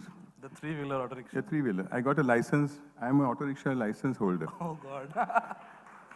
And I have a private auto rickshaw, so I don't have the Mahim Bandhan. I can take it anywhere I want in Mumbai.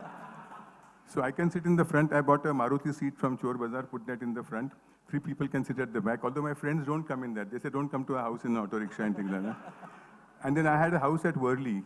So once I had gone to Singapore or Bangkok, and I got a Harley Davidson sticker made, called it Worli Davidson, and put that on the auto rickshaw. And the funny thing is how innovation or thinking differently works.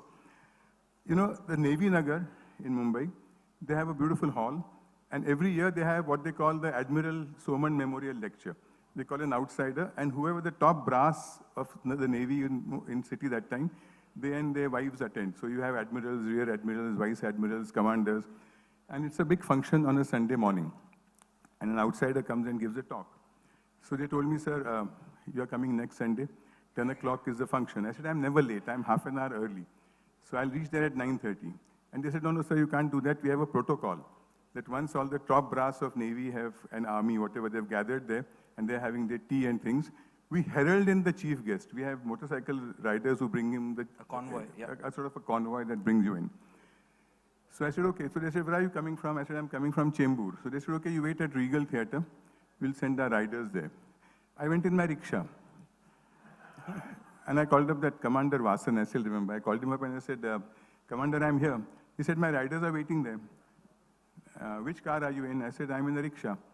He said, no, no, sir, don't joke. I said, no, I'm in the rickshaw and I can see your riders. So I waved at them. I went to that function with 2 naval riders in front of me with white bikes and those flags flying, and me riding a rickshaw behind them. And the best part was, after my talk got over, I had to wait there for an hour and a half because everybody wanted a picture in that rickshaw. And they're army people, they're Navy people, they're forces, very disciplined. So they were all waiting in a queue.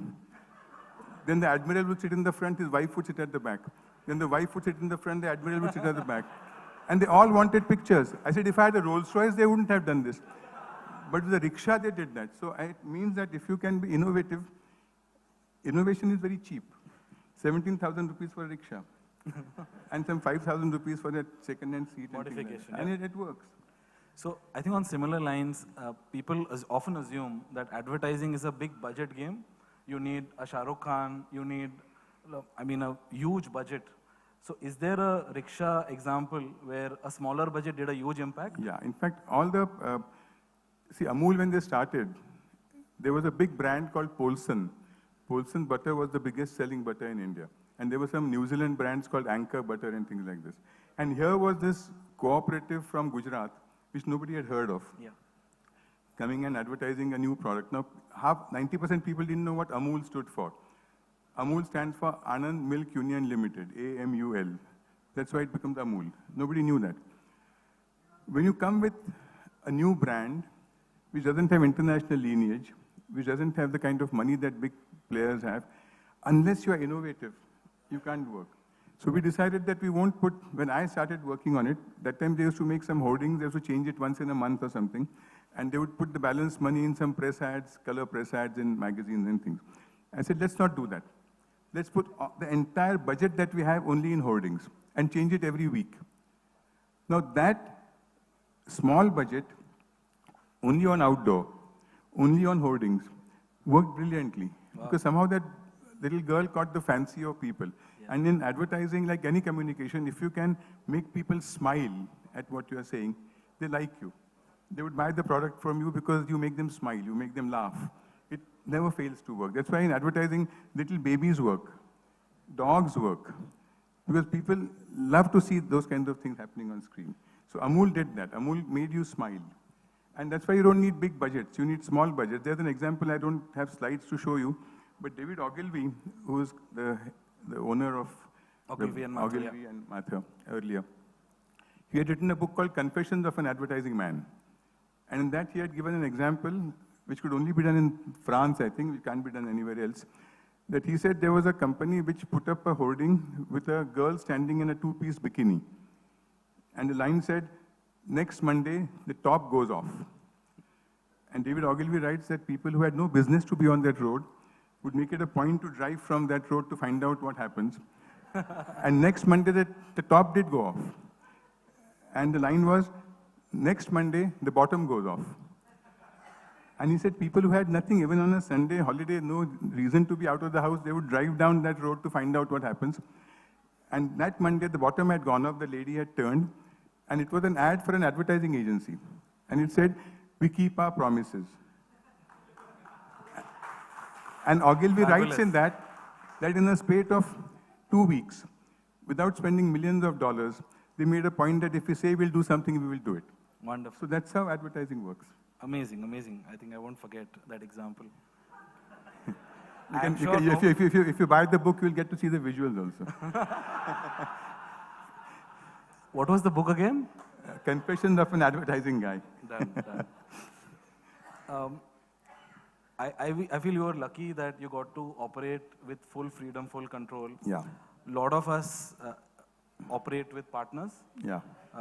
And especially in my field, it's easy because when I give legal advice, 9 out of 10 times it's accepted. But whenever you give a creative advice, advertising, pitch, there might be difference of opinion. Yeah. So how did you handle difference of opinion?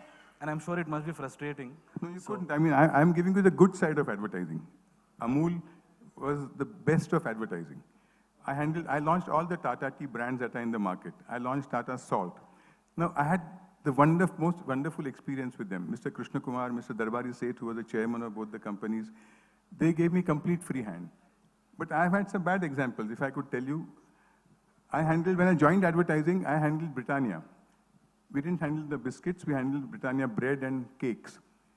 And we were launching the cakes. And I was a young guy, I had just joined advertising, and we had to design the packaging for Britannia cakes. And there was a guy, I think from ex-Levers guy, I forget his name, Mr. Khaitan, I think, if I remember right. And I would go with about 10 designs of packs, and he would look at them and say, nahi yaar, kuch maza nahi aaya isme. I would say, meaning what? You didn't like the color? He said, nahi, I can't pinpoint kya hai, lekin kuch maza nahi aaya. Then I would take back those 10 packs for the agency, and they thought I'm an idiot. I would come from a client and say, maza nahi aaya, and they would give some more designs. And they would say, what do we do? Do we change the color? I said, he didn't say anything. They would give me 10 more packs.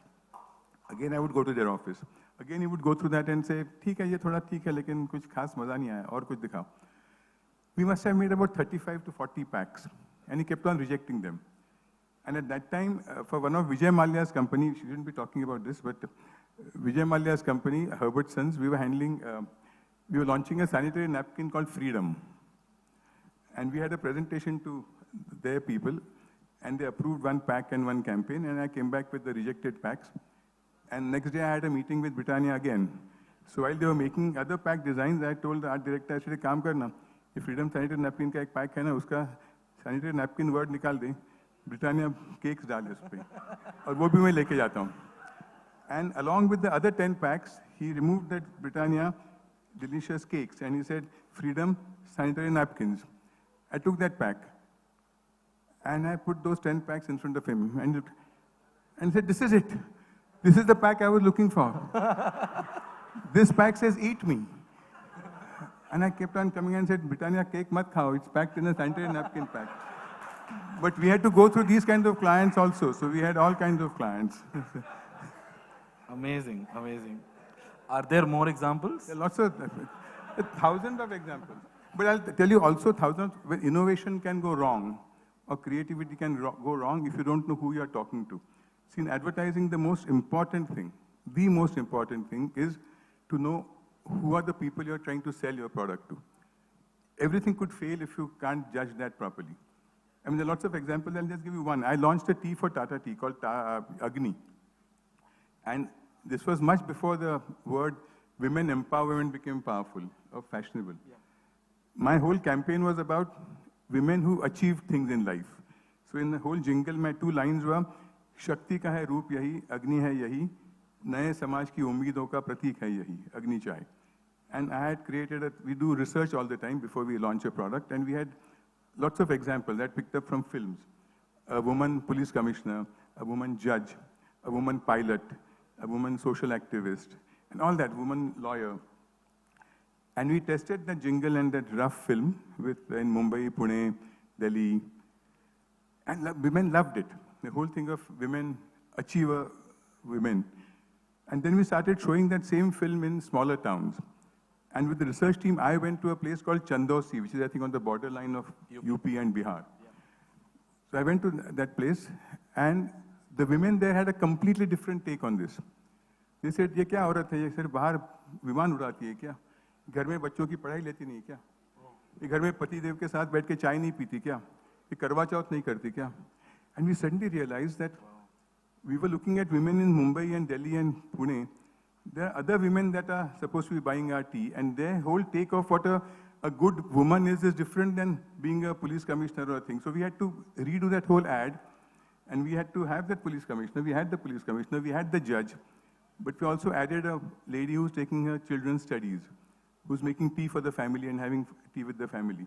So it became a combined thing. And if we hadn't judged this, it would have gone wrong. In Calcutta, we had a completely different experience. The Bengali women said, we don't need all this, we are very empowered already. हमारी घर में हमारी ही चलती है. We don't have to listen to all this. The tea that we want is a tea that makes more cups of tea. Because in Calcutta, what is famous is what they call the pada discussion, which means you meet in somebody's house in the evening, you have lots and lots of tea, you sing songs, you crack jokes, you discuss politics, and it goes on for hours. And they keep drinking tea. So only for Bengal, we created a new campaign. Where there's a pada discussion, and that man says, अच्छा चाय लेके आओ. He said, अभी चाय खत्म हो गई.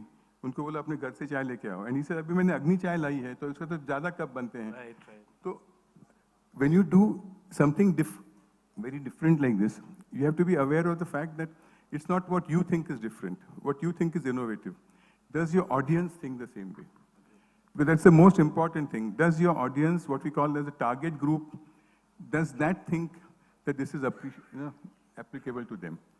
Otherwise, I'd done again one more example of, we launched the most expensive tea in the country called Prestige for Tata Tea, only in Delhi. We were launching it only in Delhi. And in my mind, and I could be wrong, I look at people in Mumbai and I find that when you're very poor, you wear crumpled clothes, torn jeans, and rubber chappals. Then you get a little bit more money, you start wearing better clothes, you wear terry cotton, polyester, your jeans are not torn anymore. And then you become very rich, you again start wearing crumpled shirts and torn jeans and rubber chappals. So in my mind, the super rich wear these kinds of clothes. They don't dress up very well. So my campaign, and I've got Shekhar Kapoor, who's a friend of mine, to do that campaign. So my film was that Shekhar is sitting you can't make out where he's sitting. He's got the teacup in his hand, and he puts his feet up, and there's a hole in his shoe. His trouser is torn, his t-shirt is crumpled, and he says, "Zindagi mein, life में prestige का होना बहुत ज़रूरी है. मतलब नौकर चाकर पैसा हो तो ठीक है, लेकिन prestige होना बहुत ज़रूरी है." And as the camera starts pulling, you realize that he's sitting in a helicopter, which is his own. He's that rich. He owns a helicopter, and the helicopter flies off, and he's landing at a beachside, which is his house, and there's a major party going on, and he walks out with dogs and security and all that.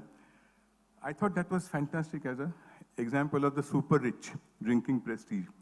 What I forgot was this was being released in Delhi. In Punjab, you don't think rich people wear torn clothes. Right. If you're rich, you wear designer suits. If you're rich, you wear a Rolex watch.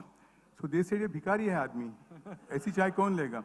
We had to scrap that whole campaign because we didn't realize how the Punjabis in Delhi would think. I thought like a Mumbai guy and said, rich people dress like this. In advertising, in being different, in being innovative, these are the things that can go wrong. It's very important to know who you are talking to. Since you've been actually seeing the metamorphosis of the entire industry for so long, what are some things in advertising that have changed, given you have more data today, you have social media today, and what are the things that have remained the same? Maybe two of each. Two things. One thing is in social media advertising, one thing has gone wrong. See, when we used to do advertising for mass media, we had a limit of 30 seconds. An ad film used to be 30-second ad film. Then it got more expensive, then it became 20 seconds, 10 seconds, but that was the limit. So you had to, what we call infotainment, information through entertainment. So in those 30 seconds, we had to entertain people, sing songs, sell the product, say how it is better than other products, but it was 30 seconds. When social media happened, people realized that they could make a 4-minute film. They didn't have that 30-second limit, and that's where things went wrong. What they don't realize is that I've seen 2 examples in Pune, since you are from Pune. Yes. Chitre Bandhu and PNG. Okay. They make these beautiful 4-minute films. Diwali, beautifully dressed people, fantastic actors from Marathi. And in the end, the Chitre Mithai comes in. Now, if you drop that Chitre Mithai shot and put PNG jewelers, it would still work. Yeah, it's very... So for 4 minutes, you're seeing a beautiful film, and the product comes at the end. Advertising doesn't work like that. Your advertising campaign has to grow out of the product. One example I always give, not my campaign, but I always find that fascinating, is the Fevikwik campaign where that fisherman puts 4 dots of Fevikwik and catches 4 fish. The South Indian man. The South Indian guy. No, that ad won't stand unless it was for Fevikwik. A good advertising has to work like that. It can't be a beautiful story and the product at the end. If you change the product, nothing happens. It still would work. So that is one mistake I think social media is making. The other mistake people are now making is they're replacing creative thoughts with film stars. So you find that if you can afford Amitabh Bachchan, you take Amitabh Bachchan. If you can afford Shah Rukh Khan, you take Shah Rukh Khan. You don't give a damn about what his image is, what is he advertising for. You get Kareena Kapoor to advertise for watches. Now, I don't know if she comes on time for her shooting also. So she's no brand ambassador for a watch. It has to be, I had taken Dara Singh for Nutramul. Because Dara Singh had done a research and found that Dara Singh was this epitome of health across India. When you thought of a healthy man, you thought of a strong man, you thought of Dara Singh. Or if you use Naren Karthikeyan for speed petrol, I understand, because he's a Formula 1 driver. But using Shah Rukh Khan for Santro cars doesn't work. People know he doesn't drive a Santro car. People know he doesn't even drive. So how is he a brand ambassador for Santro? And now you find Mr. Bachchan in every second ad in a suit just pointing a finger at something. It could be a bank, it could be Cash Tail, it could be anything. So the noticeability of these ads is great, but the credibility is not very good. And you're spending crores and crores behind these things. I think advertising should get into more creative thinking than celebrity endorsements, unless they are really relevant. So that is, I think, what is, according to me, going wrong in advertising. So is there a recipe where certain fundamentals have to be there? Because I've seen across your talks, you always say appeal to the heart. So are there more fundamentals like that?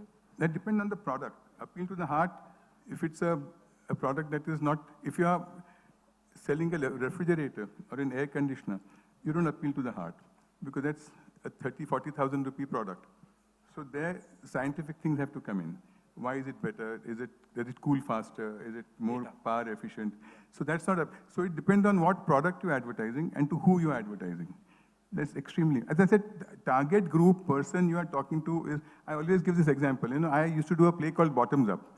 And in that play, we used to have something called the front curtain joke, that means that between two skits, if people wanted some little time to change their costumes or makeup, you would have somebody else coming and doing a little 1-minute joke. So we had this joke of this Ruby Patel and Sunita Rao coming, mother taking her daughter to the zoo. And she says, she tells the daughter, are you enjoying your visit, dear? And she says, yeah, mommy, lovely. Look at all those elephants and monkeys and giraffes and zebras. And the mother says, any questions for mommy? And she said, mommy, tell me, how do lions make love? And the mother looks very embarrassed and says, how do lions make love? I don't know, darling. All your father's friends are Rotarians. And we did that for some 200 shows. We always got huge laughter. Once we were doing this show at NCPA, at Nariman Point, full house. Ruby went out and did that joke, and there was pin drop silence. And I couldn't figure out what was wrong till the producer came running and said, are you crazy doing this joke? This show is sponsored by the Lions Club of Nariman Point. So that's when you realize that it's not what you are saying, it's who are you saying it in front. That is very important. Did you get paid for that assignment? I think some money was cut. I think in one of your previous talks, when I was listening to some of your talks, you said, nothing can replace word of mouth. Yeah. Could you elaborate a little bit? Yeah, you could spend thousands of crores of rupees on creating. Let's say you create a paint. I used to handle Goodless Nevil paints. Suppose you created a fantastic campaign for Goodless Nevil paints, how it is fantastic color schemes, fantastic long lasting. And then your neighbor comes and says, I had used Goodless Nevil paints and it didn't last. It got faded or the stains wouldn't go away. No matter how much advertising you've seen, you would rather believe that guy. You would rather believe your friend who says that I have used it and it doesn't work. So it's very important that advertising is fine to convince you. But if something goes against that, and now social media is doing it more and more. Earlier, we didn't have that problem because it was a one-way traffic. Advertising was always a one-way traffic. That we talk to you. If you had complaints, there's nothing you could do. You could try and write a letter to the managing director of the company, which nobody ever read. But now with social media, it can become a movement. And that movement can tarnish your image. It can reduce your sales. Just last night, I was on a Rajdeep Sardesai show on this Bollywood boycott thing. And there was Swara Bhaskar and these people. And the point of course, they were making point about content is the king and content has to be good. And they missed out 2 points. One was that it's not that Bollywood films are flopping now. Bollywood is the only industry which has only a 10% success rate. Out of 100 films made every year, only 10 films work. 90 films fail. Marathi industry has a 1% success rate. They make 100 films, great content, 1 film works. The balance 99 flop. But they still get money because there are guys who have some money, some builders, some farmers who want to have photographs taken with Marathi film stars and things like that. So that works. So the point I was making is, one, that it is not that Bollywood is suddenly flopping, films are flopping. It's because of social media that it's getting magnified now. And people think it's all not working. Second is, Rajdeep asked me this pointed question. He said, if there's now a thing of this nationalism is a big thing in the country, should filmmakers follow that or should they be creative, have freedom to create their own stuff? I said, no, nothing in the world gives you freedom to create your own stuff. If the mood of the nation is that they want nationalistic films, you bloody well make nationalistic films. You can't say, I will not do it because I don't agree with this. Then you don't get into commercial filmmaking.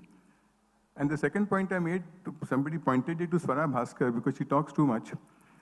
Tweets also too much. No, I said that. I said, I normally don't agree with Swara Bhaskar because she talks all the time wrong things.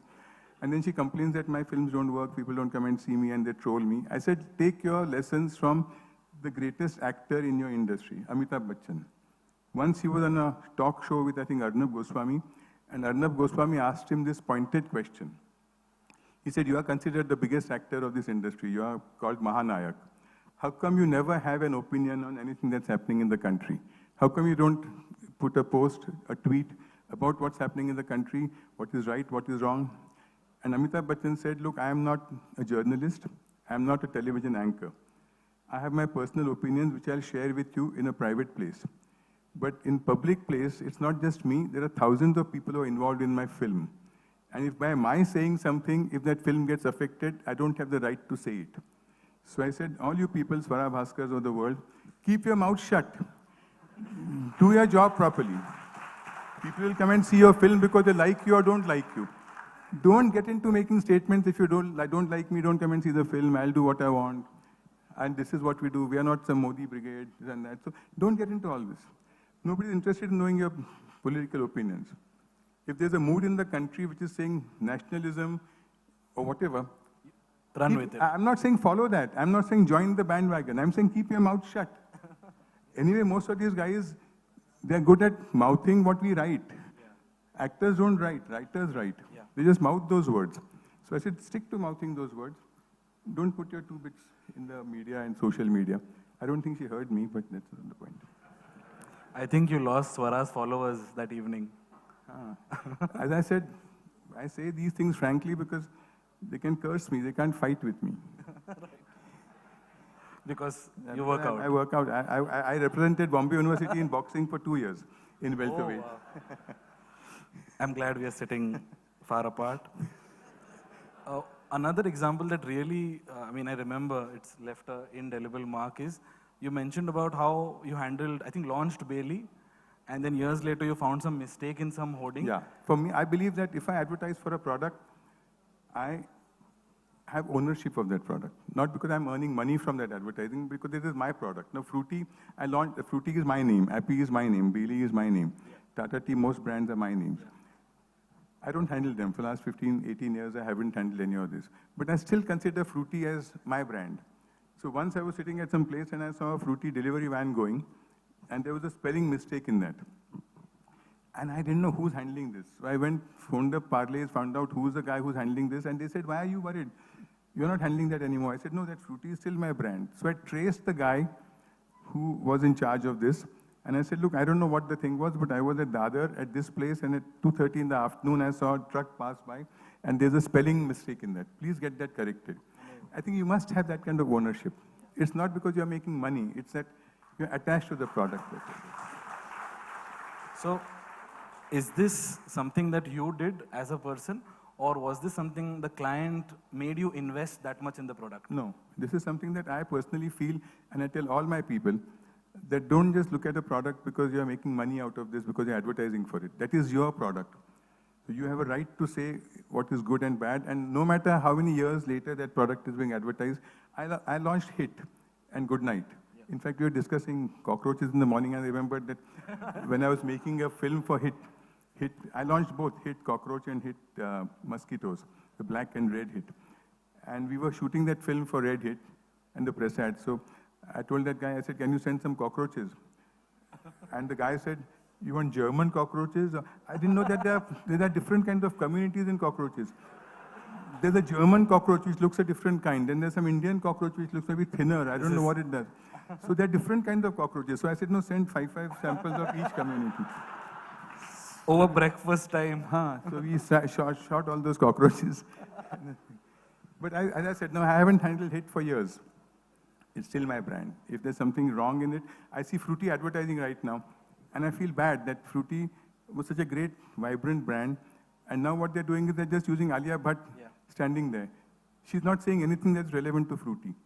I understand if she said that a fresh new thing for a new generation like me, we love this new taste of Fruity, I understand. But just Alia Bhatt standing there makes no sense. And when I see this, I still feel bad.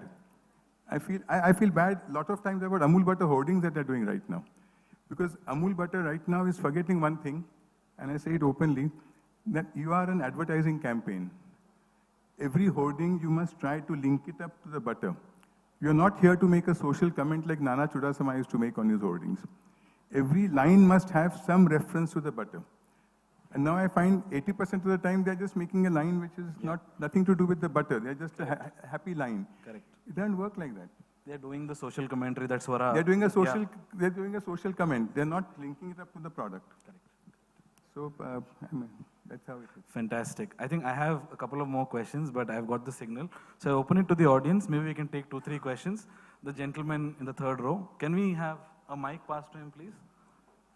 And don't ask me if I shave every morning my head. A lot of people ask me that, especially in colleges. When they say any question, they say, do you shave your head every day? And I say, look, I talked for last 1 hour about advertising. Talk to me about advertising. I mean, Specific question, short and question. I say, I don't shave every day. This is a mistake I made. I saw a shampoo which says all clear. So I bought that. I didn't realize what it was. So I said, Sorry. Yeah. Sorry. Am I audible? Yeah. Hi, Bharat. Hi. My name is Pramod Sadar Doshi. I run a management consulting and leadership coaching company. Innovation is very touch and feel and proof of concept. On the other hand, the world that you belong to, which is theater, art, there's this concept there called willful suspension of disbelief. Yeah. In your experience, how do the two reconcile? And if there's any example of a willful suspension of disbelief having a very touch and feel innovation example? No, I didn't understand. Okay, so you know, in your world, there is this thing of willful suspension of disbelief. Yeah. The ads that you create, the movies that you make, the plays that you write. On the other hand, innovation is very touch and feel, practical proof of concept. Yes. So, do the two reconcile at all? And if yes, is there any example where you're involved? No, I think in our world what happens is, although we do advise clients about how they should innovate in terms of products and how they should advertise that. One example was I launched a Zero B. I don't know if you know of a product called Zero B, which is a water purifier. Yes. And when we were launching that with Ion Exchange, the chairman that time came and said, this is an innovation. It has iodine extracts or whatever. So even if you put sewage water through this, it cleans it up, makes it 99% bacteria free. Wow. So that was the innovation. Now, his point was Indians do it all wrong. That we boil our water and think it's bacteria free. He's saying they don't realize that if you want to make it bacteria free, the water must be at boiling temperature for some 15 minutes or some such some specific period. After 15 minutes of at boiling temperature, what we do is the moment it starts boiling, we put it off. So it's not killing all the bacteria. True. So he said, please advertise and say that don't boil your water and waste your time. And the point we made that time was your product is innovative, it will work. But don't knock what people have been doing for generations. Okay. People's reaction shouldn't be, but from my grandfather's time and grandmother's time, we've been boiling water and we haven't fallen sick. Who are you, suddenly this new upstart who's coming and telling us not to do it? I said, say, do it whatever you, boil the water. As an extra precaution to make it 100% bacteria free, use Zero B. So when they innovate a product, we still have to go with the conventional thing of don't knock old convention and say we are a new thing which knocks out everything that was old.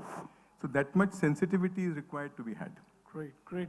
Thank you so much. Thank you. Appreciate it. Thank you. Yes. Yeah, Bharat, what Chetan said in the morning that you have to be bestseller, not the best one. So creating best products and selling them best. So how do you connect this? Like product has to have that substance, but at the same time it has to sell. And we have seen that a lot of best products they could not sell. So how the advertising helps all that? See, advertising can never sell a bad product. Yeah, that's true. Because we can make you buy it once. See, if you want to sell something once and get out of it, be a real estate agent. I'm sure many because would then take... you have to sell a flat once, say sea view, fantastic thing, no slums around, they'll be going in 2 years. Right now they're there, but they won't be there. You then have to come back to me again. But in advertising, I want you to keep on buying my product. I want you to tell your friends to buy that product. So it has to keep, so advertising, you cannot lie. You have to be truthful. And there are lots of examples of how some mediocre products didn't last because of great advertising. There was an example I'll give you. Parle's launched a thing called Big Bite years ago. It was like a little hamburger kind of thing. Fantastic. I don't know who did the advertising. It was mouth-watering advertising. It was the kind of advertising that KFC now does or McDonald's now do, where they show all these little rings of onions falling down in slow motion and lettuce jumping up, and it looks very mouth-watering. They did a campaign exactly like this years ago. People loved the campaign. But when they went to buy it, it looked like a little vada pav kind of a thing. So what we call dissonance between what you've seen and experienced and what you get was so much that if the campaign wasn't so good, the product would have lasted. A good campaign killed that product early. because people's expectations were very high, and what they got was a very simple thing. So advertising has to be careful about not overselling things and not getting overly creative about something that's a simple product. So that's the judgment you have to have. It's all thing about sensitivity to what is around you and what you're selling. You have to keep your eyes and ears open. I think what you said is integrity has to be there. Integrity normally comes, see, as I said, we advertising people don't know, like there was a problem, I handled Nestle. There was some problem with Maggie. And it became a major Lead issue. was found. There was some lead content. Now, we can't be responsible for that. We go by what the clients tell us. We can look at the reports, scientific reports of how good the product is. But 2 years later, if in some batch they find some more lead, advertising can't be responsible. Even the models can't be responsible. They said Amitabh Bachchan or somebody shouldn't be advertising for this. How can he be responsible? He doesn't know what will happen 2 years later in one batch. But we have to take care that we are not lying. We should be careful that we do not exaggerate and we do not lie. Okay. So, do you, backbencher, Yeah. Yes. Yeah. So, do you see yourself doing a bottoms up on the metaverse in the future? Bottoms up is the longest running play in the history of English theatre. Yes, that's and why. As I said, I'm very proud of this and I don't feel shy saying it. I come from a Marathi medium school. I could not write a single sentence in English. And today I've written 33 plays in English, which nobody from English medium school has written. And I don't think I need to feel sort of shy or something about this. I say it very happily. But Bottoms Up worked at that time not because the way it was written. Bottoms Up had lots of innovations. Bottoms Up for the first time used regional language actors in an English play, where they spoke with their own accents. We had Marathi actors, Atmaram Bhende, Kishore Pradhan, Viju Khote, Shubha, then we had Gujarati actors. We had Paresh Rawal come and do something, Tiku Talsania come and do some roles. We had Parsi actors. So I think that was the innovation of suddenly using actors from regional theatre. And I had English Lavani, a Marathi Lavani in English. I had 9 English Hindi Kavvalis in English. I had a Bhangra in English. I had a Rabindra Sangeet in English.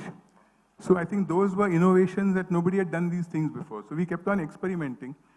The only problem now is the kinds of actors that I had that time in Bottoms Up, they were so brilliant because I used to change. Every show used to be different.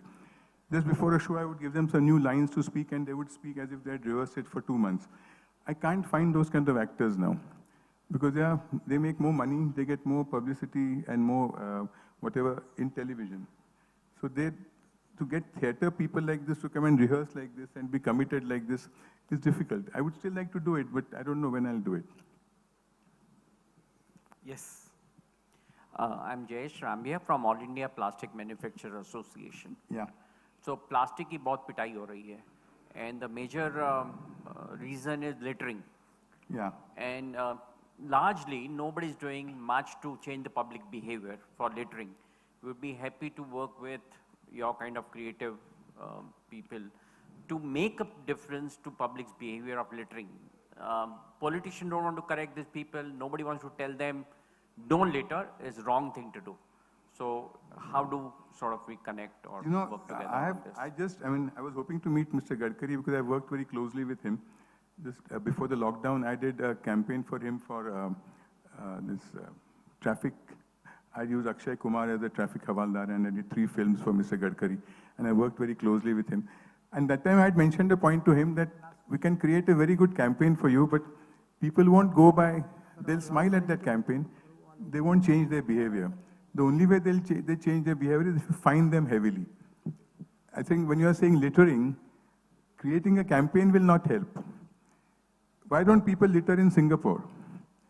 When we go to Singapore, why don't we smoke where we are not allowed to smoke? Why don't we throw a cigarette butt on the road? Not because we are educated and we are aware. We are scared of getting fined. And I think the only way you can stop these things happening is if you can increase the fines. And I told him that time that the fine should be commensurate with the cost of the vehicle. Charge a Maruti guy 500 rupees, charge a BMW guy 5,000 rupees. Charge Rajesh Agnello 10,000 rupees if he makes a thing. Because 500 rupees to him will not mean anything. He'll pay it without thinking. But if it was 10,000 rupees, he may next time not break a rule. But these things only work whether it's plastic or traffic rules. They only work if there's a punitive action against it. But education takes years to, no matter how much money you spend, education is a long-term thing. When Modi ji has started this whole thing of Swachh Bharat, I still find people from Mercedes cars spitting on the road or throwing water on the road. So people can tell you what to do, but unless you are punished for doing it, the only way is punishment, only way is fines. Even we did this campaign for Mr. Gadkari, those 3 ads, we won many awards for that campaign. Rasta kisi ka baap ka nahi, that was our slogan. I don't think it worked. I still see people breaking in India, as somebody said, I think Oprah Winfrey said that, I think your signals in India are only for entertainment, because nobody follows them. So it will not work by an advertising campaign. It will be a waste of money for you to even create a campaign. It will have to be done by government heavily fining people for breaking that rule. Bharatji, sorry to contradict you, but you had also said that in a, urinating at a place, you had found out a very interesting way to stop. Yeah, that was a very interesting thing. Dr. Pasricha was the commissioner of traffic in Mumbai. And he came to us and said, look, there's a problem that people urinate and spit on walls outside buildings and all that. So some buildings have put God's pictures on their walls and all that. But we can't have the whole Mumbai with God's pictures on their walls. So we want to say this. And he gave us a slogan. He said, यहाँ थूकना या पेशाब करना मना है, दंड 5,000 रुपए या कैद by order. And I said, sir, very humbly I can tell you that don't do this. Because what happens is in every human being there's a child. And if you tell a child not to do something that will punish you, that's the first thing the child will do. So if you say we'll punish you by order, they'll say, acha, we'll urinate on this, let's see how many policemen you have to catch me. I said, do it by making them feel embarrassed. So we created a slogan which said, यह गधों की पेशाब करने की जगह है. And we said, put that up. If somebody goes and does it there, somebody will click a picture and he'll never do it again. So as an experiment, we put that hoarding in about 10, 15 places, after which Pasricha got transferred, not for the hoarding, for whatever other departmental things were. But that is the way to do it. Like I gave an example of, I said, if you see a sign which says, drive slowly, how many of us slow down? But I said, if you change that, I saw it in the US or something like, which says, drive slowly, nude bathers may be crossing the road. And I said, people will not only drive slowly, they'll stop there, saying, आता होगा, आती है, रुको यार, इतनी भी जल्दी क्या है? Just wait यार, लिखा है वहाँ पे nude bathers आ रहे हैं यहाँ से. So if you want to communicate, don't say what you want to say. Say what will appeal to the person who's reading it. So that's the way to do it. I think the appealing has a pattern, and that's a great note to end. Can we have a huge round of applause for Mr. Bharat? Thank you.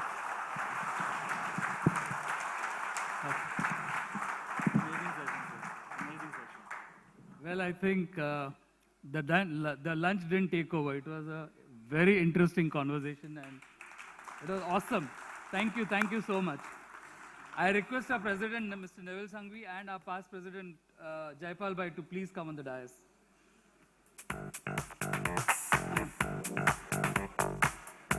Thank you, Mr. Bharat.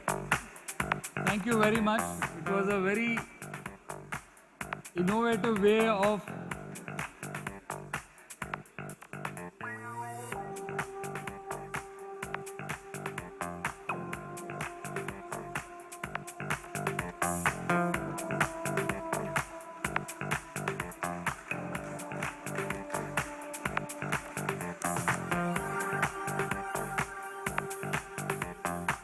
Could we get the next memento, please? Since he's asked for a Marathi thing, I must give you one example of what we did, Innovation. I did a play called Monkey Business, which was about, and in the end, there's a guy called, I forget his name, and Vihang Nayak used to do that. And there was a girl called, Pyare Mohan was his name, and there was a Tanaz Garim used to do another girl who wants to marry him. And the play ended on that marriage. And then people came to me and said, my cast only came and said, you know, Bharat, the end has to be a little bit higher. Can we do something different? So I said, the only thing that we can do is only Maharashtrians have a system which no other community has of ukhane ghena in a marriage. Now, Navratya now ghena is a big thing. which no other community has. Only Maharashtrians have that. So I said, let's take ukhanas in English. So we had to explain to the audience what that means. So we had Kishore Pradhan, who was a priest, who said, you want to get married? I'll get you married, but first you must take your husband's name. So she said, yeah, Pare Mohan. He said, no, not like that. First you must blush, and then you must take his name in a poetic couplet. So she said, what do you mean poetic couplet? So he gives an example. He says, for instance, I'll give you an example that Himalaya is very tall, through which Ganga Maya flows. Himalaya is very tall, through which Ganga Maya flows, and after marrying so and so, I hope our love grows. Now, we Marathi people take ukhanas like this all the time.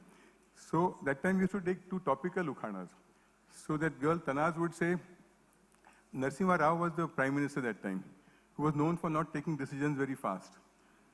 So she would come and say, where we are going for a honeymoon is not decided up to now, because in taking quick decisions, Pyare is like Narasimha Rao.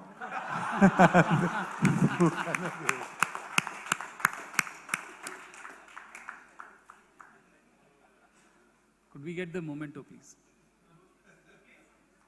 I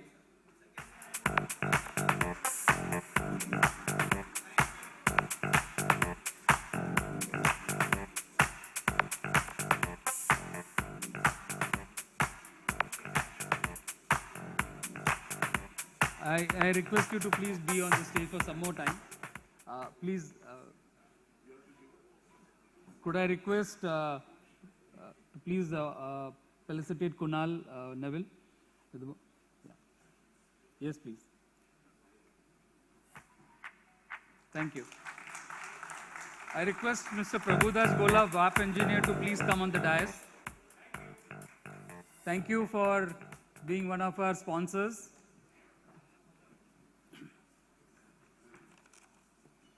VAP Engineers Private Limited, founded in 1994 by setting up their design, production and quality management facilities at Mumbai, over 2 decades of experience in welding and plasma products, has greatly helped VAP to establish itself in the Indian welding equipment market. Its products are being used in industries like shipbuilding, petrochemical, construction, transport, offshore energy, repair and maintenance. VAP is continuously engaged in expanding dealer networks and branches.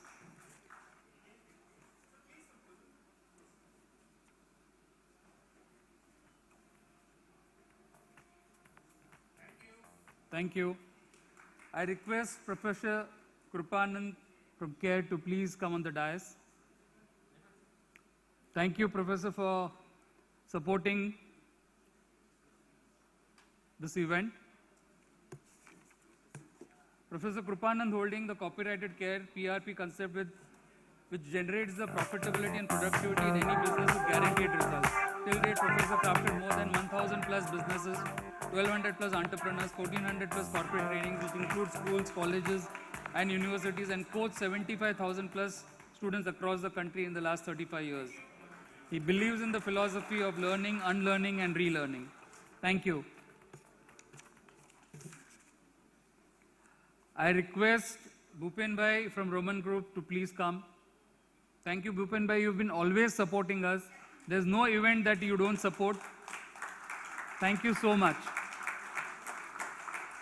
He's one of the biggest supporters we have in BIA. A big applause to Bhupen Bhai.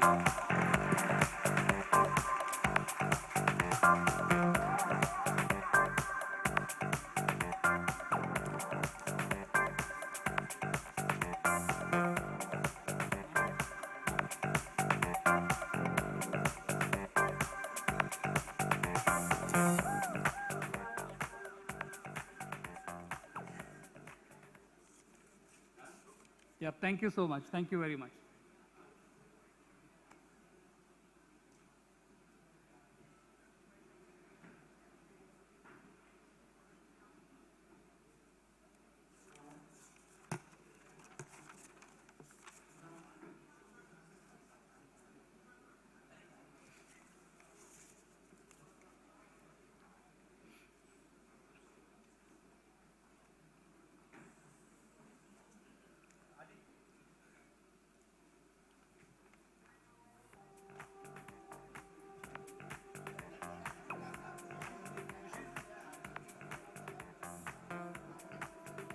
Friends, we had a very interesting journey since morning. I hope you all have been enjoying the journey. We had local to global, where we had a very different take on a local to global as to how you innovate with yourself.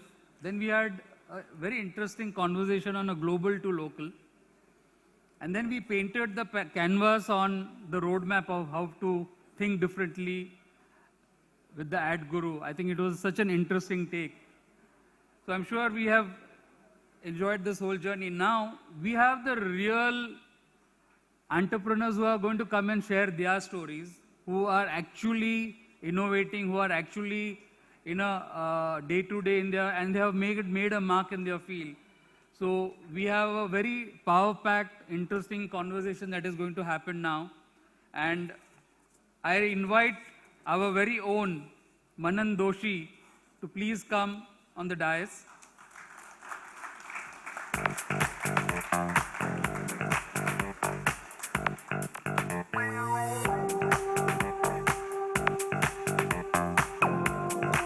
I request Agnellorajesh and Tejas Goenka to please come on the dais.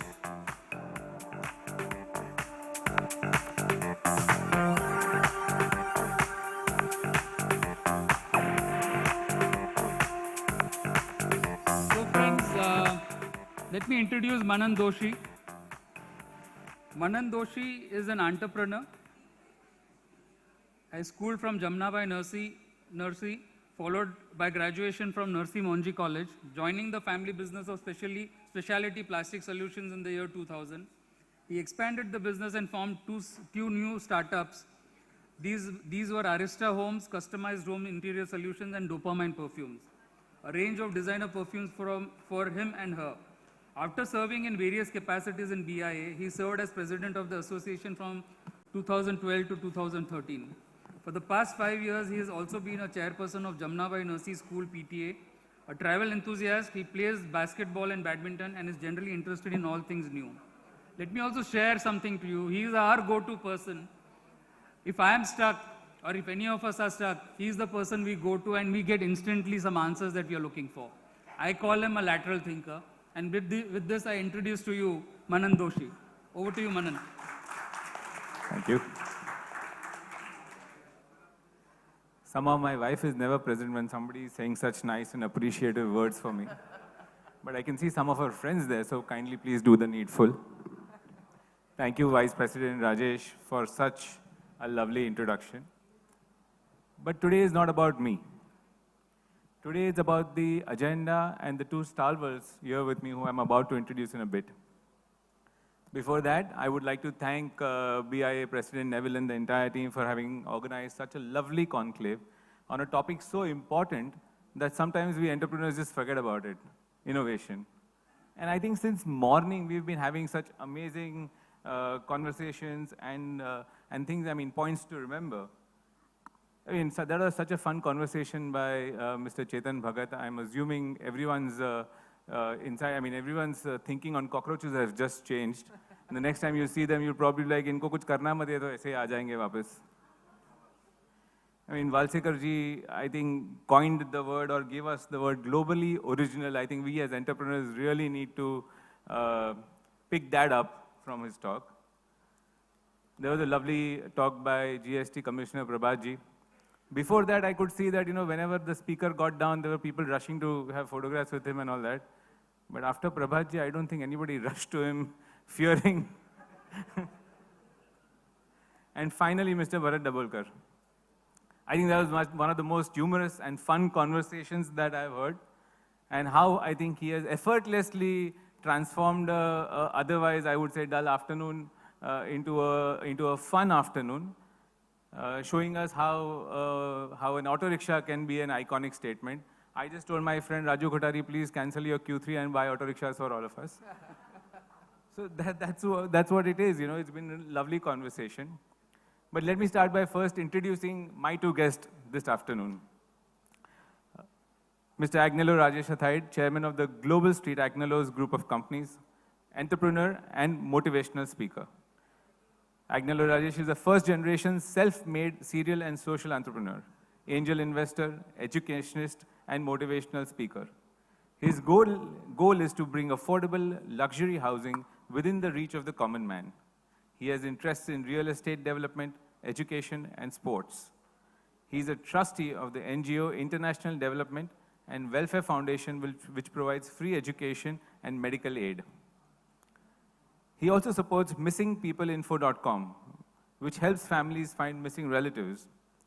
At the age of 17, he was an English teacher to a 45-year-old, which taught him that learning and teaching has no age limits. After his 12th grade, Mr. Thaid started his own business of door-to-door sales, thereby understanding people's decision-making process. He primarily writes about overcoming challenges despite the cards that one are dealt with in life. His book is about life journey talks about the obstacles he faced on the way to becoming a self-made entrepreneur and aims to motivate youth. He has also written for four publications on tips for entrepreneurs and given motivational advice through his YouTube channel, which is Inspiring Business Fundas. He has a mobile app, Inspiring Conversations. He has previously written for Your Story on how professional networking platforms can be a boon for micro-entrepreneurs and MSMEs. He has also written about how social media and networking are vital in this day and age, and how important it is to create an online steady presence. Sir, is there anything you don't do? Let's welcome him with a big round of applause. Thank you. Next to him, we have Mr. Tejas Goenka, Managing Director, Tally Solutions. Tejas has been the Managing Director of Tally Solutions, working on making connected business environment a reality for small and medium businesses via the next generation Tally product roadmap. Seeing the tremendous opportunity to positively impact the lives of millions of entrepreneurs across the globe, he's expanding Tally's footprint beyond India to the Middle East, Africa, Southeast Asia, United States, and Canada. Mr. Goenka's customer-centric approach has driven Tally's strong selling and servicing partnering network, which comprises over 28,000 partners, to a more accountable, higher quality network, resulting in aggressive business growth. Living the philosophy of simplifying the lives of MSMEs with technology and products made for them, he has led Tally's transition into the GST era with the enhanced product capability and distribution network, taking Tally to a 2 million plus strong customer license base. An alumnus of University of Pennsylvania, he joined Tally in 2011. Tejas enjoys reading, traveling, and has an avid interest in math. Please welcome him. That's great, Tejas.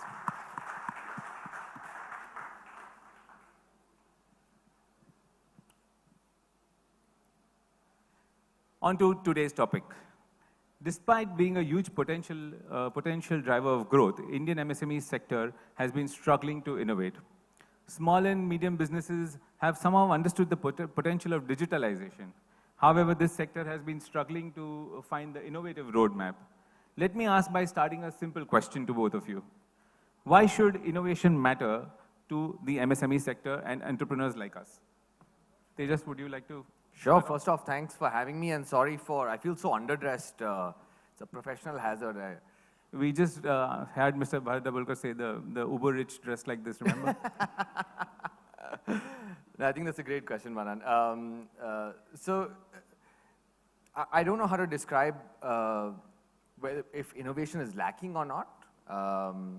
Because when we meet customers, we see a variety of adjust to fit, a drive to survive, a drive to thrive type of attitude. I certainly do see that in general.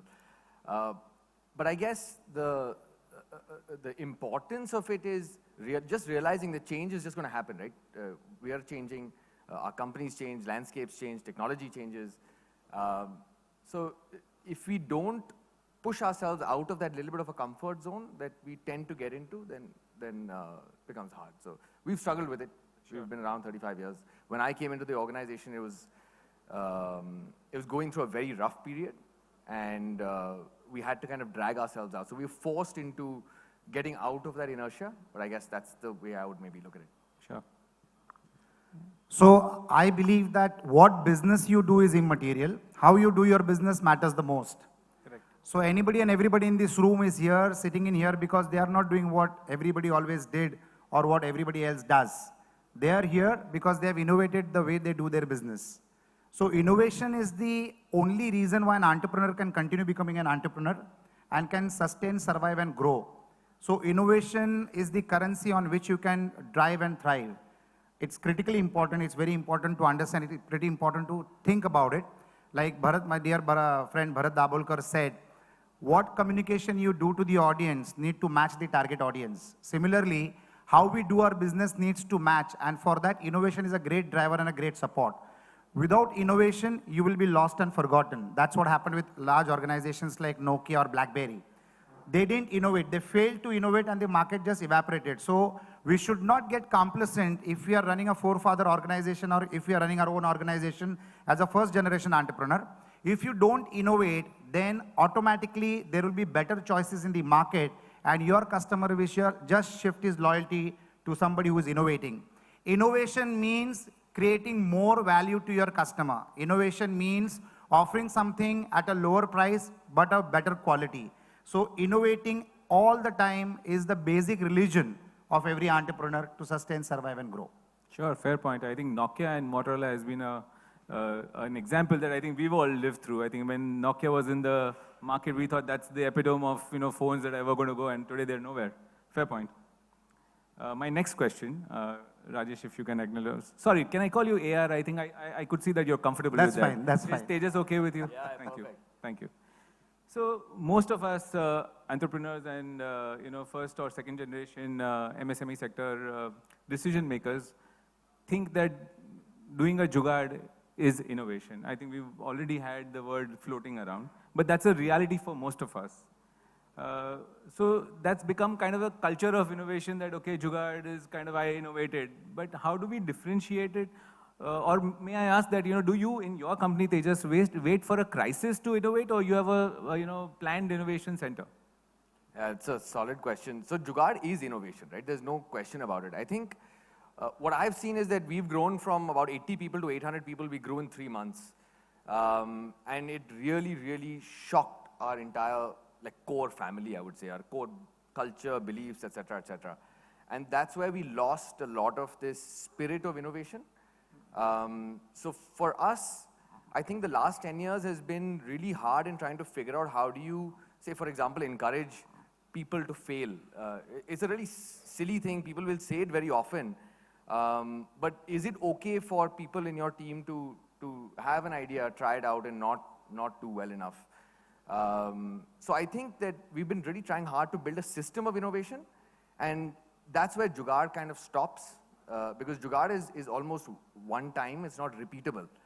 And the moment you want to try and build a system, we have now about 1,000 people in the team, it's important to make sure that people feel like it's their job to innovate. And to do that, you need to think, you need to try things, you need to celebrate ideas, sometimes celebrate lessons, share lessons with everybody. So those are the kind of things that we try to do to build that system rather than keeping it kind of one-off. Sure. How about you, AR? So, jugaad is synonymous with Indians because both सारे बार ऐसे introduction होता ना बड़ा जुगाड़ू आदमी है. And jugaad connects with my very dear friend Manek. He speaks a lot about jugaad and the way Indians do business with the word jugaad.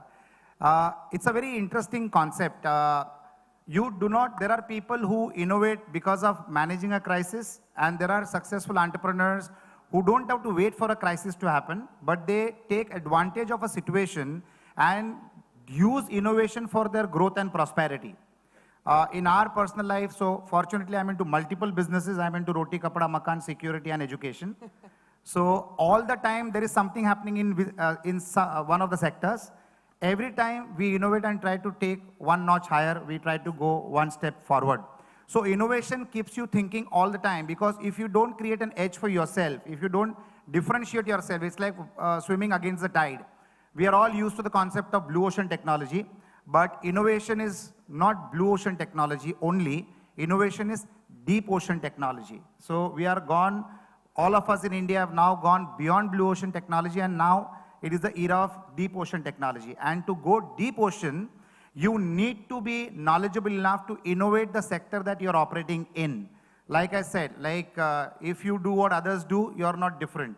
So to differentiate yourself from the market, you need to innovate. So should not be waiting for a crisis to happen, but you should be innovative to preempt a crisis and take advantage of the upcoming situation and grow faster because of that crisis. Sure. So would I be right to say that if we do, set up a system of innovation, we can preempt the crisis and basically reduce the number of jugards that we do? In fact, you should never think about a crisis. You should keep on bettering yourself in what you do, whether you're in the product industry or whether you're in the service industry. Crisis might not be happening in the city you operate, but crisis must be happening in that sector somewhere in the world. So instead of thinking about crisis, if you can keep bettering yourself, because the best competitor to you is you yourself. If you try to be better than what you were in the previous evening, definitely you stand a better chance in the competitive scenario. Today, competitors are your complementers, because if you are better, then your competition is helping the audience or the customer to see the difference between what you're offering and what the competition is offering. So do not wait for a crisis to happen, but make innovation a habit. It might be a product, it might be services, it is always going to be the attitude that you carry and the way you can differentiate by creating innovation in your system. Perfect. So I'll ask one question that most of us face when we want to start something new, the process of doing it, right? So in your opinion, what is the process of innovation? Tejas, you want to start? Sure, and maybe look at it two ways, right? There's an individual trying to innovate versus there's a company trying to create a culture of innovation or kind of systematically, continuously innovating. And I think they're different. So the moment you look at an individual, it's fairly straightforward. You come up with some idea. The idea needs to be tried, tested, bounced off people. You'll talk to smart people. Try to break it in your mind. So you'll have some concept, some spark of inspiration, and you'll try and say, "Acha, ye nahi theek hai, ye nahi theek hai." Something like that happens, and then you'll try it out in some way, and then you'll figure out how to scale it. So it's a very generic answer, and it's honestly the only way I can think about it. But then there's this different, it's a very different problem when you're trying to get 100 people or 10 people or 1,000 people to try and continuously come up with ideas and shape that system. Different things work for different people, but what's worked for us and what hasn't worked for us also I can share. What's worked for us is that we genuinely do appreciate failure. So it's okay for someone not to do as well. Your goal system, your incentive system, all of these small things start to matter. The other thing that we've done is we've kind of started to share a lot of stories about innovation that goes unheard of. It could be process innovation, it could be I met a customer and I was able to do something new for them. It doesn't matter really. The point is that you had the courage to try something. So we've tried to do different things there, and it's basically different when you're doing it yourself versus when you're trying to get your team to do it. So that's what I've learned. Sure. Well, the process of innovation begins from ideation. You need to ideate, and at all times as entrepreneurs, we need to have our resources mapped to us. When I talk about resources, these resources are the resources which you control and you own. And I also talk about resources which you can reach out to. On the basis of these two parameters of owning your resources and connecting with the resources when required, you can create ideation to implement an innovation. If that is done, then probably when you're implementing innovation, you need to create milestones in terms of timing and in terms of numbers of what needs to be achieved. Align your resources with those timelines and milestones. Monitor the outcome, and if the outcome is not as per your expectation, then be flexible enough to change things and decisions along the way to make sure that you reach closest to the goal that you want to achieve. So I think it begins with ideation, mapping resources, creating milestones, monitoring the process of achieving those milestones, and doing corrections if and when required and wherever required. Yeah, so I can say maybe fear of failure cannot be a roadblock to innovation. Probably you can take it as a learning stepping stone. Oh yeah, 100%. And just think about it. Bharat sir had spoken about so many things that failed, campaigns that failed. And you can see through the conversation how many lessons have come out of it, right? And the key one that stands out is that you have to know what you're talking to your audience about. I don't think that's a day one lesson. It seems like it's common sense, 20 years back, but someone starting out may not feel that way. So there's definitely this courage to be able to try. And the moment that you need that courage, you can't. I guess business owners, entrepreneurs in general have that, but teams may not. Sure. And therefore, this fear of failure kind of applies when you're trying to build a system that you have to somehow dissipate it. That it's okay to fail. It's not a big problem. Perfect. So AR, in your opinion, what are the 3 barriers of innovation that you have faced or that you think that is a common, point? Well, the general belief is fear to fail. That is lack of confidence. That is what they fear. And secondly, consequence calculation is a deterrent. A lot of people, because of fear of failure, they calculate the consequences that we can get bankrupt by doing so and so action if it doesn't work. Sure. And that basically holds them back. I would say that fear of failure is not negative. Fear of failure should be positive. It is a positive stress. What we call as stress, a positive stress is called as eustress. Right. E-U-S-T-R-E-S-S. If we have eustress on us, our chances of failing is less. You need to do your consequence calculations definitely before you get into an innovation process. You should not get wiped out because of a wrong innovation attempt. But at the same time, that fear of failure should motivate you to make sure that you're right with every calculation, you're right with every resource, you're right with every decision, you're right with every action, and ensure you that you're alert every moment of the process that it takes to implement that innovation and reach you to success and glory. Be thorough in that sense. Absolutely be thorough. So the fear of failure should be a positive and not a negative.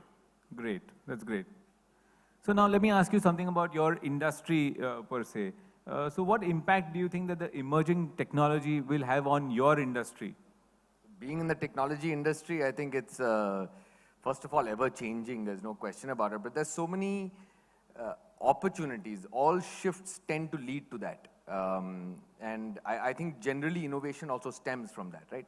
So for us, there's what all has happened in the last 5-6 years: connectivity, mobility, intelligence, the availability of sensors all over the place. So I think there's a lot that's already being spoken about. And I think there's a lot that we could do. So our DNA, I would say, not just from the industry, from our particular business, is not to think about use case by use case. We, for example, try and say, okay, there seems to be this technology available. How can we get it accessible to 5 million, 10 million, 20 million entrepreneurs and businesses? And that's really where we try to create things on top of the foundation. So there's mobility, connectivity. Those are the base ones. On top of this, you can do things on communication, accessibility, security, things like that. So I don't know if that gives you a hint. So Tejas, I know you're a second generation entrepreneur for sure in this particular business. So what would you say to some of us, or many of us in the field whose first generation or earlier generation still harp on having physical books of records rather than just digital? It's a reality. I would say just do what is convenient. I think the biggest thing is for us trying to force fit something somewhere, it sometimes doesn't work. If you find it convenient to run your business that way and grow your business that way, it's the right thing to do. If it's not convenient and if it's stopping you from getting somewhere, try to explore what can help, and we can certainly help. That's a much nicer way of putting it. AR, in which of your business you think that innovation is going to completely change the scenario 3 years down? Well, it is already changing the scenario for every business in every sector, including the businesses that I'm involved with. Like, for example, in real estate development, you can now, we do a lot of villa developments across multiple cities of India. So nobody could have imagined that you can build a home and then without demolishing it or destroying it, you can just pick it up and take it to another location. People were not aware that you can today make a house in just 90 days, get it installed and get it plugged and take it to a different location altogether. Everything comes pre-fit with the help of technology. The quality is better, the prices are more economical, and the structure lasts a longer time. So that is innovation in the real estate sector. I'm into the food sector also. The way food happens, people might be aware about things like today you can store a burger for years together without losing the nutrients or the taste of it. So that's technology, that's innovation. So you can make it, you can store it, you can transport it. The food shelf value has increased because of the packaging, whether it is semi-cooked food, raw food, or completely cooked food. So that's again technology, that's again innovation. So rather than the customer coming to the restaurant, today the restaurant goes to every customer's house in the form of packaged food. That is again innovation. Today you are having this mobile phone, so I'm also connected to a business which is related to the mobile phone. The mobile phone is not only to make phone calls or use it like a computer, but your mobile phone today is also becoming a security device which can become like your bodyguard 24/7. That's my new business model that we have launched, one of the security businesses that I'm into. So today innovation has dramatically changed the way an entrepreneur does business. What you need to understand is how you can backward integrate, how you can forward integrate, how you can make a customer base, how you can multi-leverage that customer base. And I personally feel that as an entrepreneur, you can grow your business in 3 ways. One is by adding new customers to your business, which even a kindergarten boy knows. Second is adding more products and services to your customer base. And third is the best version, which is doing both, adding new customers to your customer base and adding more products and services to your customer base. Because in business, the most important currency is trust. And if you have won the trust of a customer in one line of business, automatically you can leverage it on multiple lines of businesses. That's what Tata does, that is what Mahindra does, that is what Birla does, and that is what a lot of other successful entrepreneurs and organizations do in India. Sure, great answer. So let's get into some specifics. Tejas, how about you? In your company, how has innovation, given you success or failure for something that you've done, some live example, something that you've gone through? Oh yeah, I can talk about 2 things. So the first thing that, and a lot of people here would know this, one of our biggest challenges as a company has been the not paid for tally. I think the biggest thing that we kind of understood there, which is and we've taken a very different approach than everybody else when it comes to software. So what we realized was that you ask anybody, any business owner who uses the product, that where would you go and buy something? Where would you go and pay for it? Where would you go and buy it? Even if you wanted to. It's very hard to answer that question when it comes to software. So what we ended up doing over the last decade, roughly decade and a half, is to create India's largest network of partners who participate in that sale. And for us now, very happy to say that compared to anybody else in the market who claims to have piracy, we're at 1:2, 1:3, 1:4 maybe. So one paid for and the rest of them pirated, versus some of the other big guys, 1:20, 1:30, 1:40. So I think that's been a very big positive lesson. We've also had some struggles. We've had to create this network from scratch. We've tried to see how we can grow the entrepreneurs who participate in this network, and we've taken some very restrictive steps in doing that. We try to do it to help get customer quality, but I think that we didn't, and Bharat had said it better, we didn't know the audience that we were talking to. And I think that was a very hard lesson that we learned about 5-7 years back.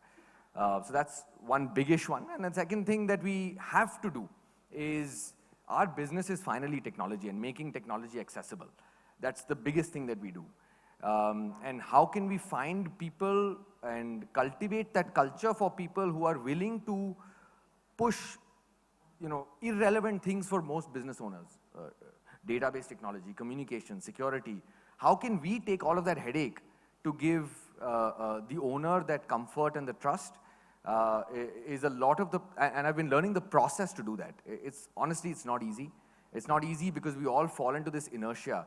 Ki jo chal raha hai, wo chal raha hai. And I think it's important to internally shake your system. It's important for you to have a little bit of energy, for you to stand up and say, I have failed in doing something. I tried this, I tried that. Chalo, let's try this. And I think backing through that has been the other experience that I can share. Sure. How about you, AR?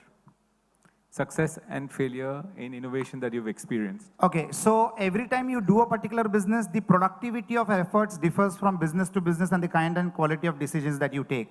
Like for example, due to pandemic, a lot of business processes changed. I think this era is going to be known as before pandemic and after pandemic. And the same entrepreneur, the way he took decisions before pandemic and after pandemic has also changed. So due to pandemic, we ventured a lot too much into the e-commerce sectors, where we tried to innovate by creating a connection between the offline and the online ways of doing business. There were some learnings, there were some losses, and in a business venture, when you innovate and when you lose money, you don't call it as a loss, you call it as tuition fees. So you learned a new way of not to do the wrong things or take the wrong decisions.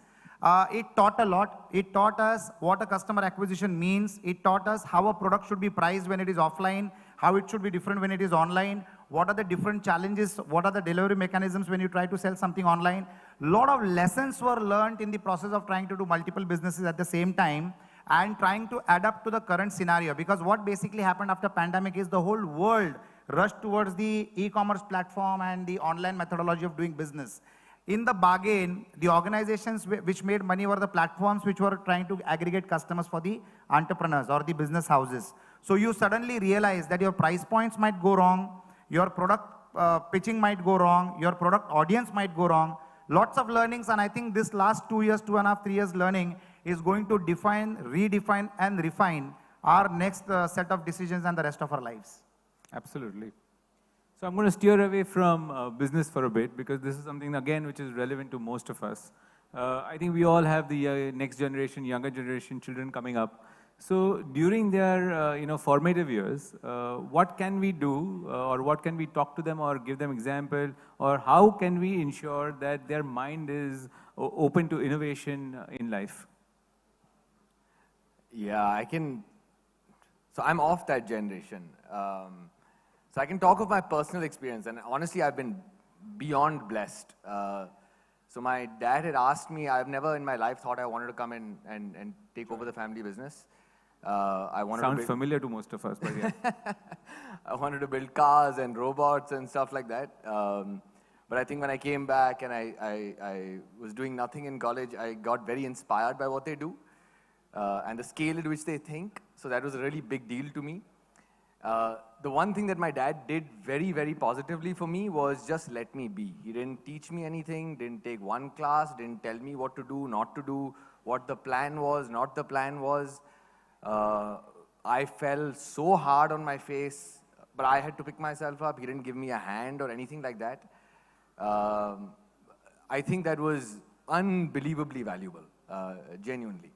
And I think that inspiration for the next generation, honestly, is almost innate. And I think that letting it be a little bit free, even if so if you're giving it to them, then give it to them. If you're not giving it to them, don't give it to them. Sure. I would probably say that because it's really taught me a lot.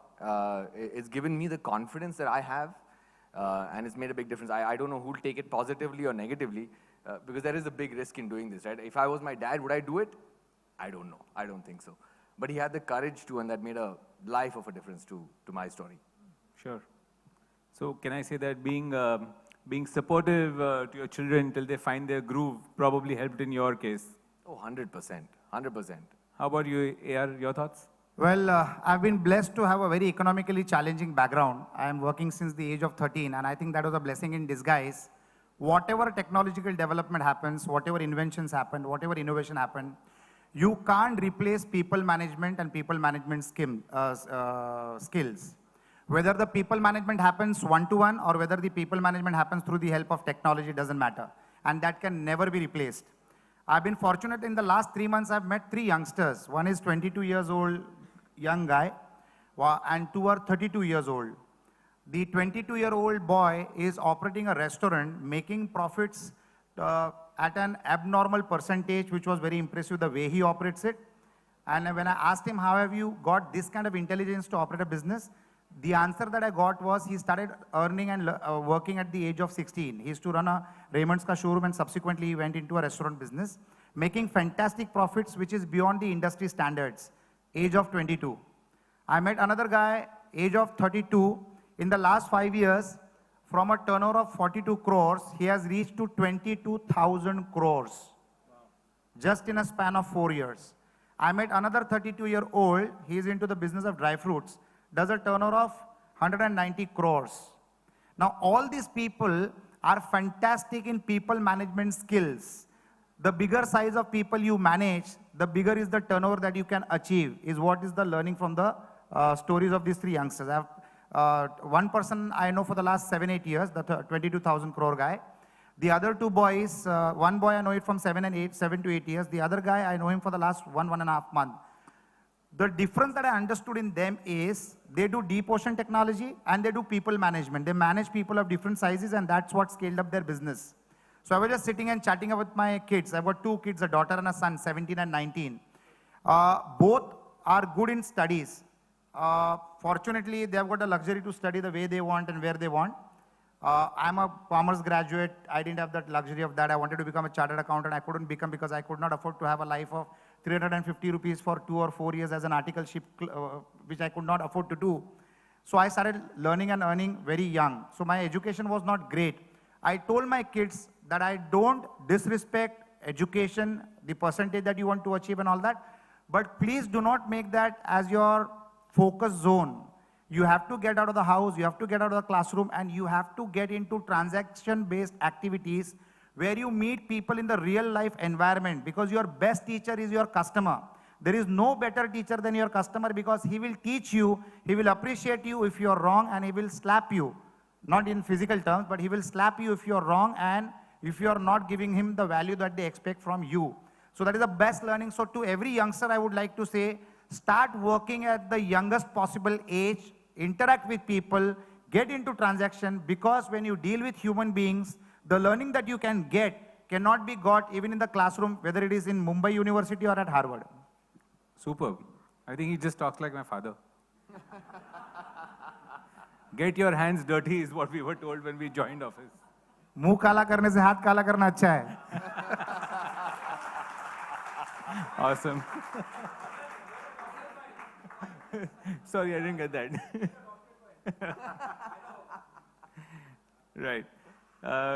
So I think before we, head out to ask the audience their comments and some questions, what I would still like is to, ask you is that, what would you, what's your last word for entrepreneurs? Something that you really feel about, in the sense of with innovation in mind, without whatever you feel. But as entrepreneurs, growing companies, what would you say if you had to tell them in a couple of lines?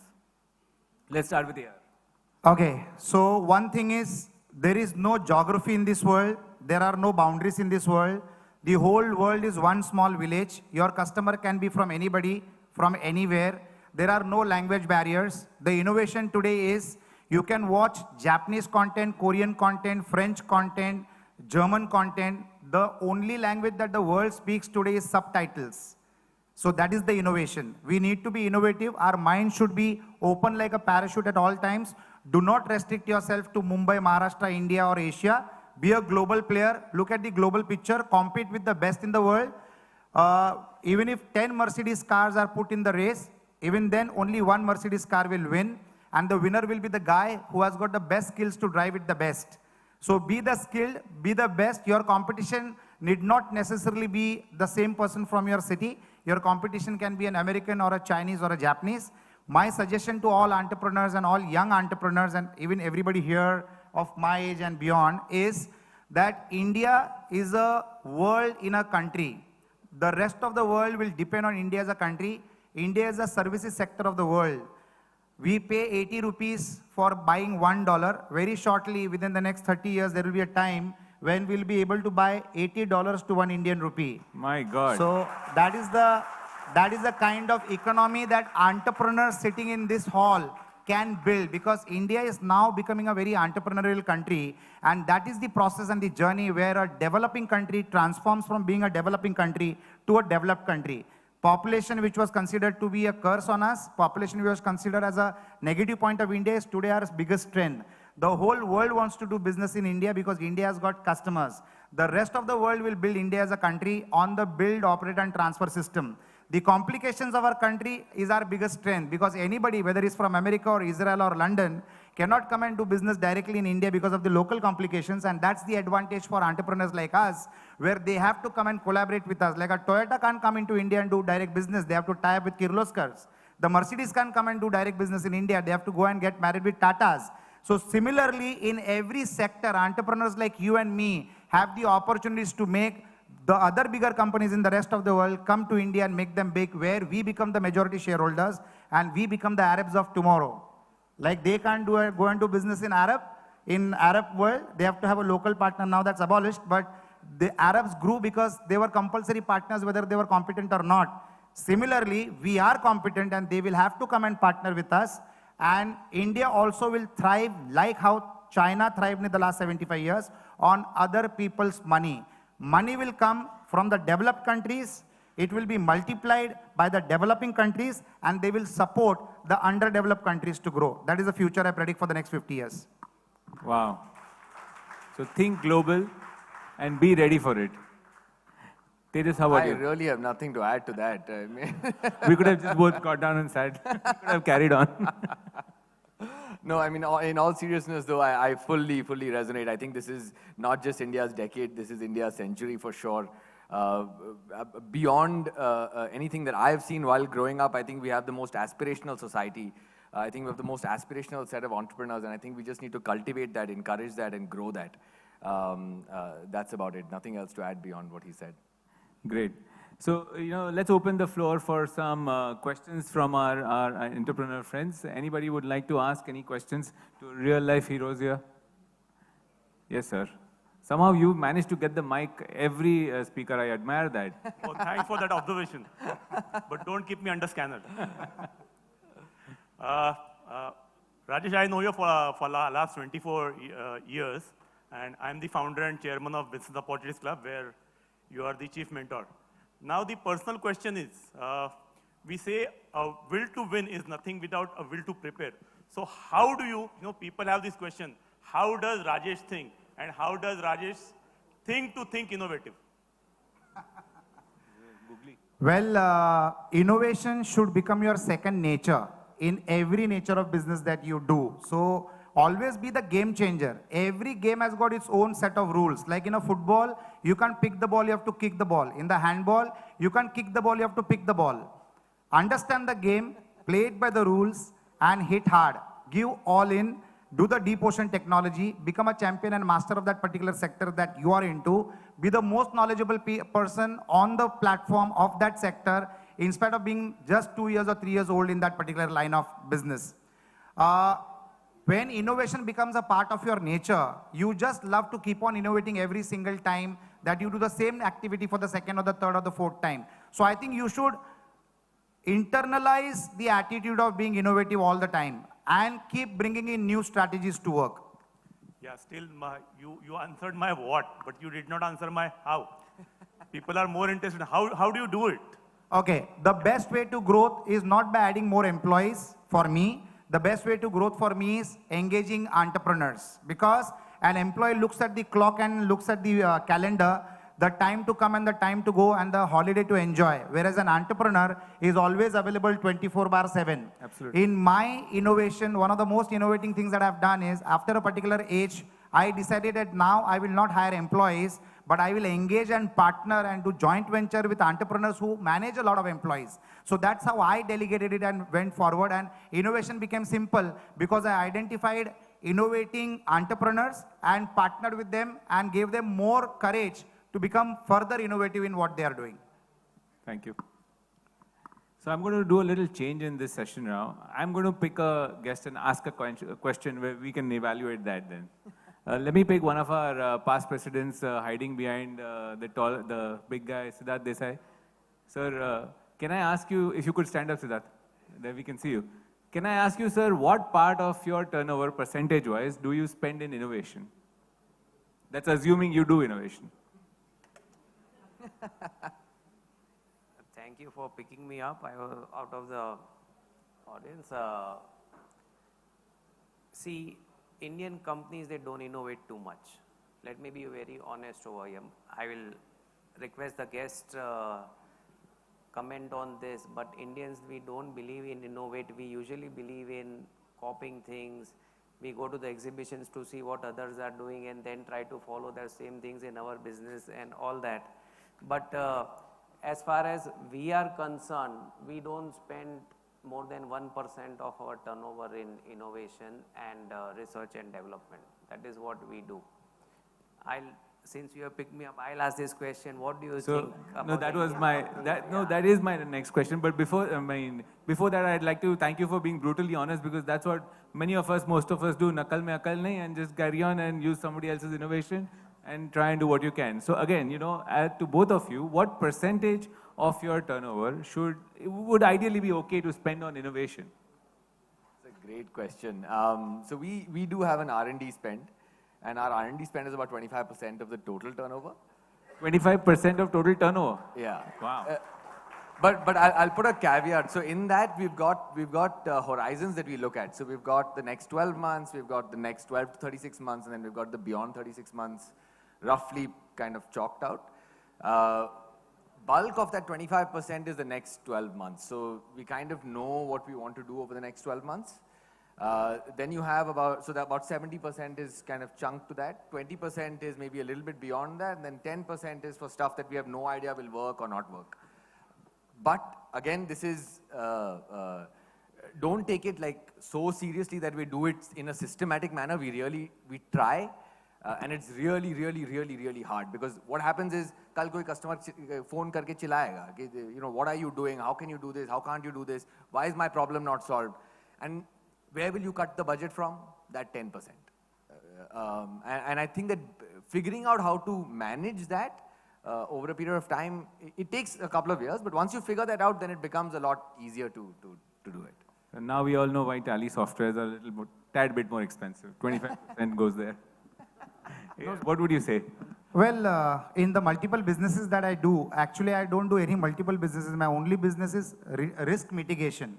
I will see an opportunity, I will calculate the risk, and I will dive into it. So I don't have a segregated budget for innovation, but I redeploy my revenues into any innovation that I want to do in any one of the sectors. So I get the strength of the revenues of multiple businesses, and I get the power to experiment that on the innovation that I want to achieve in any one of the sectors. Like currently, I'm doing something big in the food sector. People will come to know it in the next 2 to 3 months' time. It is on a national scale. So when I get into it, I go all out. I don't segregate 10, 12, 13, 15%. A very interesting gentleman told me a very exciting story, and I based my life on that story. He said, there was a small island and there was a big island. For 300 years, the small island wanted to capture the big island. And they always lost and they could not win the big island. One day, a new general came. He took the small island army, crossed the sea, went to the big island. First thing that he did was he burned the boats. Then he told his people, either we win the island or we all die. And that time, they won the island. Wow, burning bridges. So you cannot segregate these kind of decisions with percentages. That's what I do in most of the businesses that I want to innovate. I go all out. It's Great. all in. Go all in. So the fear of loss is, if you lose here, you lose everything. So I never lose. Well, I'm not too sure if we can advise this to everybody in this room. It depends on the appetite of the person who's playing the game. It's like people put money in gambling. I put money in business. Absolutely. And I make sure that I have to win at the end of the day. Otherwise, it's a dangerous story. So not for all, but that's how I manage innovation at my end. Were you playing a lot of 7 up and 7 down in the fun fairs in school? I had nothing to lose. I come from a very challenging economic background. Jo hai, usse kharab kya hota? So that was the... Right. So I'll tell you something interesting. One small thing before I could conclude my answer. I come from an area where being bold is not a novelty. I come from a place called Malwani. And Malwani in Mumbai is considered as a Tadipar area. Tadipar area means people who get externed from a city like Mumbai, they go and live in that area, where you don't know whether you'll live the next day if you do something wrong. Abhi wahan se aane ke baad, you wouldn't fear whether the innovation will go through or not go through. Wo jana hi hai. That's fine. All right. We have a slight commotion, but that's okay. It's worth it. We have one of our senior past presidents come in. Shubh hota, yes.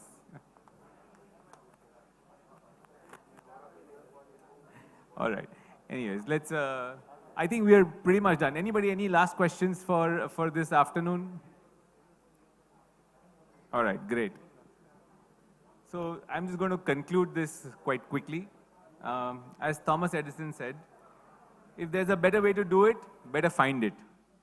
So this is what innovation is, according to me, finding better ways.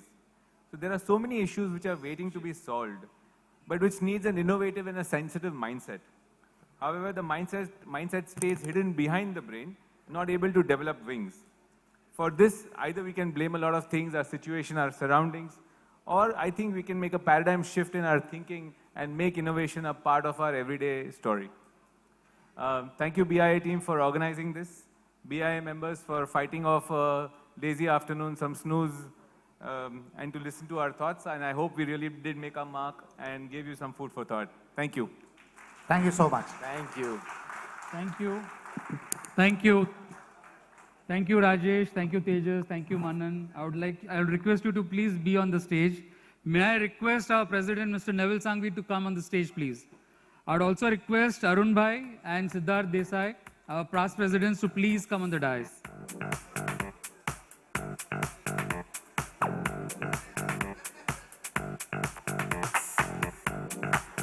May I request Nevil to please come on the stage? I request you to felicitate Agnellorajesh with the memento.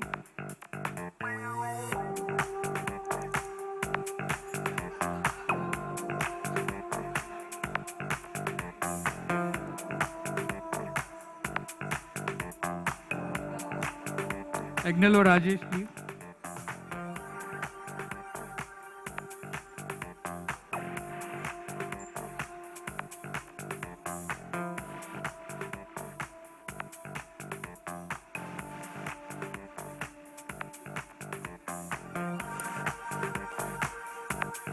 Can you please send for Tejas?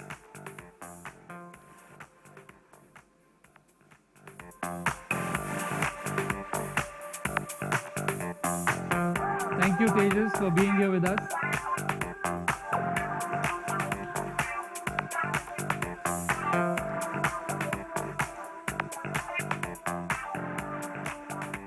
For Manan Doshi, please. Thank you, Manan. That was a job well done. It was an interesting conversation again. Friends, I would like to call upon Narendra Bhai Ruia and Jaipal Bhai on the stage, please. May I have Narendra Bhai Ruia here, please?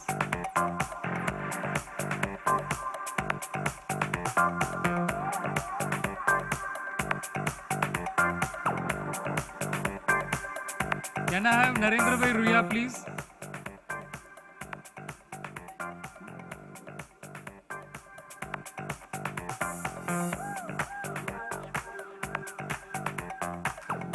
Friends,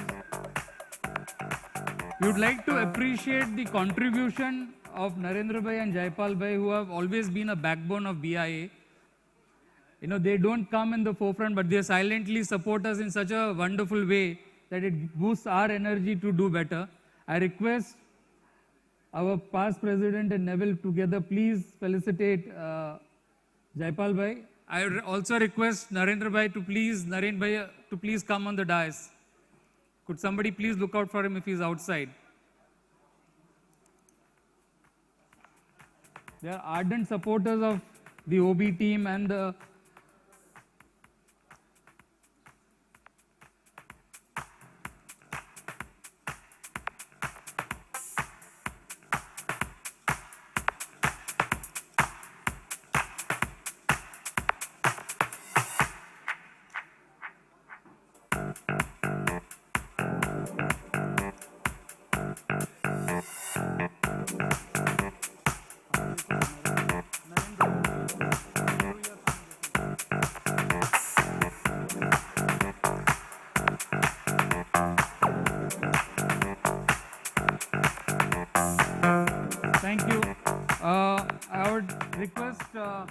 the team to still be there for another 5 minutes. We have a very interesting ceremony.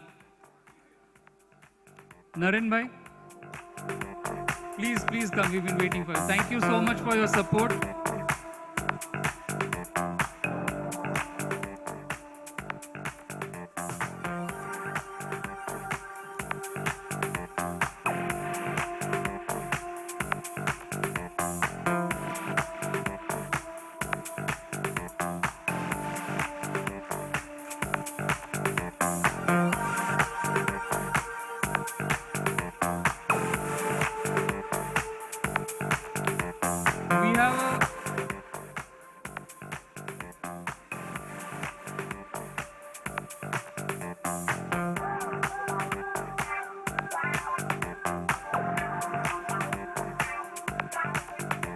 Thank you. I would request Rajesh, Tejas and Manan to be here with us, and I have just one more small ceremony that we are doing, so I would request you to be here. Thank you so much.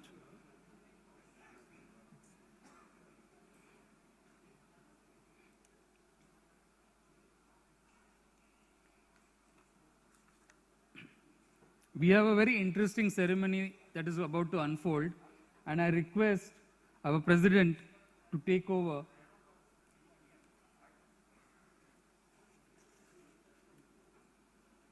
Yeah.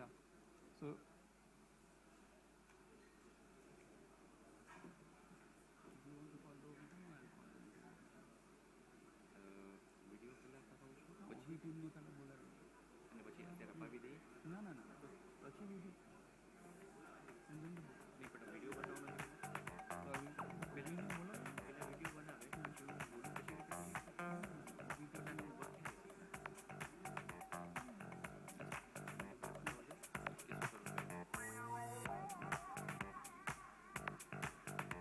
Could you please, Sushil, could you please play the video?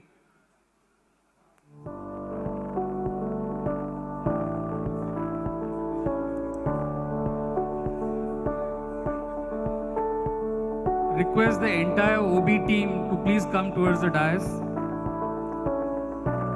Request the entire OB team to please come towards the dais.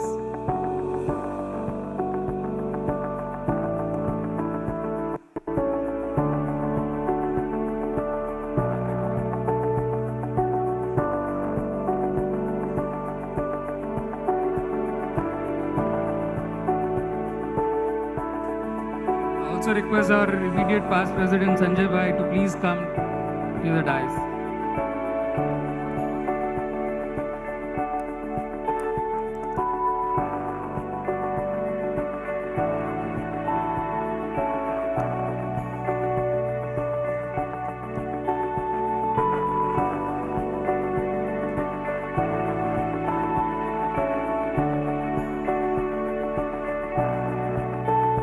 I request Rakesh Agarwal to please come on the dais.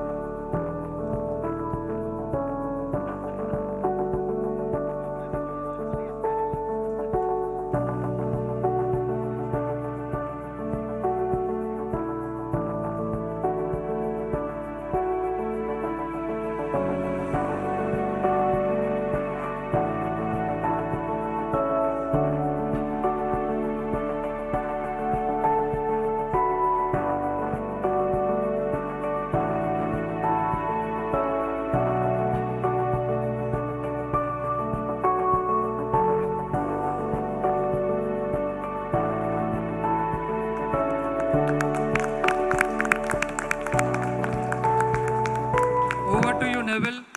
The stage is yours. Friends, it is my honor to introduce to you the upcoming coffee table book titled Empowering Entrepreneurs that marks 75 wonderful years of BIA. It is truly heartening that a small group of committed businessmen got together in February 1948 to establish the Bombay Industries Association. It was formed to guide and help industries to function, grow, and develop without any hindrances as far as possible. This book aims to tell the story of BIA's journey from its inception in newly independent India to current times, when India takes its place as one of the biggest economies in the world. Empowering entrepreneur is a much needed tribute to the constant endeavors and achievements of BIA over the decades. It is a testament to BIA's role in positively impacting the life of its member and its industries at large. It is indeed a journey we are all part of. So let's unveil the coffee book, Empowering Entrepreneur. Request Rajesh, Tejas and Manan to please come along with the, request the OB to please assemble and please unveil the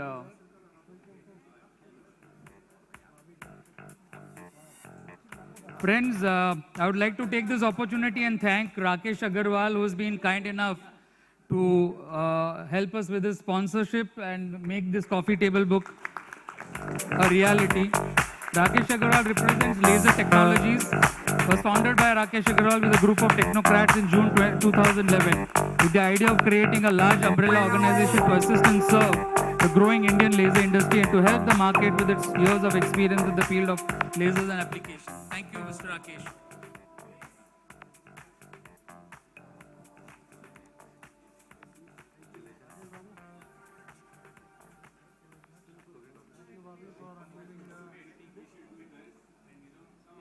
Yeah.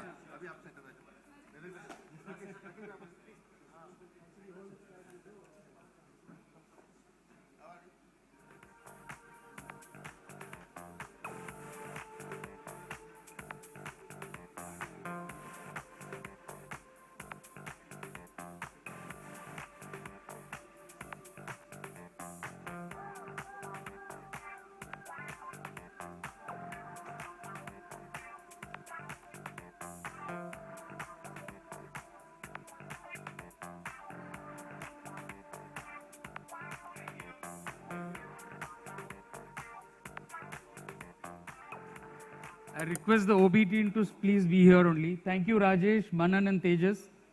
Thank you, Rakesh.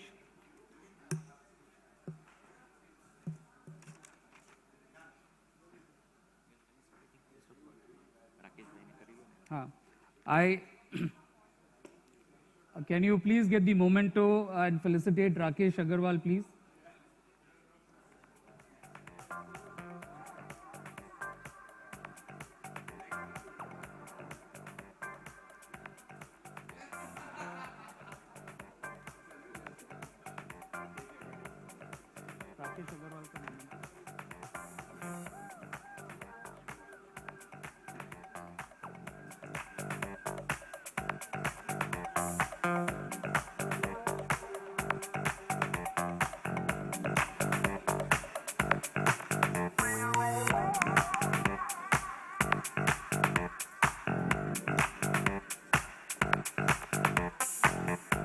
Thank you.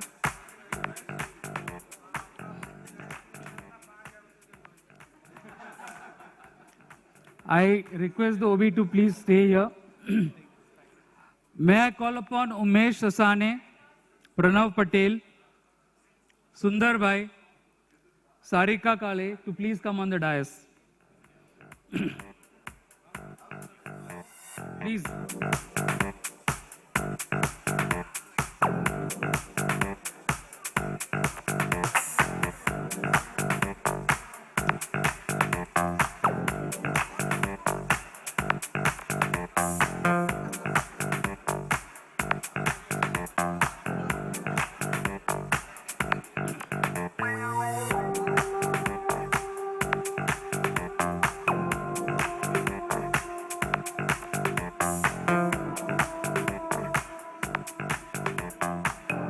Friends, life is never about the destination, but about the journey.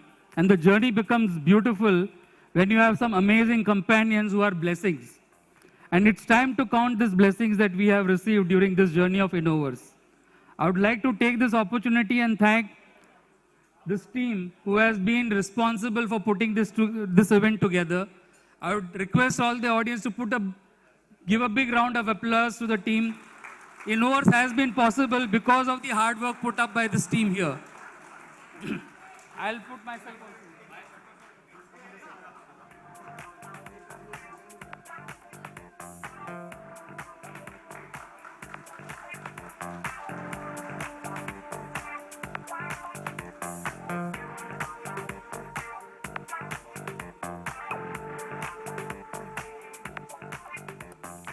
I call upon, it's not over, friends, it's not over.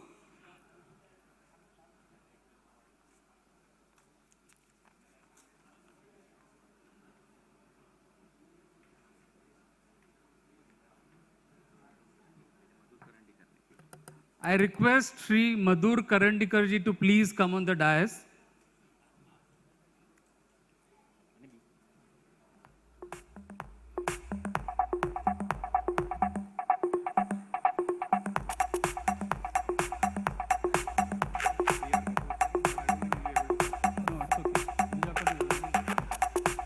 I request Shri Mahendra Kamdarji to please come on the dais.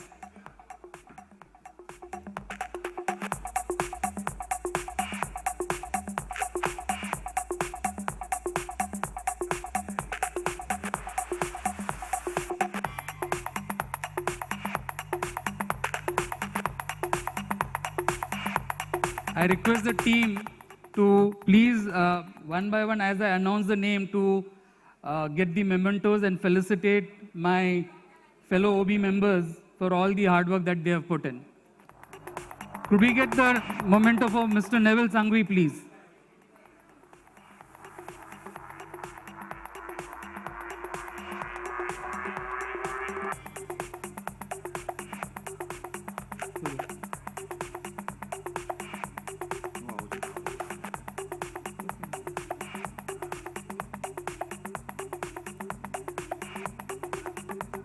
Can we have the mementos, please?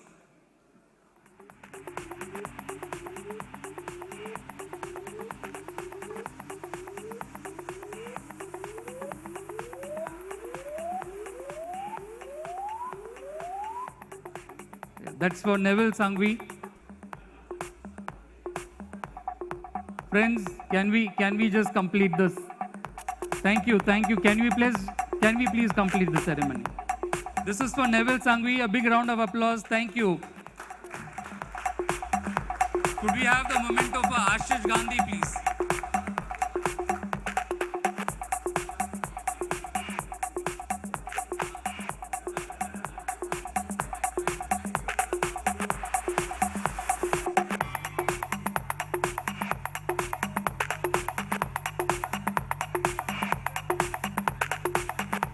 Can we have the memento for Ashish Gandhi, please? Yes, please. Ashish, thank you.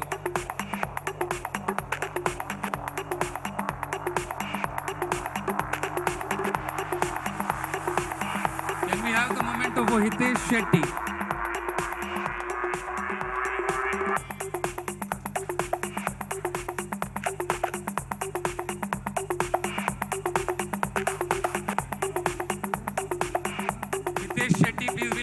At the end with all the mementos.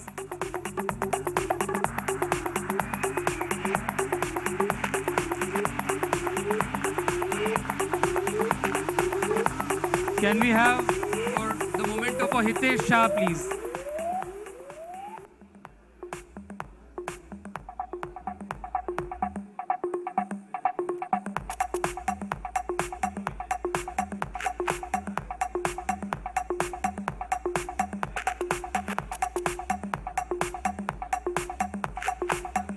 Memento for Ryan Fernandez.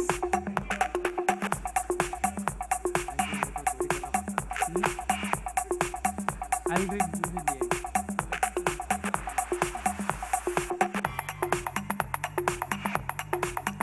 Could we have the memento for Ritesh Choksi?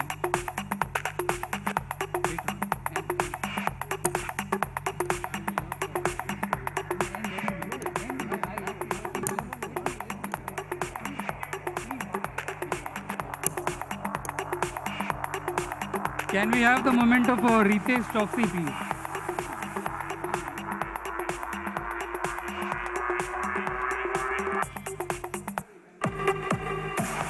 A memento for our immediate past president, Sanjay Shah, please. Thank you, Sanjay bhai, for all the support.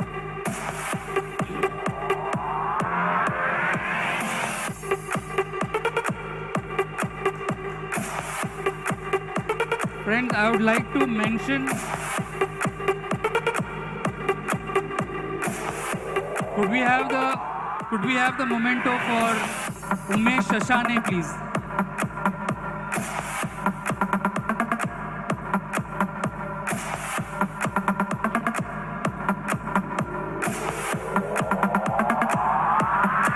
Thank you, Umesh, for all the creators, for everything that you have done. Could you have the memento for Umesh, please?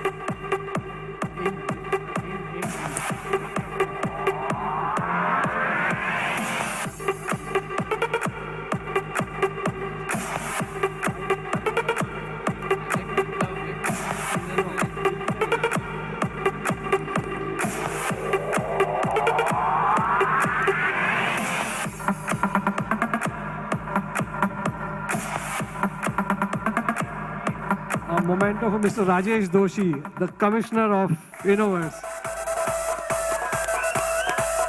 A big round of applause for Rajesh, guys. He's put in endless hours, sleepless nights. Lina, you want to add something to the effort?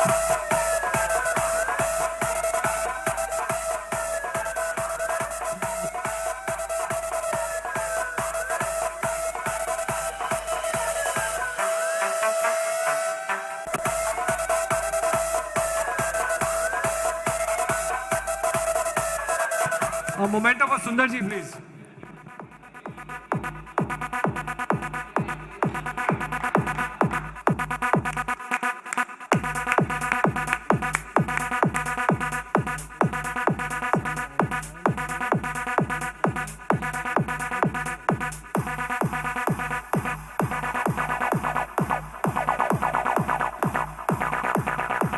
We have the memento for Sarika, please.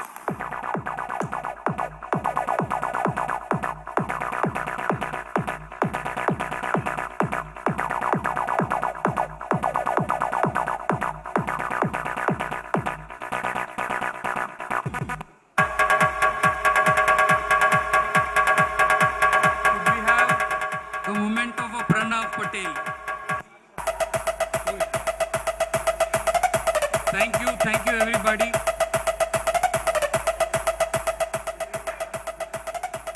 A memento for Pranav Patel, please.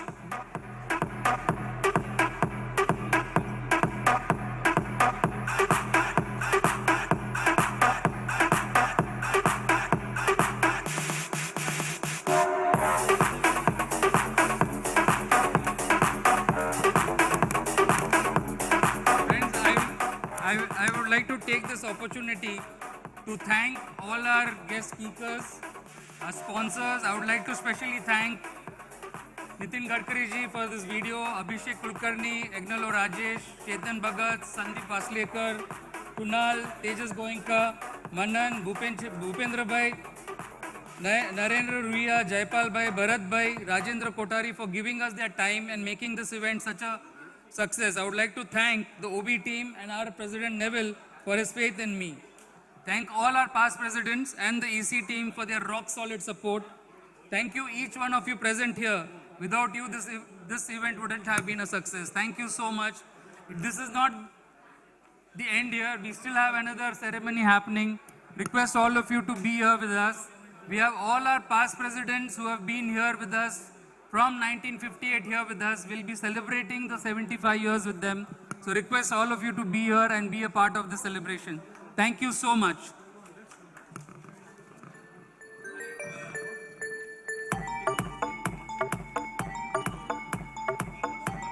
There's a ramp here.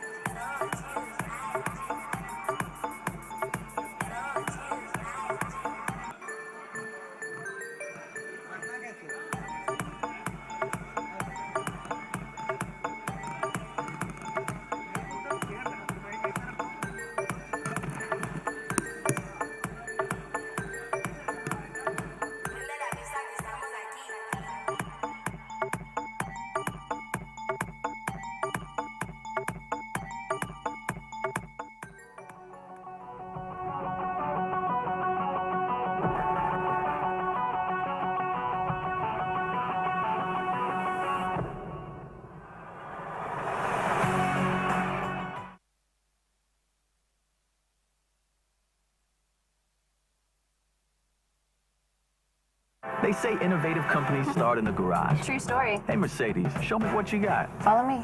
That's what I call aerodynamics. That's nothing. It's enough for me. Hey, Mercedes, watch out. Those lights are pretty smart. What's that, diamond? You are thinking small. Pixels? Think bigger. Now that's electric. Come on, it's magic. Nice garage, by the way. Wish to redefine employee benefits for your workforce? Effective employee benefits is imperative for the growth of an organization. A happy workforce is a productive workforce. You can now partner up with ABIBL to optimize your employee benefits and expedite growth. Empowering you with flexibility and choice, Aditya Birla Insurance Brokers Limited pioneers holistic employee benefit solutions through our deep claims data mining skills, benefits benchmarking, market best practices. With our futuristic approach to employee benefits, we've offered innovative employee benefit solutions centered around diversity and inclusion, mental health, chronic care, elder care, OPD, and more. We've rendered exceptional results in the employee benefit space and amplified engagement rates for our clients with best-in-class technology and process. We handheld you throughout your employee benefits journey. With employee benefits, you get benefit servicing proposition, technologically advanced solutions, in-house built applications, wellness services. Setting benchmark standards in benefit servicing proposition, we shoulder end-to-end management of enrollment, e-cards, claims, customer queries management, data reconciliation, and CD account management. We have introduced technologically advanced solutions in the employee benefits sphere. Our in-house built applications and tech-driven solutions include benefits platform My Policy Portal, two-way WhatsApp communication, customer response management system, client employee feedback tool, and wellness app. We transform employee benefits with comprehensive health and wellness network is like teleconsultation services, diagnostics, health checkup, dental and vision consultations, pharmacy benefits. Request everybody to please be seated so that we can start with the next phase of our celebrations. I request everybody to settle down.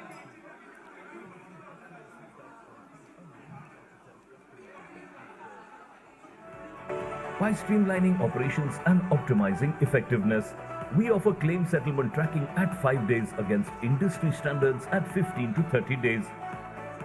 Our processes are ISO certified and safeguarded by constant monitoring for data security and user protection.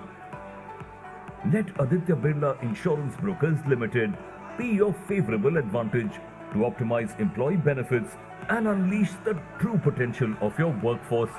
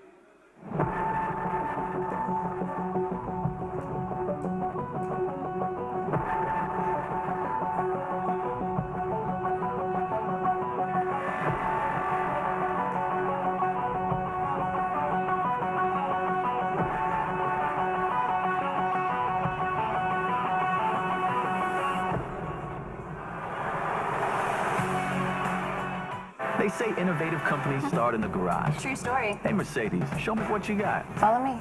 That's what I call aerodynamics. That's nothing. It's enough for me. Hey, Mercedes, watch out. Those lights are pretty smart.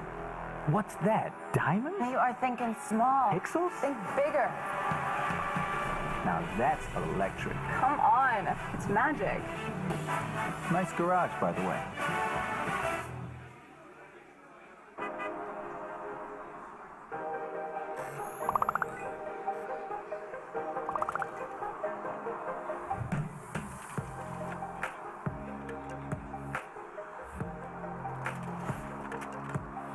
Good evening, everyone.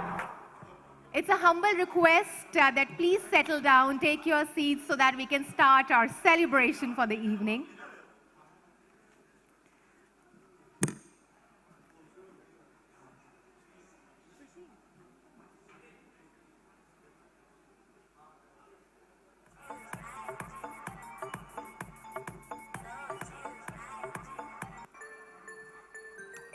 A humble request, everyone, please take down your seats, settle down so that we can start the show.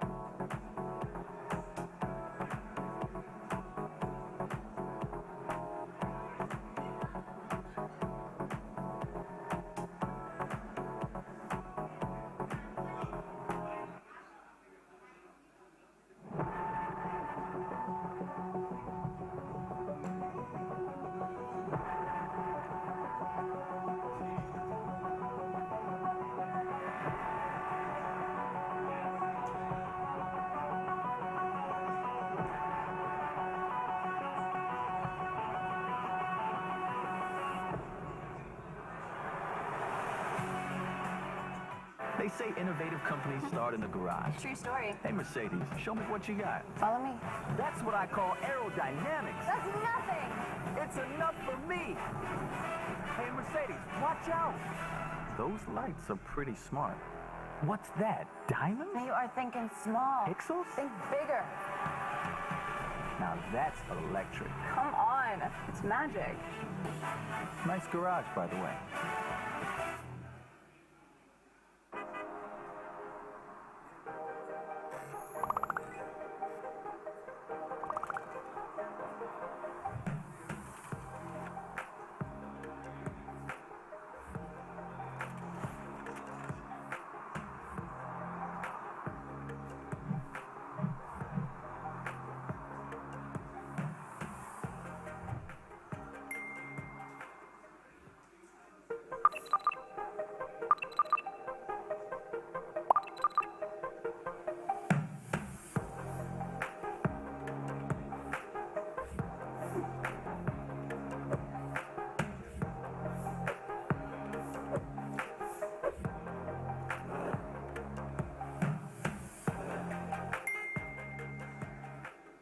Wish to redefine employee benefits for your workforce?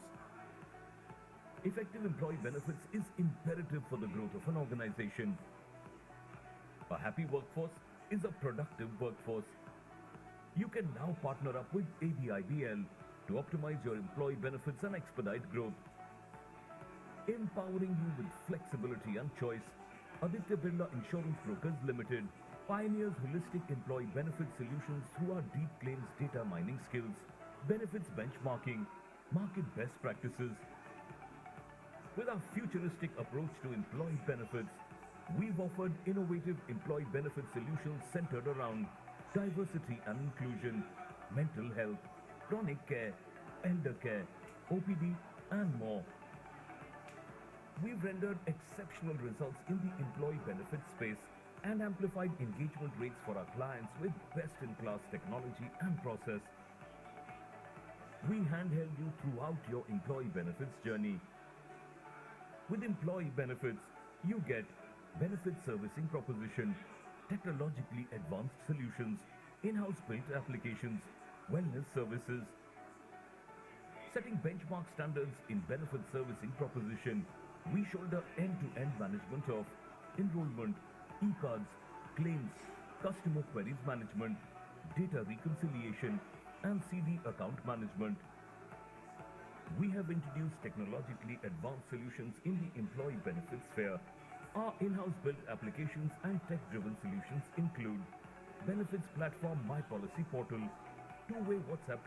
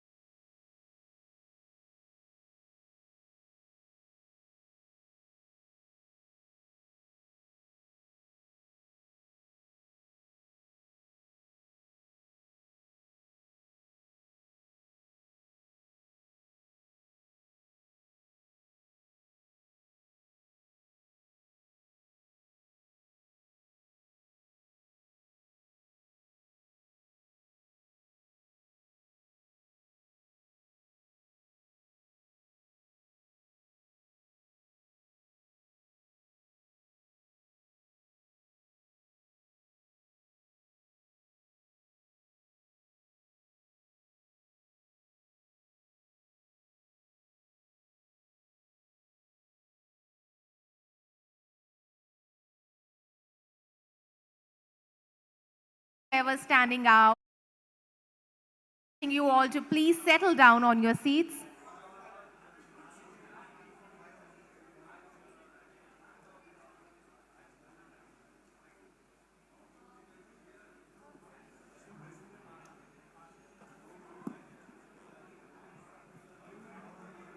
Sorry.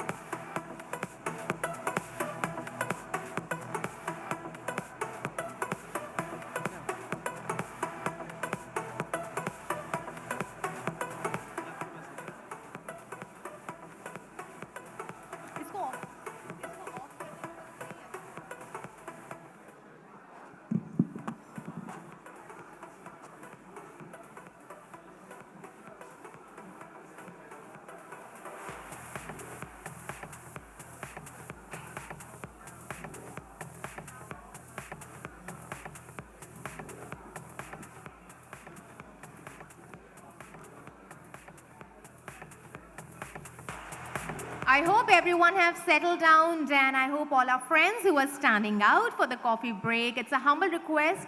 Please come inside and settle down so that we can start a grand celebration for which we all have gathered here for.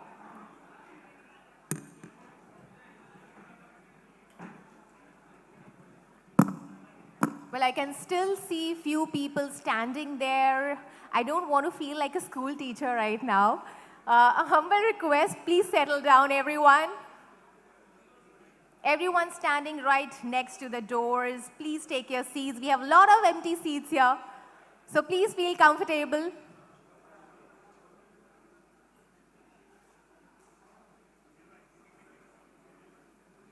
Okay, good evening, everyone. And well, I can see you all are having a wonderful time. I am Zeenat Kapadia, and with great energy, I welcome each one of you to BIA, the grand evening of celebration and appreciation. And, you know, BIA is just not the name, brand, or an institution.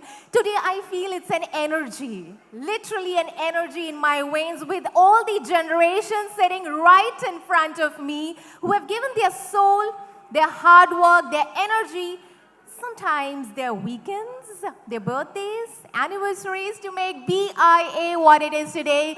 Ladies and gentlemen, it gives me immense pride and honor to announce that BIA have completed 75 years of success. Ladies and gentlemen, for our hard work, can we please have a bigger and louder round of applause? 75 years, 75 years standing strong, and many, many more to come, growing strength by strength. Thank you so much. You know, we as Indians, I don't know, I feel this urge to say that we have also completed 75 years of independence. Well, having said that, you know, I feel amazing taking this little moment on the grand stage, but I think it would be appropriate for me to just move on and start with the show for what we have gathered here for the appreciation, for the applause. And for that, I would like to invite our first guest for the evening, the current BIA president, Mr. Nevil Sanghvi. Sir, can I please have you on stage? Can we have a bigger round of applause? We just had a coffee break, right? Oh, I love that. You know, whistles are welcome. Thank you. And with that, I would like to invite our Vice President, Mr. Ashish Gandhi, and Mr. Hitesh Shetty. Give it up for them, ladies and gentlemen. Well, I'm loving the music, team. I'm loving the music. First of all, some hearty congratulations for completing 75 years. And having said that, sir, a humble request if you would like to say a few words or if you would like to take the podium.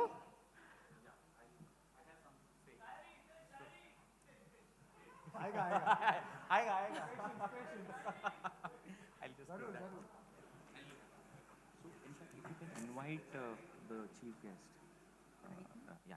And then I will start it. All right, so before the shairi and the speech, there is a very special guest I would like to invite, our esteemed guest who is an inspiration for a lot of entrepreneurs who have paved his way to success on his own. Ladies and gentlemen, please put your hands together for our esteemed guest, Mr. Nanak Rupani ji. Can we please have a louder round of applause?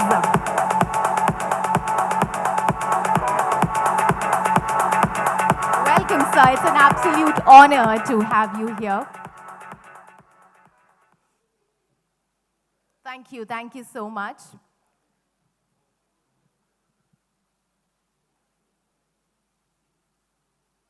And now, so I would request you to please take over the mic and give your wonderful speech, starting with the Shri. We're really looking forward for it.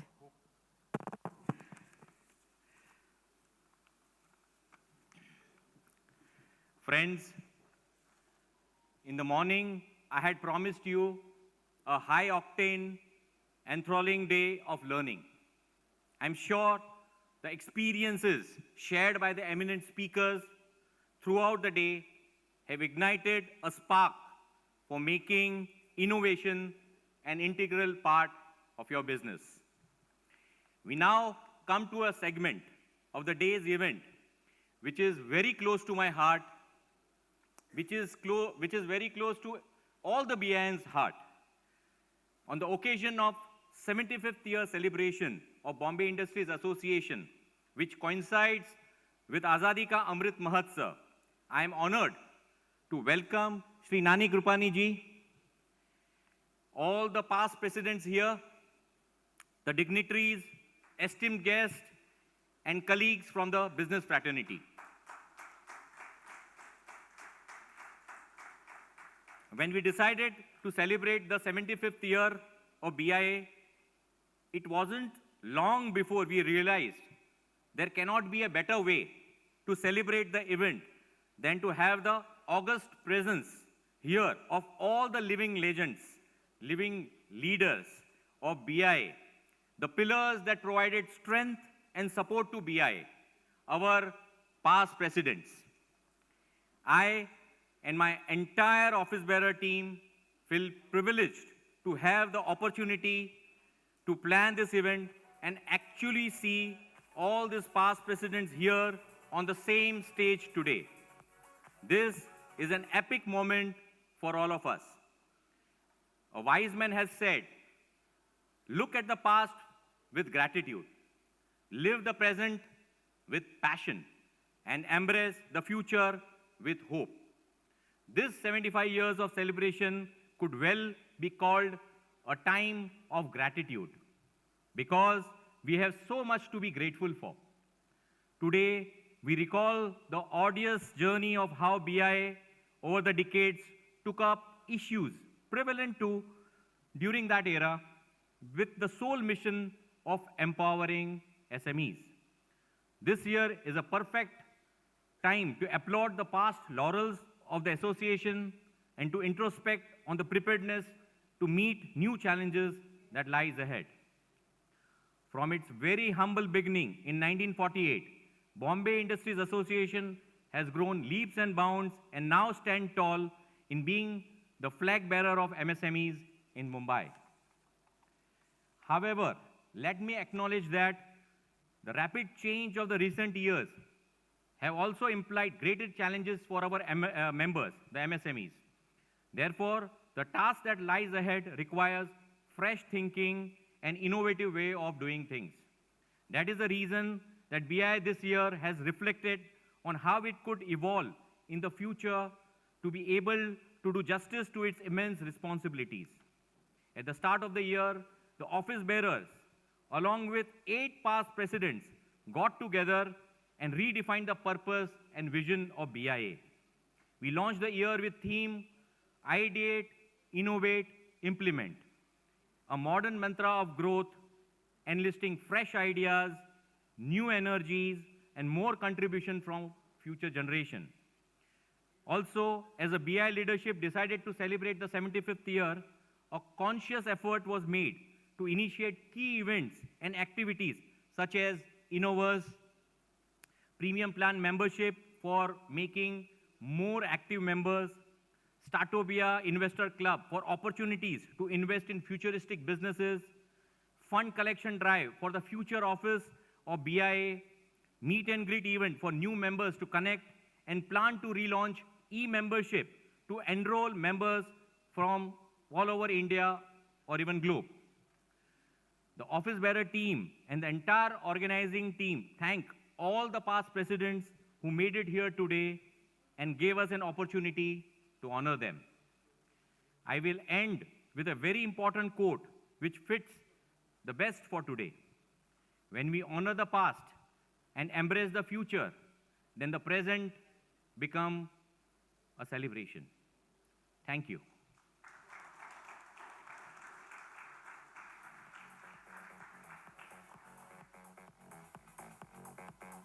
Thank you, sir. Thank you so much for your valuable words. And now, ladies and gentlemen, it's time for the felicitation. And I would request Mr. Madhu Karandikar to please come on stage and do the honors. Ladies and gentlemen, can we please have a round of applause for Mr. Madhu Karandikar?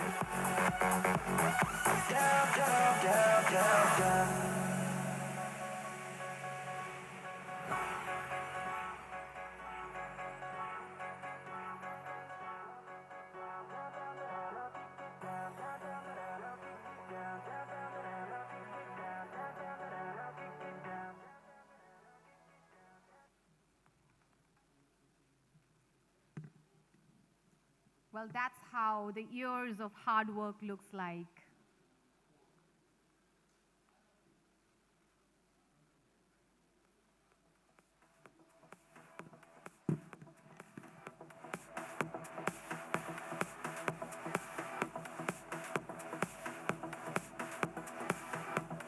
Thank you so much, sir, for all your hard work, all your energies that you have put in to make BIA successful. Thank you so much.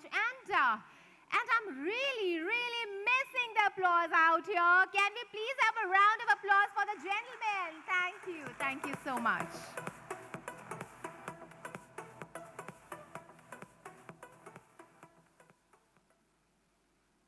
And now, I would request Mr. Hitesh Shetty to please come over and take over the mic.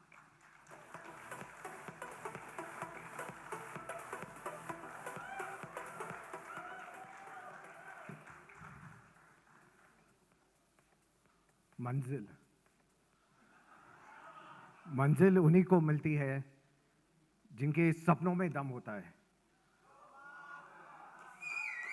पंखों में कुछ नहीं होता है, पंखों में कुछ नहीं होता है, हौसलों में उड़ान होती है।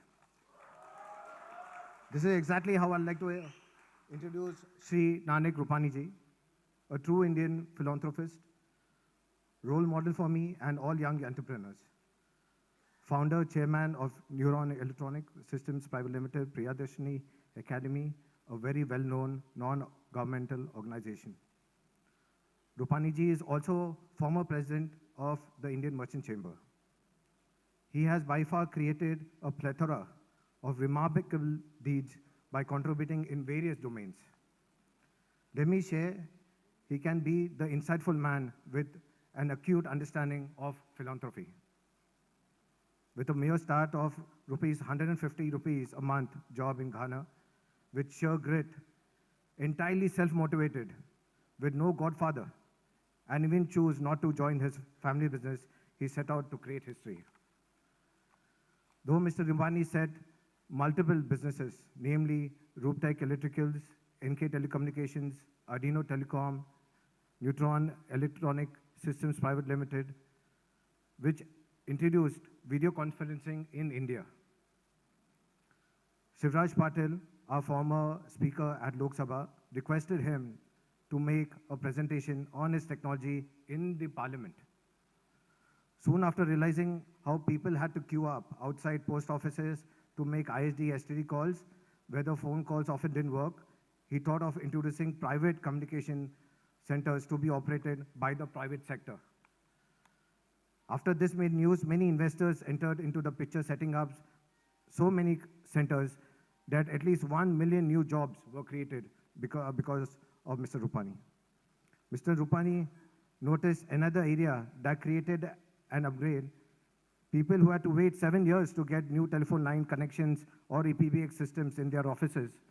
He tied up with a Japanese company called NEC, which speeded up access to landlines for homes and EPBX systems for offices.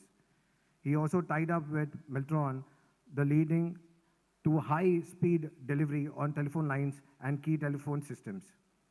Mr. Rupani has the rarest of distinctions as well when he was invited to address both houses of the parliament on August 20, 1993, when the Academy had paid tribute to the nation's beloved leader, late Mr. Rajiv Gandhi, by presenting a life-size portrait to him, to Mr. Shivraj Patil, to be installed in the Central Hall Parliament of New Delhi. The honor was truly unique, as only members of parliament are accorded with this right. A true humanitarian at heart, Mr. Rupani is also the founder, chairman emeritus of Priyadarshini Academy, a prominent NGO which provides education scholarships to the needy and deserving students, promotes Indian classical performance arts among youth, presents literary awards in 4 Indian languages, spreads ancient Indian wisdom to an international audience, and presents global awards, which has been called by many leaders as Asia's version of the Nobel Prize. He is all set to welcome a new lineup of extraordinary achievers and viewers to the 30th anniversary of Priyadarshini Academy Awards program that's happening on the 19th of this month. In Priyadarshini Academy, which is a foremost non-profit socio-cultural educational organization, Priyadarshini Academy was started with the only motto of service to humanity is the best work of life. With remarkable achievements like the glittering Global Award Program, supportive educational scholarships for the needy, honoring literary talent in Indian languages, national integration through dance and music, distinctive publications presenting India wisdom to the world, the Academy has surpassed its goals and won many hearts years after year. May I kindly welcome, and may I have a large applause to welcome Shri Nanak Rupani ji on stage. Thank you.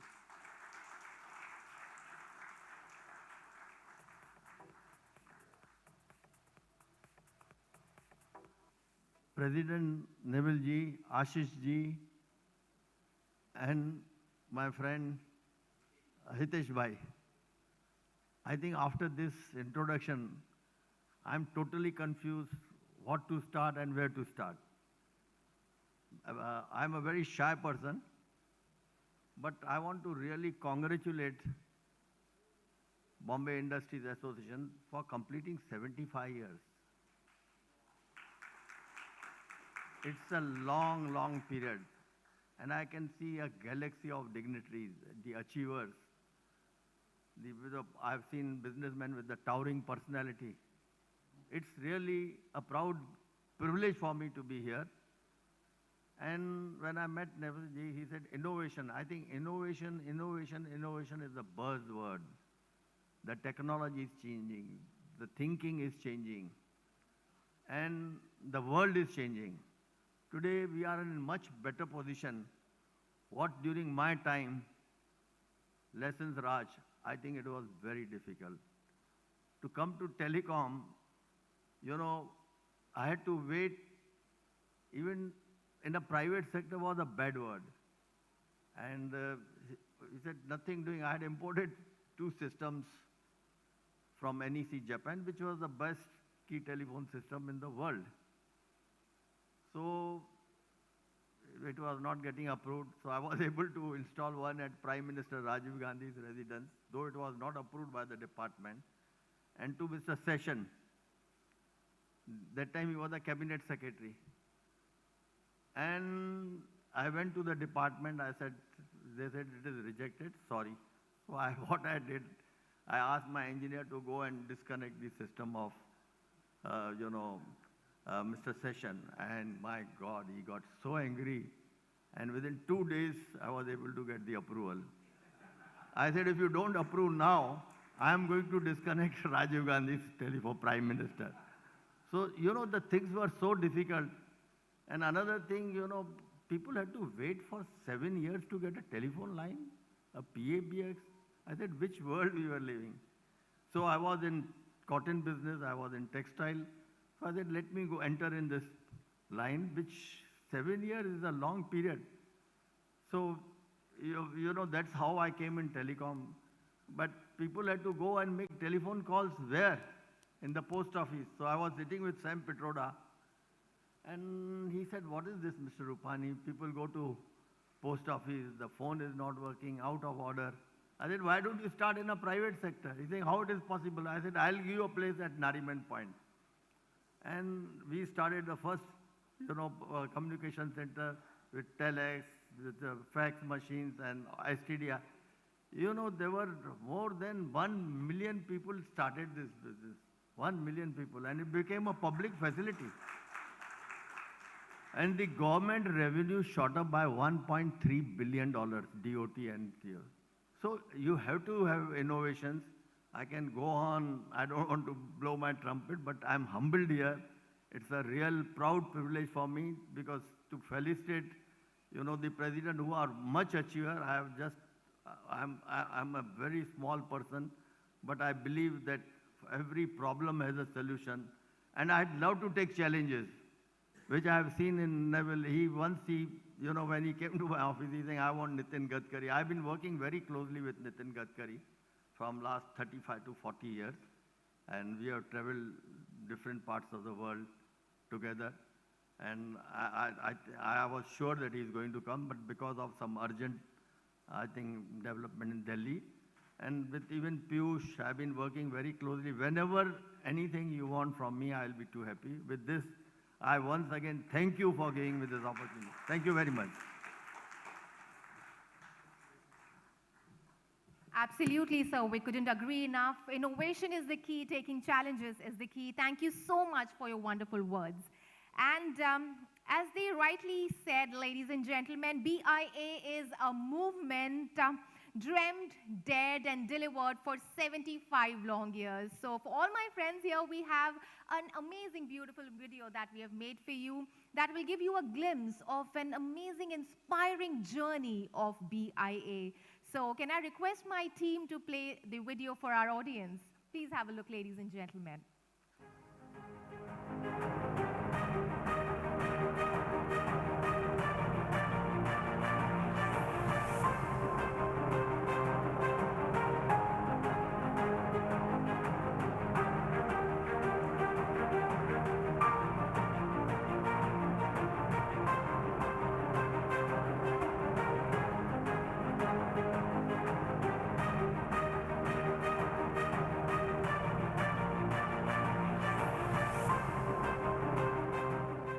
The Bombay Industries Association was the only association at that time who were interested in providing various kind of services that were needed by the small industries. Bombay Industries Association acts as a catalyst between the members and the government bodies. BIA was formed in the year 1947 by late Shri Chetan Bhagat, collecting the entrepreneurs in and around Kumar, Bombay, and helping them to solve various issues faced with local authorities, state governments, and central governments.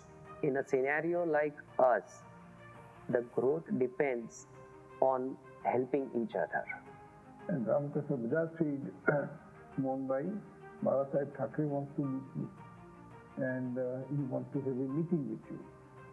I said, sir, it's okay, welcome, I'm very happy about it. So, what is the purpose? He says, he wants to purpose because you are president of Bombay Industries Association, he wants to meet you. I said, okay. We used to use BIA as a platform to solve our problems. All our executive committee meetings, we used to call government servants, local, state, or central, to tell them about our problems. The idea was gather together, bring in their own problems, sort them out, and then find out how they could be presented before the corporation or the government. He said, Mohanbhai, he was going through some lot of difficult times. The whole, you are the president of the BIA, Bombay Industries Association, and industries in Bombay are suffering because of the labor trouble. At that point of time, it was a totally controlled economy and there were lots of difficulties for entrepreneurs. Getting the factories closed, that's a national loss. Who does gain out of it? Not the worker, not the factory owner, not the nation at large. He said that is where we come.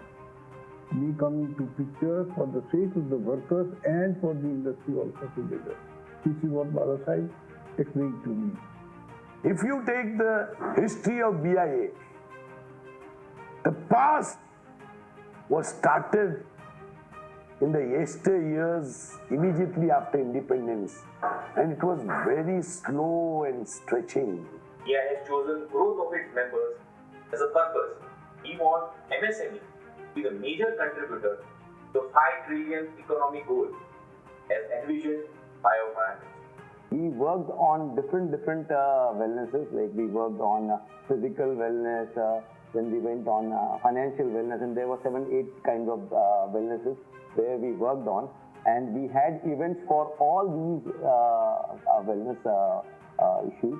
What BIA is addressing is sort of international problems, as BIA today includes not only manufacturers but also has a large representation of the service industry. We have made our 5 years plan, which includes thousands of businesses who will subscribe to BIA membership and be connected through BIA app. We'll have BIA branches in India and then internationally. We are members of BIA for last more than 40 years. And by going to BIA, meeting members, having fellowship with them, the bonding and the relationships in the Bombay Industries Association is so strong that whenever you find any challenges in the business, there is always another member to come and help. As far as the growth of BIA is concerned, there is no limit to it.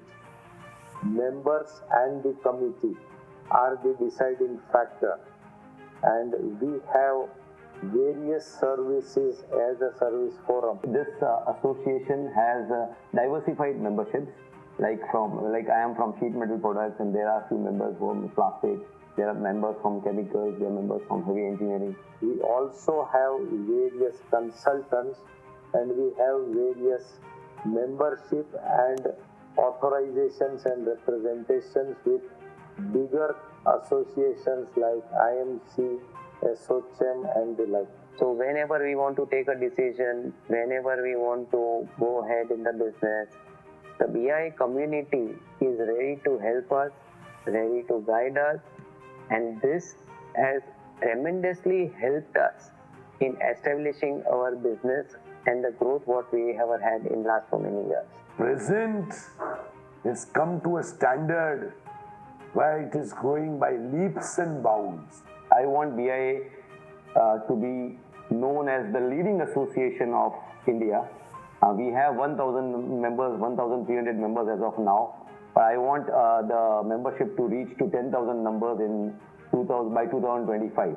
Young and dynamic generation is taking over as the presidentship and putting their best foot forward.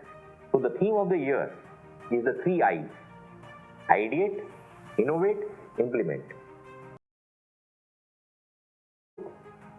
Enlisting fresh ideas, new energy, and more contribution from the future generation. I would say that the association is now meeting the needs of the current industries.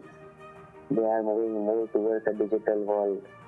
They are helping a lot of startups to come up. They are creating an environment where more and more entrepreneurs will be created, which is the need of the hour for our growing country. The theme for the 75th year is based on the keyword innovation. The parallel word, I think, in Hindi is jugaad. We all know that MSMEs have to do jugaad for survival. However, I think when the jugaad is structured and proactive, it is innovation. Continuous innovation is the only way for any company to stay afloat. Ideation is the initial step towards innovation, and there is no meaning if innovation is not implemented.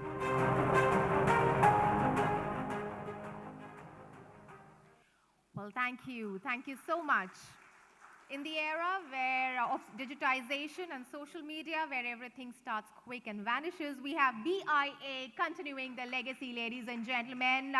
This is amazing. It gives me an inflated sense of self.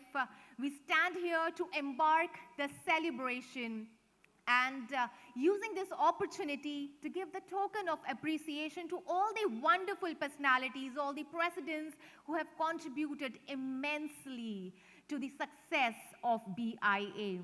And this year, the token of appreciation is rather special. Can we please have the picture of the token of appreciation? It has the names of all the wonderful people, the presidents, amidst the medal, which is also called as the torchbearer of BIA. It's rather unique and beautiful, isn't it? So ladies and gentlemen, now it's time to move ahead and start this session of appreciation for what we have gathered here for. And for that, I would like to invite our next guest, the family member of our next guest, late Shri Durlabji Khetani, the founder of BIA, who was radiant as a child, full of energy, and was unique personality, ladies and gentlemen. He decided to take the plunge. It's an absolute honor to have the opportunity to felicitate and thank him.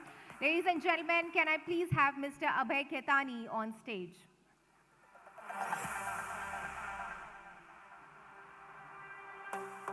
It's an absolute honor to have you here, sir.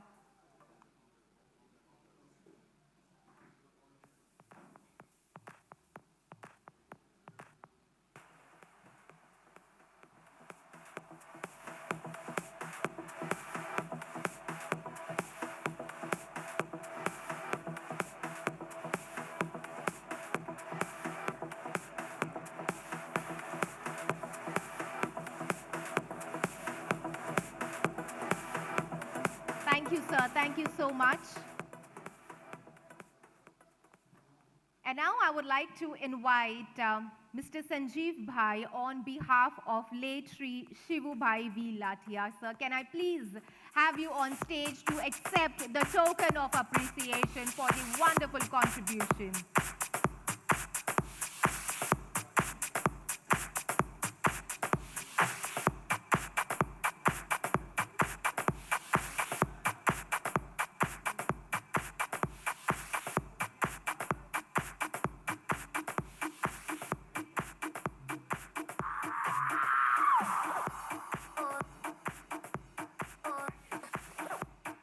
Thank you, sir. Thank you so much.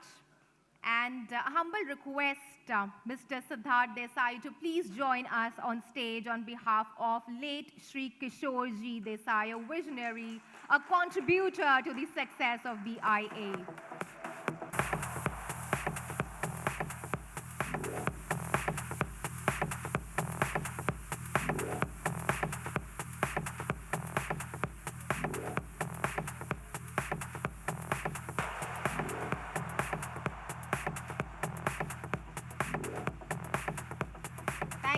Thank you so much.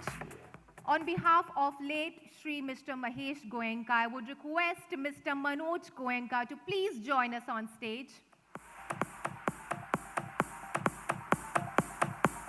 Can we please have Mr. Manoj Goenka joining us on stage? Well, I believe he is not around.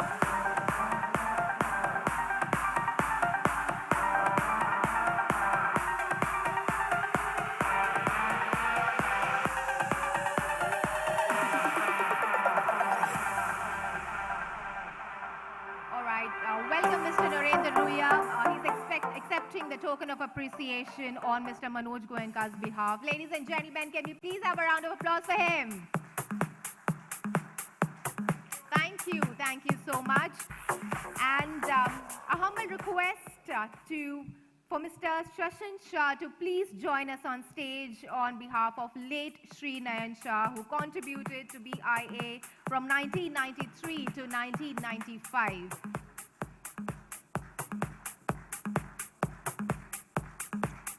Well, I love the clap going just right along with the music. I love that. Thank you, sir. Thank you so much. And now I would like to invite Mr. Karan Motwani to please come on stage and join us on behalf of late Shri Harish, Mr. Harish Motwani.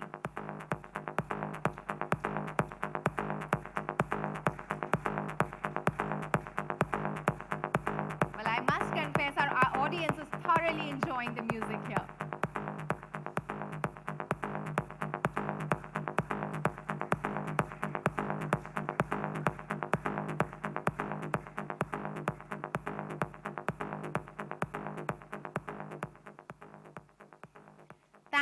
Thank you so much.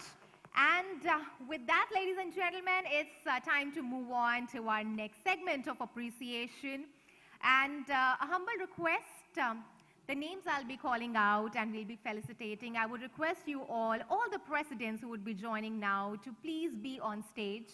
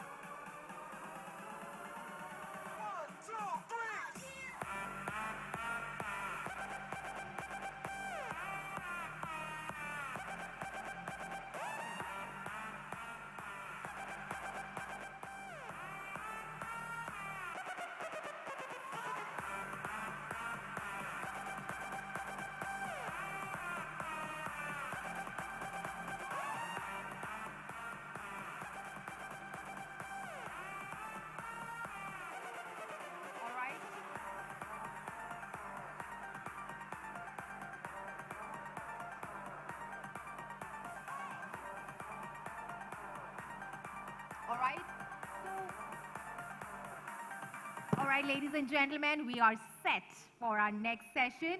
Well, we are ready. I really want to know, are you all ready for the next session of appreciation? I can have little more noise and cheering for that. Let me see all the energy I have here. Are you all ready? Well, that was very quick. I said, are you all ready with a lot of energy? And there was like, yes, we are ready. All right, anyways. So let's move on to our next segment for what we have gathered here for. And for the first token of appreciation, I would like to invite Shri Madhuji Karandikar, the Paul Products Company Private Limited. Ladies and gentlemen, can we please have a round of applause for Mr. Madhuji Karandikar?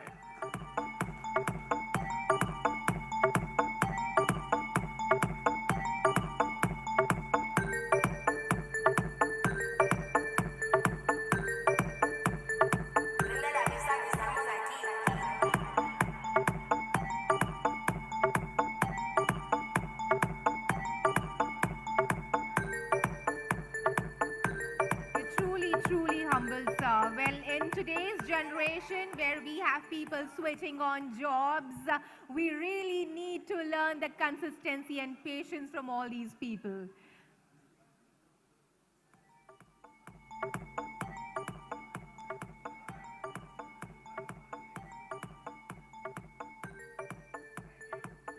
Thank you, sir. Thank you so much.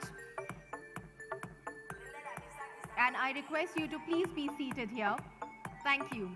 And now, ladies and gentlemen, our next guest, I would like to invite Shri V.R. Kapoor from Union Paint and Chemicals Company. Can we please have a round of applause for Shri V.R. Kapoor?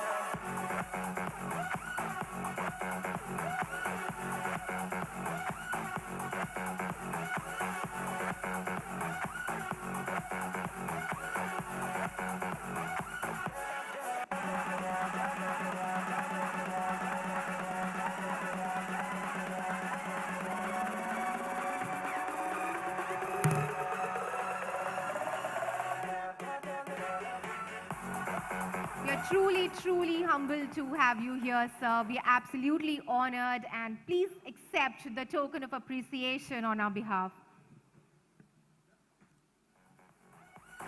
Can you please have a round of applause, ladies and gentlemen? Let's not keep it to ourselves. Just applaud loud for him.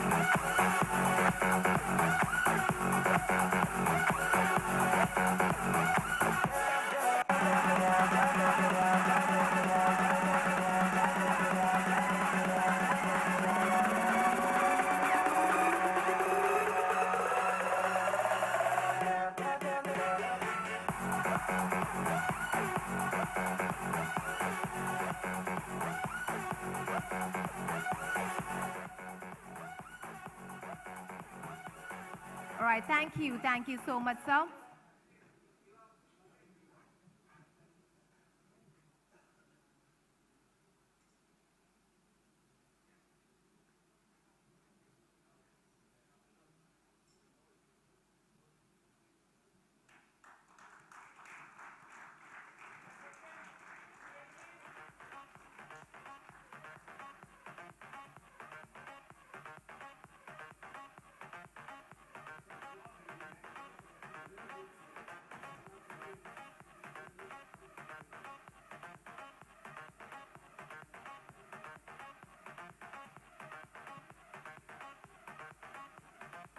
Thank you so much. Well, this was truly, truly the memorable moment of the evening.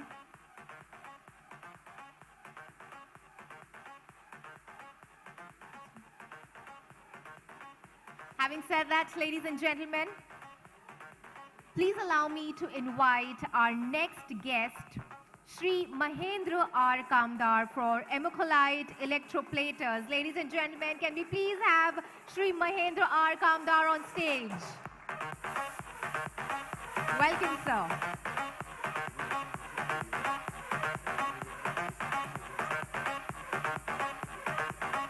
He served from 1983 to 84 to BIA. Ladies and gentlemen, we're meeting all the souls, all the energies here who had contributed to make BIA a legacy today. So thank you so much, sir, for your contribution.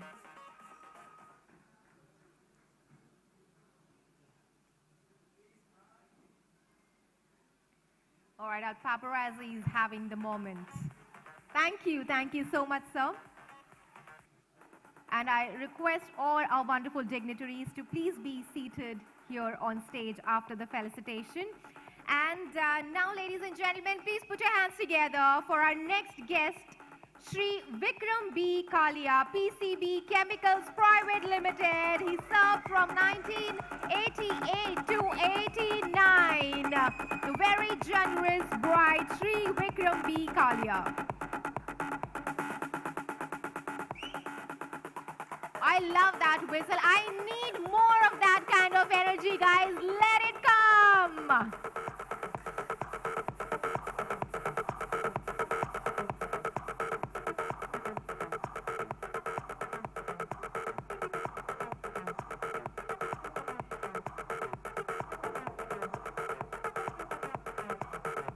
Thank you, sir. Thank you so much for your presence.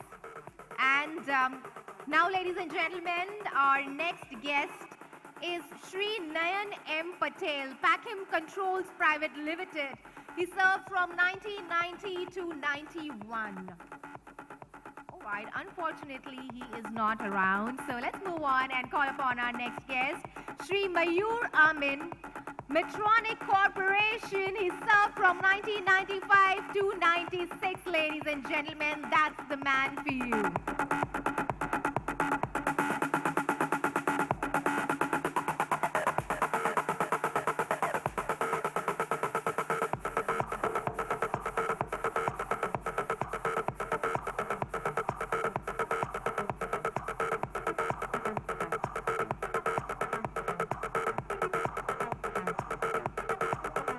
Thank you, sir.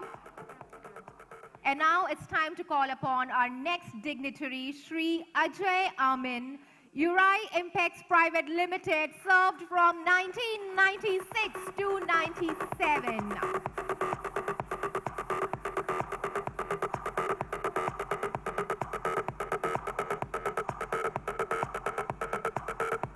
Well, we have some great minds here to witness.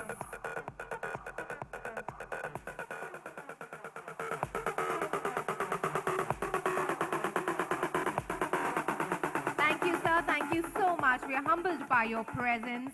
And now, ladies and gentlemen, please put your hands together for Shri Pradeep Salit, Vijay Security Systems Private Limited, served from 1997 to 98.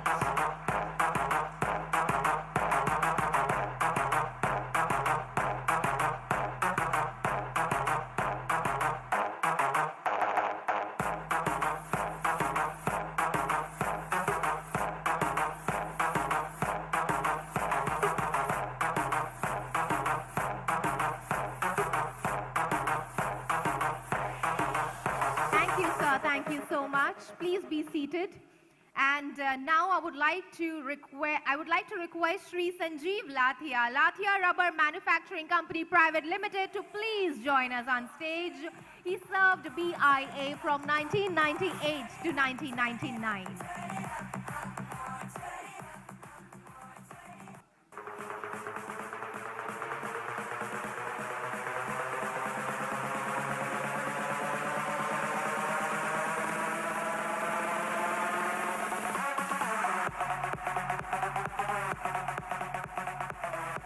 Thank you, sir. Thank you so much. And now, ladies and gentlemen, Shri Krishna Kejriwal from Remsons Industries Limited, served from 1999 to 2000. Ladies and gentlemen, please put your hands together for Shri Krishna Kejriwal.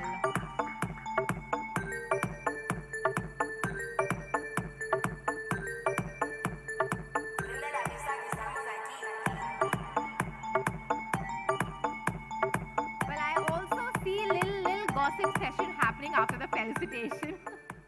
Well, thank you so much. Thank you, and now, ladies and gentlemen, it's time to call upon our next dignitary, Shri Paresh Mehta, JASMA Engineering, served from 2002 to 2003. Ladies and gentlemen, that's Shri Paresh Mehta.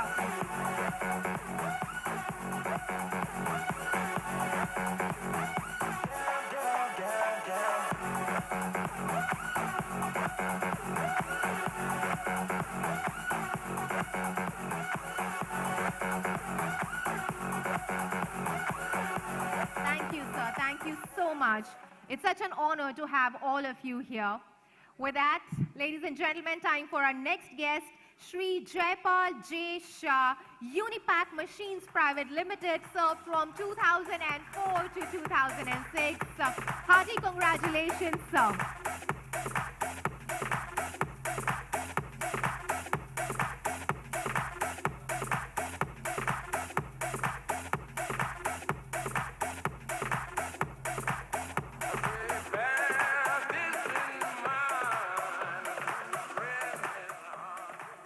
Thank you, sir. Thank you so much.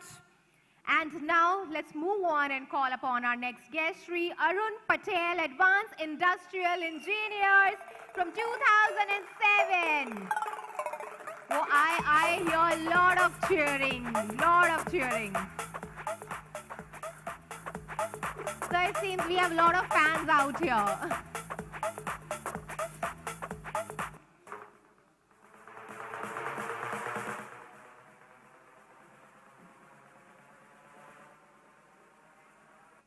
Yes, the paparazzi moment. Thank you so much. And now it's time to invite our next guest, Shri Siddharth K. Desai, Hindustan Motor Manufacturing Company, served from 2007 to 2009. Well, I love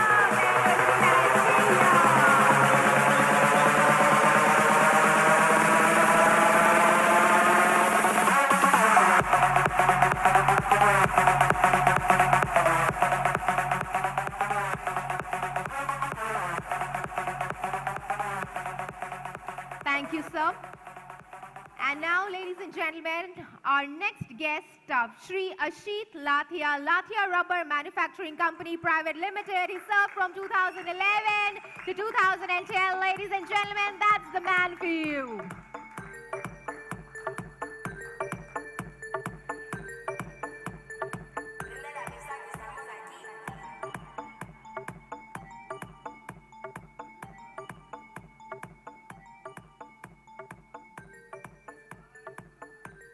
Yes, we need that close-up smile. Thank you so much. And now I would request Shri Shashin Shah, Kusum Engineering Works, to please join us on stage. Served from 2012 to 2013.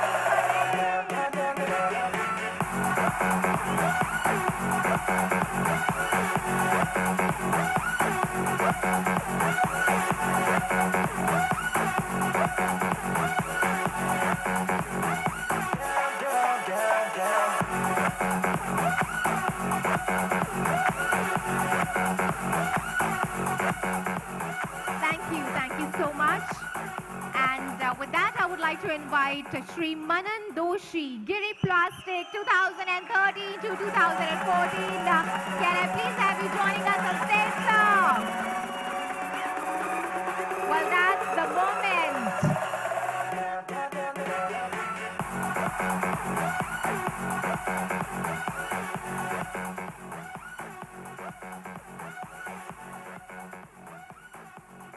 Well, thank you so much for your presence. And now, ladies and gentlemen, Shri Amit G. Chaudhary, Shri Ram Engineering Industries, served from 2014 to 2015. Well, I love the whistling sound. I wish my whistle could. All right.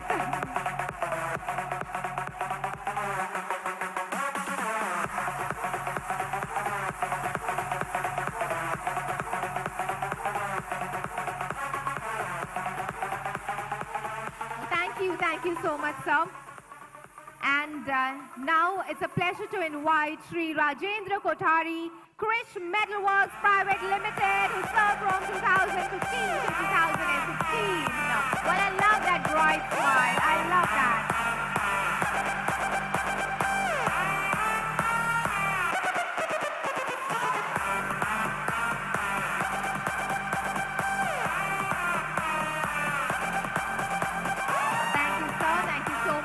I request you all to please be seated here.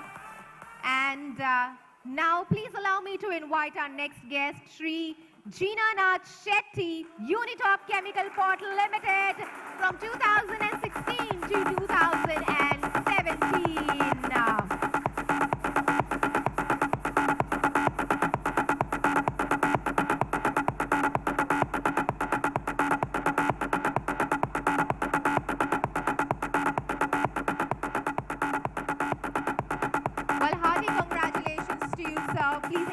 Token of appreciation on your behalf. And now, ladies and gentlemen, it's time to call our next guest, Shri Ajit Singh Ahluwalia, Surendra Engineering Company Limited. Congratulations, sir.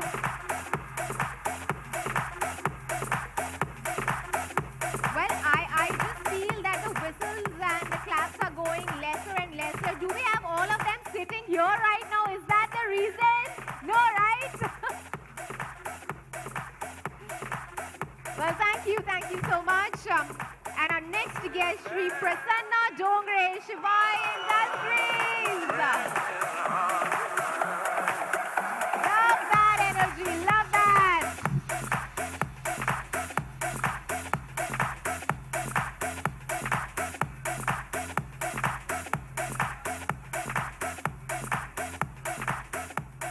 Well, hearty congratulations. And thank you so much.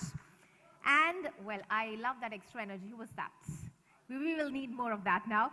Okay, so our next guest is Shri Siddharth Shinoy, Fanger Engineering, served from 2019 to 2020. We believe he is not around, okay? We believe he is not around right now. So let's move on and call our next and last president for the evening, Shri Sanjay Shah, Pyramid Industries. Can we have a louder round of applause, ladies and gentlemen?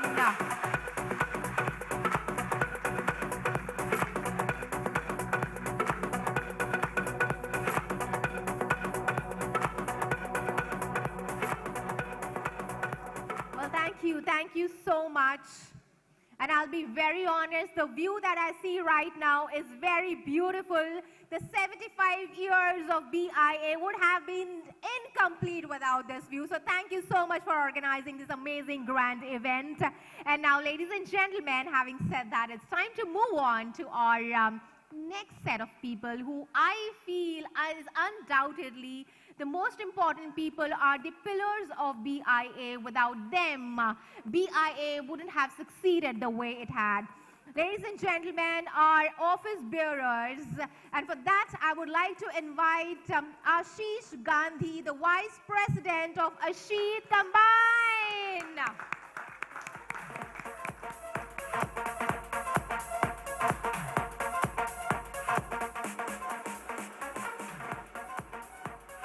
Can I please have Ashish Gandhi on stage?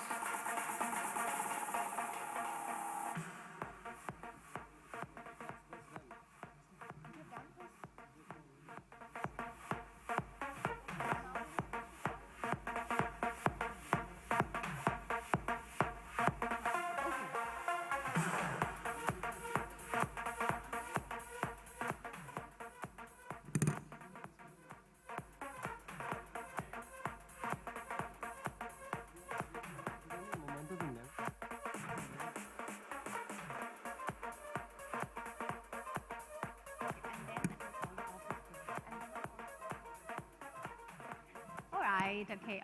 Okay. Apologies. There is a little change. There is one more felicitation left, and I want you all to please have a bigger and louder round of applause for Mr. Nevil Shaw, ladies and gentlemen. Can we please have some more whistles, more clapping, more sound? Ladies and gentlemen,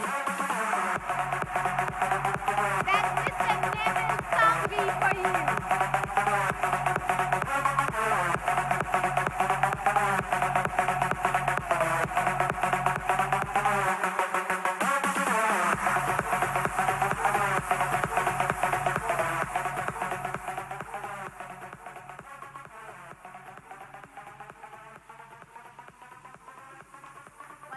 Thank you so much. I would request you all to please take down your seats. Thank you so much.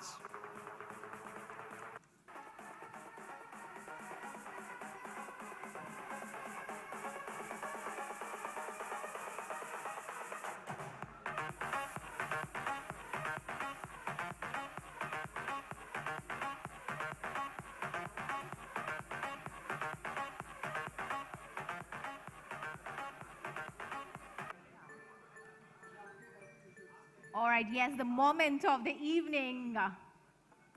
Well, this will be a memory of 75 years of celebration with amazing dignitaries, all the presidents sitting here with a bright smile on their face.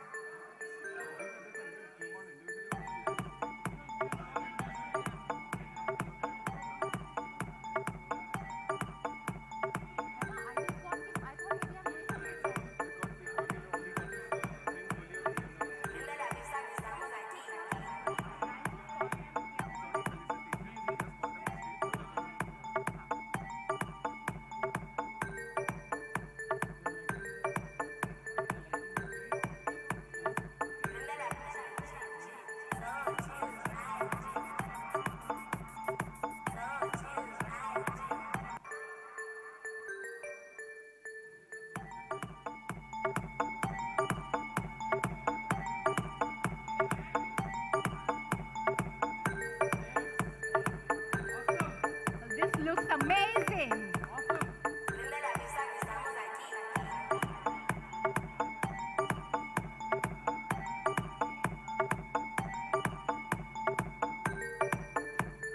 Well, we need the best smiles because this is a picture that is going to be framed as the memory of 75 years of celebration of BIA.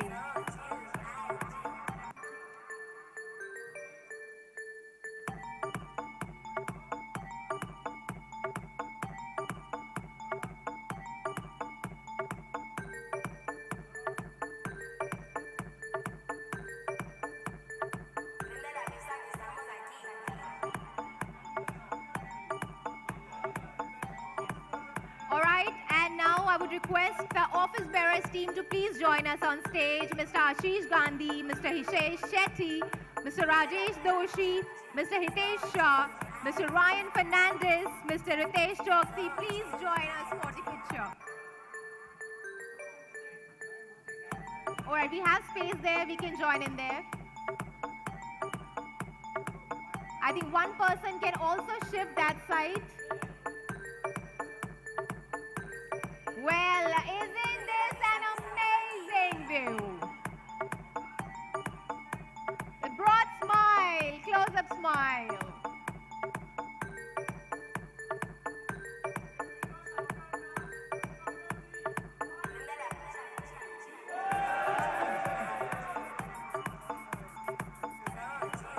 Well, thank you, and I request you all to please be on stage, please be seated, please don't leave the stage.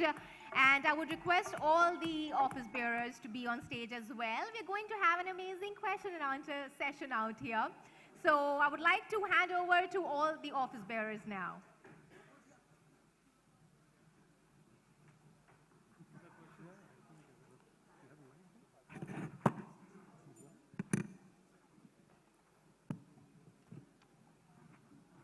Wow, it's great to have everyone on stage here all together. So it's been a good journey. I think BIA at the cusp of 75 years, India celebrating Azadi Ka Amrit Mahotsav. It's been a journey from the days of license and Inspector Raj, where like Mr. Rupani was saying, waiting 7 years for a telephone connection, to actually having the liberalized era and the ease of doing business improving day by day. I'm sure it's been quite a journey, and I'm sure all of you have probably faced challenges in the license Raj era and have had great opportunities in the liberalized era. Why don't you kind of share some thoughts, the challenges that were there during the license Raj and the opportunities that were there to be grabbed in the post-license Raj or the liberalized era, so to speak? Both, I mean, at the association level and as entrepreneurs. If I could just kind of go.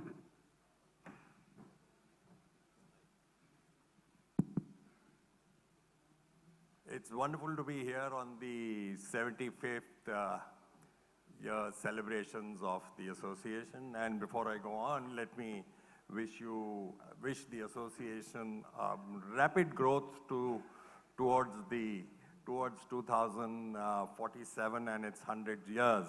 Godspeed.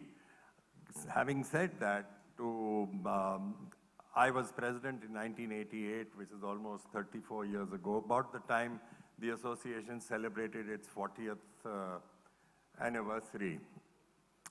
And in our time, we've seen liberalization set in and things have changed. We today have an administration that is proactive, which supports any good ideas. We don't have to wait 7 years for a telephone connection. You apply today and you get one by the time you reach home. So there are opportunities before all of us. Let's not dwell on the past. I would encourage all members of the association to look forward to a bright and prosperous future. We must stay focused on whatever we are doing and carry forth whatever vocation we are in, whatever line of business we all are in. I think the future holds the future is good for all of us. And to the association, I wish the current president and the future team all the very best. Keep up the good work. These were days from my colleagues from the mid-80s and late 80s. We were comparing notes where we used to have the president, 4 office bearers or 5 office bearers on the dais, and 3 people in the audience. So that used to be quite an embarrassment, including the chief guest, who used to be on the dais with you. So you had the Provident Fund Commissioner sitting with you and 3 members, It was quite an embarrassment, but all that is history now. Wonderful to see so many people here, and I wish, on behalf of, I would say, all of us present here, all the very best to the association in the years to come. Godspeed. Thank you. Thank you. Anyone else? Good evening, friends. First of all, I would like to convey heartiest thanks to President and Office Bearers for organizing such a beautiful, wonderful program. Our country's Amrut Mahotsav and BIA Amrut Mahotsav is almost in the same year. It's a very befitting year for all of us. I would like to convey thanks to Mr. Nanik Rupani, who has specially come in our August gathering and gave a big honor to all of us. I must congratulate to each and every past president who are present here for the wonderful years they have done in the past. I would also like to wish all the best to current president, future president, and all the best to our Bombay Industries Association. दोस्तों, तारीफ करूँ जिनसे, अल्फाज नहीं मिलते, ये सब वो पास्ट प्रेसिडेंट है जो बार बार नहीं मिलते, एंड आखिरी में roses are red, violet is blue, roses are red, violet is blue. Audience like you are very, very few. Thank you very much. All the best.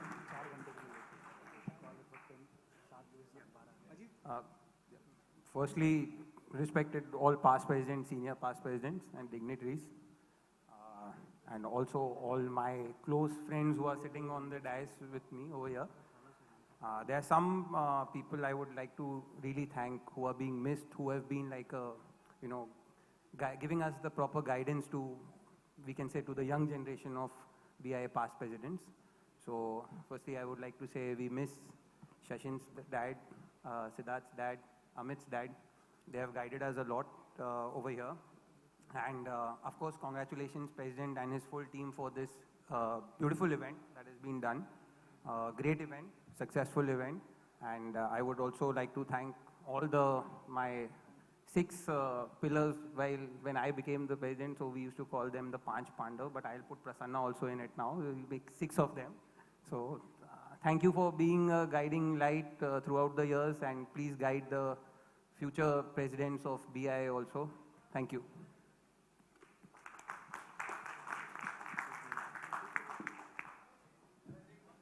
Yeah, please.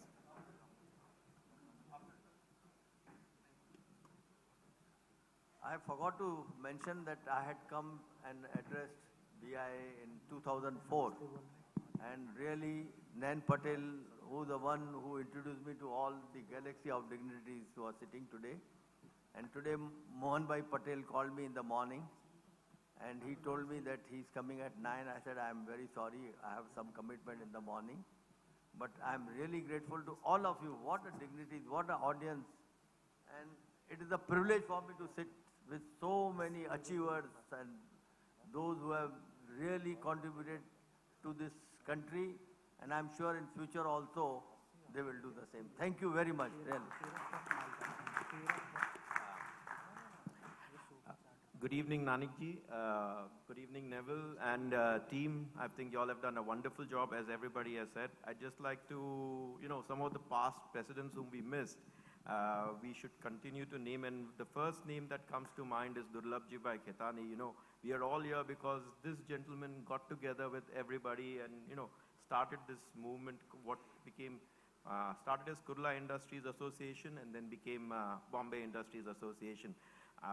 I would also like to, my family has had a wonderful history with BIA. The Silver Jubilee was celebrated at Sakinaka at Latia Rubber of BIA in 71. Yogen, my elder brother, was the president at the 40th celebrations at Taj when we had Keshub Mahendraji. I was the president for the Golden Jubilee at Taj when we did 98, 99, and we had Swaraj Paul. And I'm glad that Nevil is carrying forward this legacy at the 75th year. I see a very bright future for BIA, looking at Nevil, Sanghvi and Anand and others. So congratulations and continue. And as Vikram said, let's go on. Century, quite a few might not be here, but 2047, have a grander celebration. Thank you. Yes, definitely. Thank you. Good evening to respected members of the BIA, President Nevil, and the managing committee members, as well as respected industrials of the BIA membership. I have great pleasure in accepting this gracious and kind honor which this committee and the members have decided to think about us, particularly we past presidents. Congratulations to that extent. And I had a very pleasant journey during 83-84 at Bombay Industries Association. And Bombay Industries Association was my second home during 83-84 throughout the year. And this has made me a wonderful man and gave me a lot of industrial experience during that period. So once again, congratulations and thank you to the whole ambit of the Bombay Industries Association membership. Thank you. Thank you. As a part of gratitude on my part to these organizations, I have pleasure in giving a check of rupees 21,000. Oh.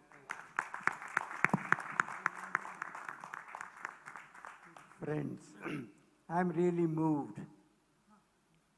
The BIA has remembered the past presidents, and when I got the first call, I was really surprised because I never knew, because I was just out of touch.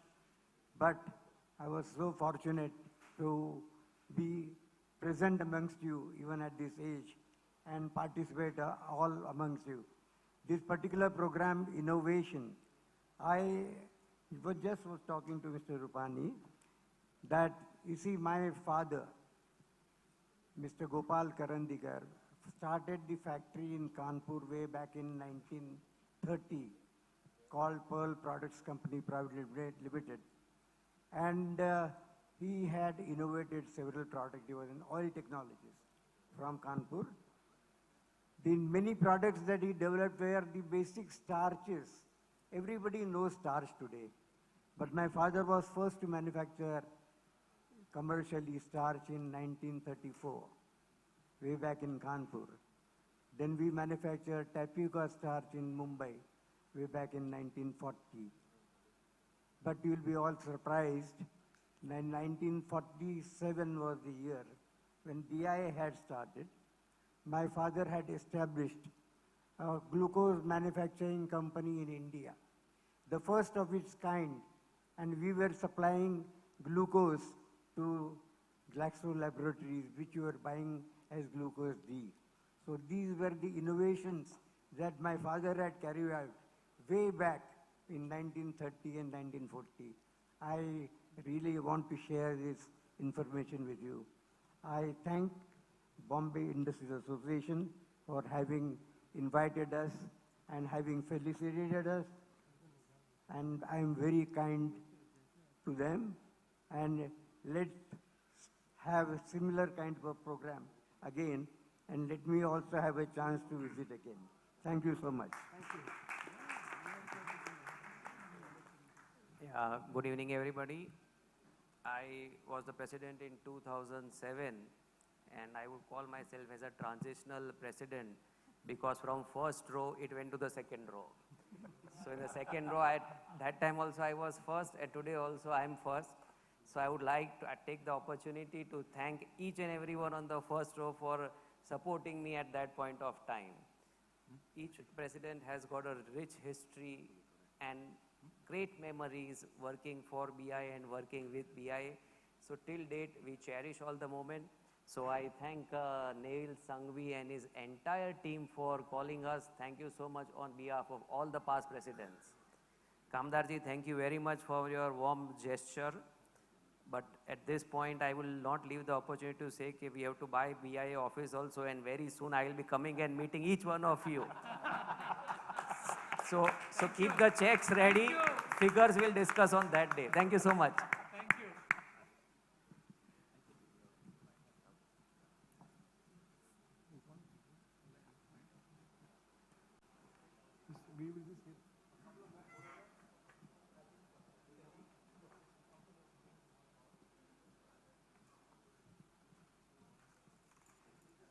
Well, thank you so much. It was wonderful to hear you all. And now, ladies and gentlemen, with that, we come to the end of this beautiful evening. And from bottom of my heart, I would like to thank each one of you for making this evening a grand success with all your cheers, all the whistles that I heard. And to end this event, ladies and gentlemen, it's a humble request. I would like to invite Mr. Ashish Gandhi, the Vice President, for vote of thanks. Thank you.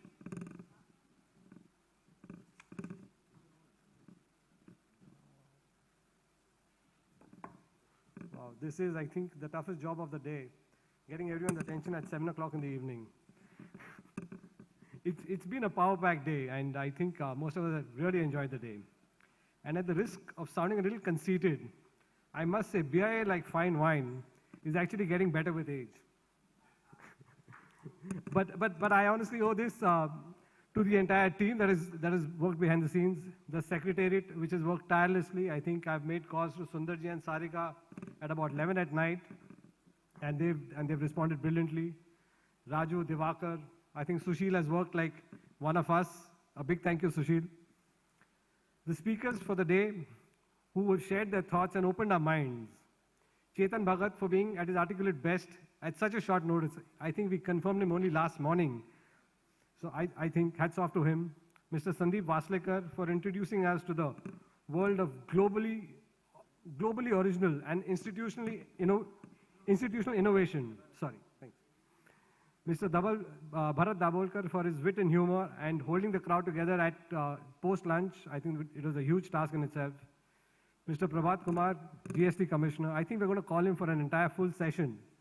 Everyone had a lot of questions, and over lunch he did nothing but take all those questions and answer them.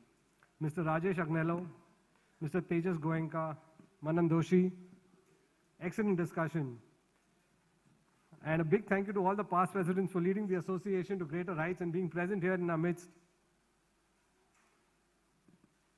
Everything we do needs the support of our sponsors, and we cannot put something like this together without their support. A big thank you to our platinum sponsors, Aditya Birla Capital and Auto Hanger, our diamond sponsors, Tally Solutions, our gold sponsors, WAP Engineers, Laser Technologies, CARE PRP, IPCON, and the Roman Group. A big thank you to Mr. Nanak Rupani for agreeing to come all the way and spending this evening with us. Thank you so much. It's been really enlightening. And the way everyone's connected with you, I think, is a lesson in how you've kind of kept up with everyone. Thank you. Thank you. I would also like to thank all the executive committee members who worked tirelessly behind the scenes. I don't think most of them are here to kind of even acknowledge the kind of hard work that they've put in, but thank you all the same. I'm sure you will be seeing the video. Thank you. Until we meet again. I just request the presidents to wait up because I think they want a couple of photographs for the coffee table book. It's going to take only 2 minutes, please. We've done a photograph. Come. No.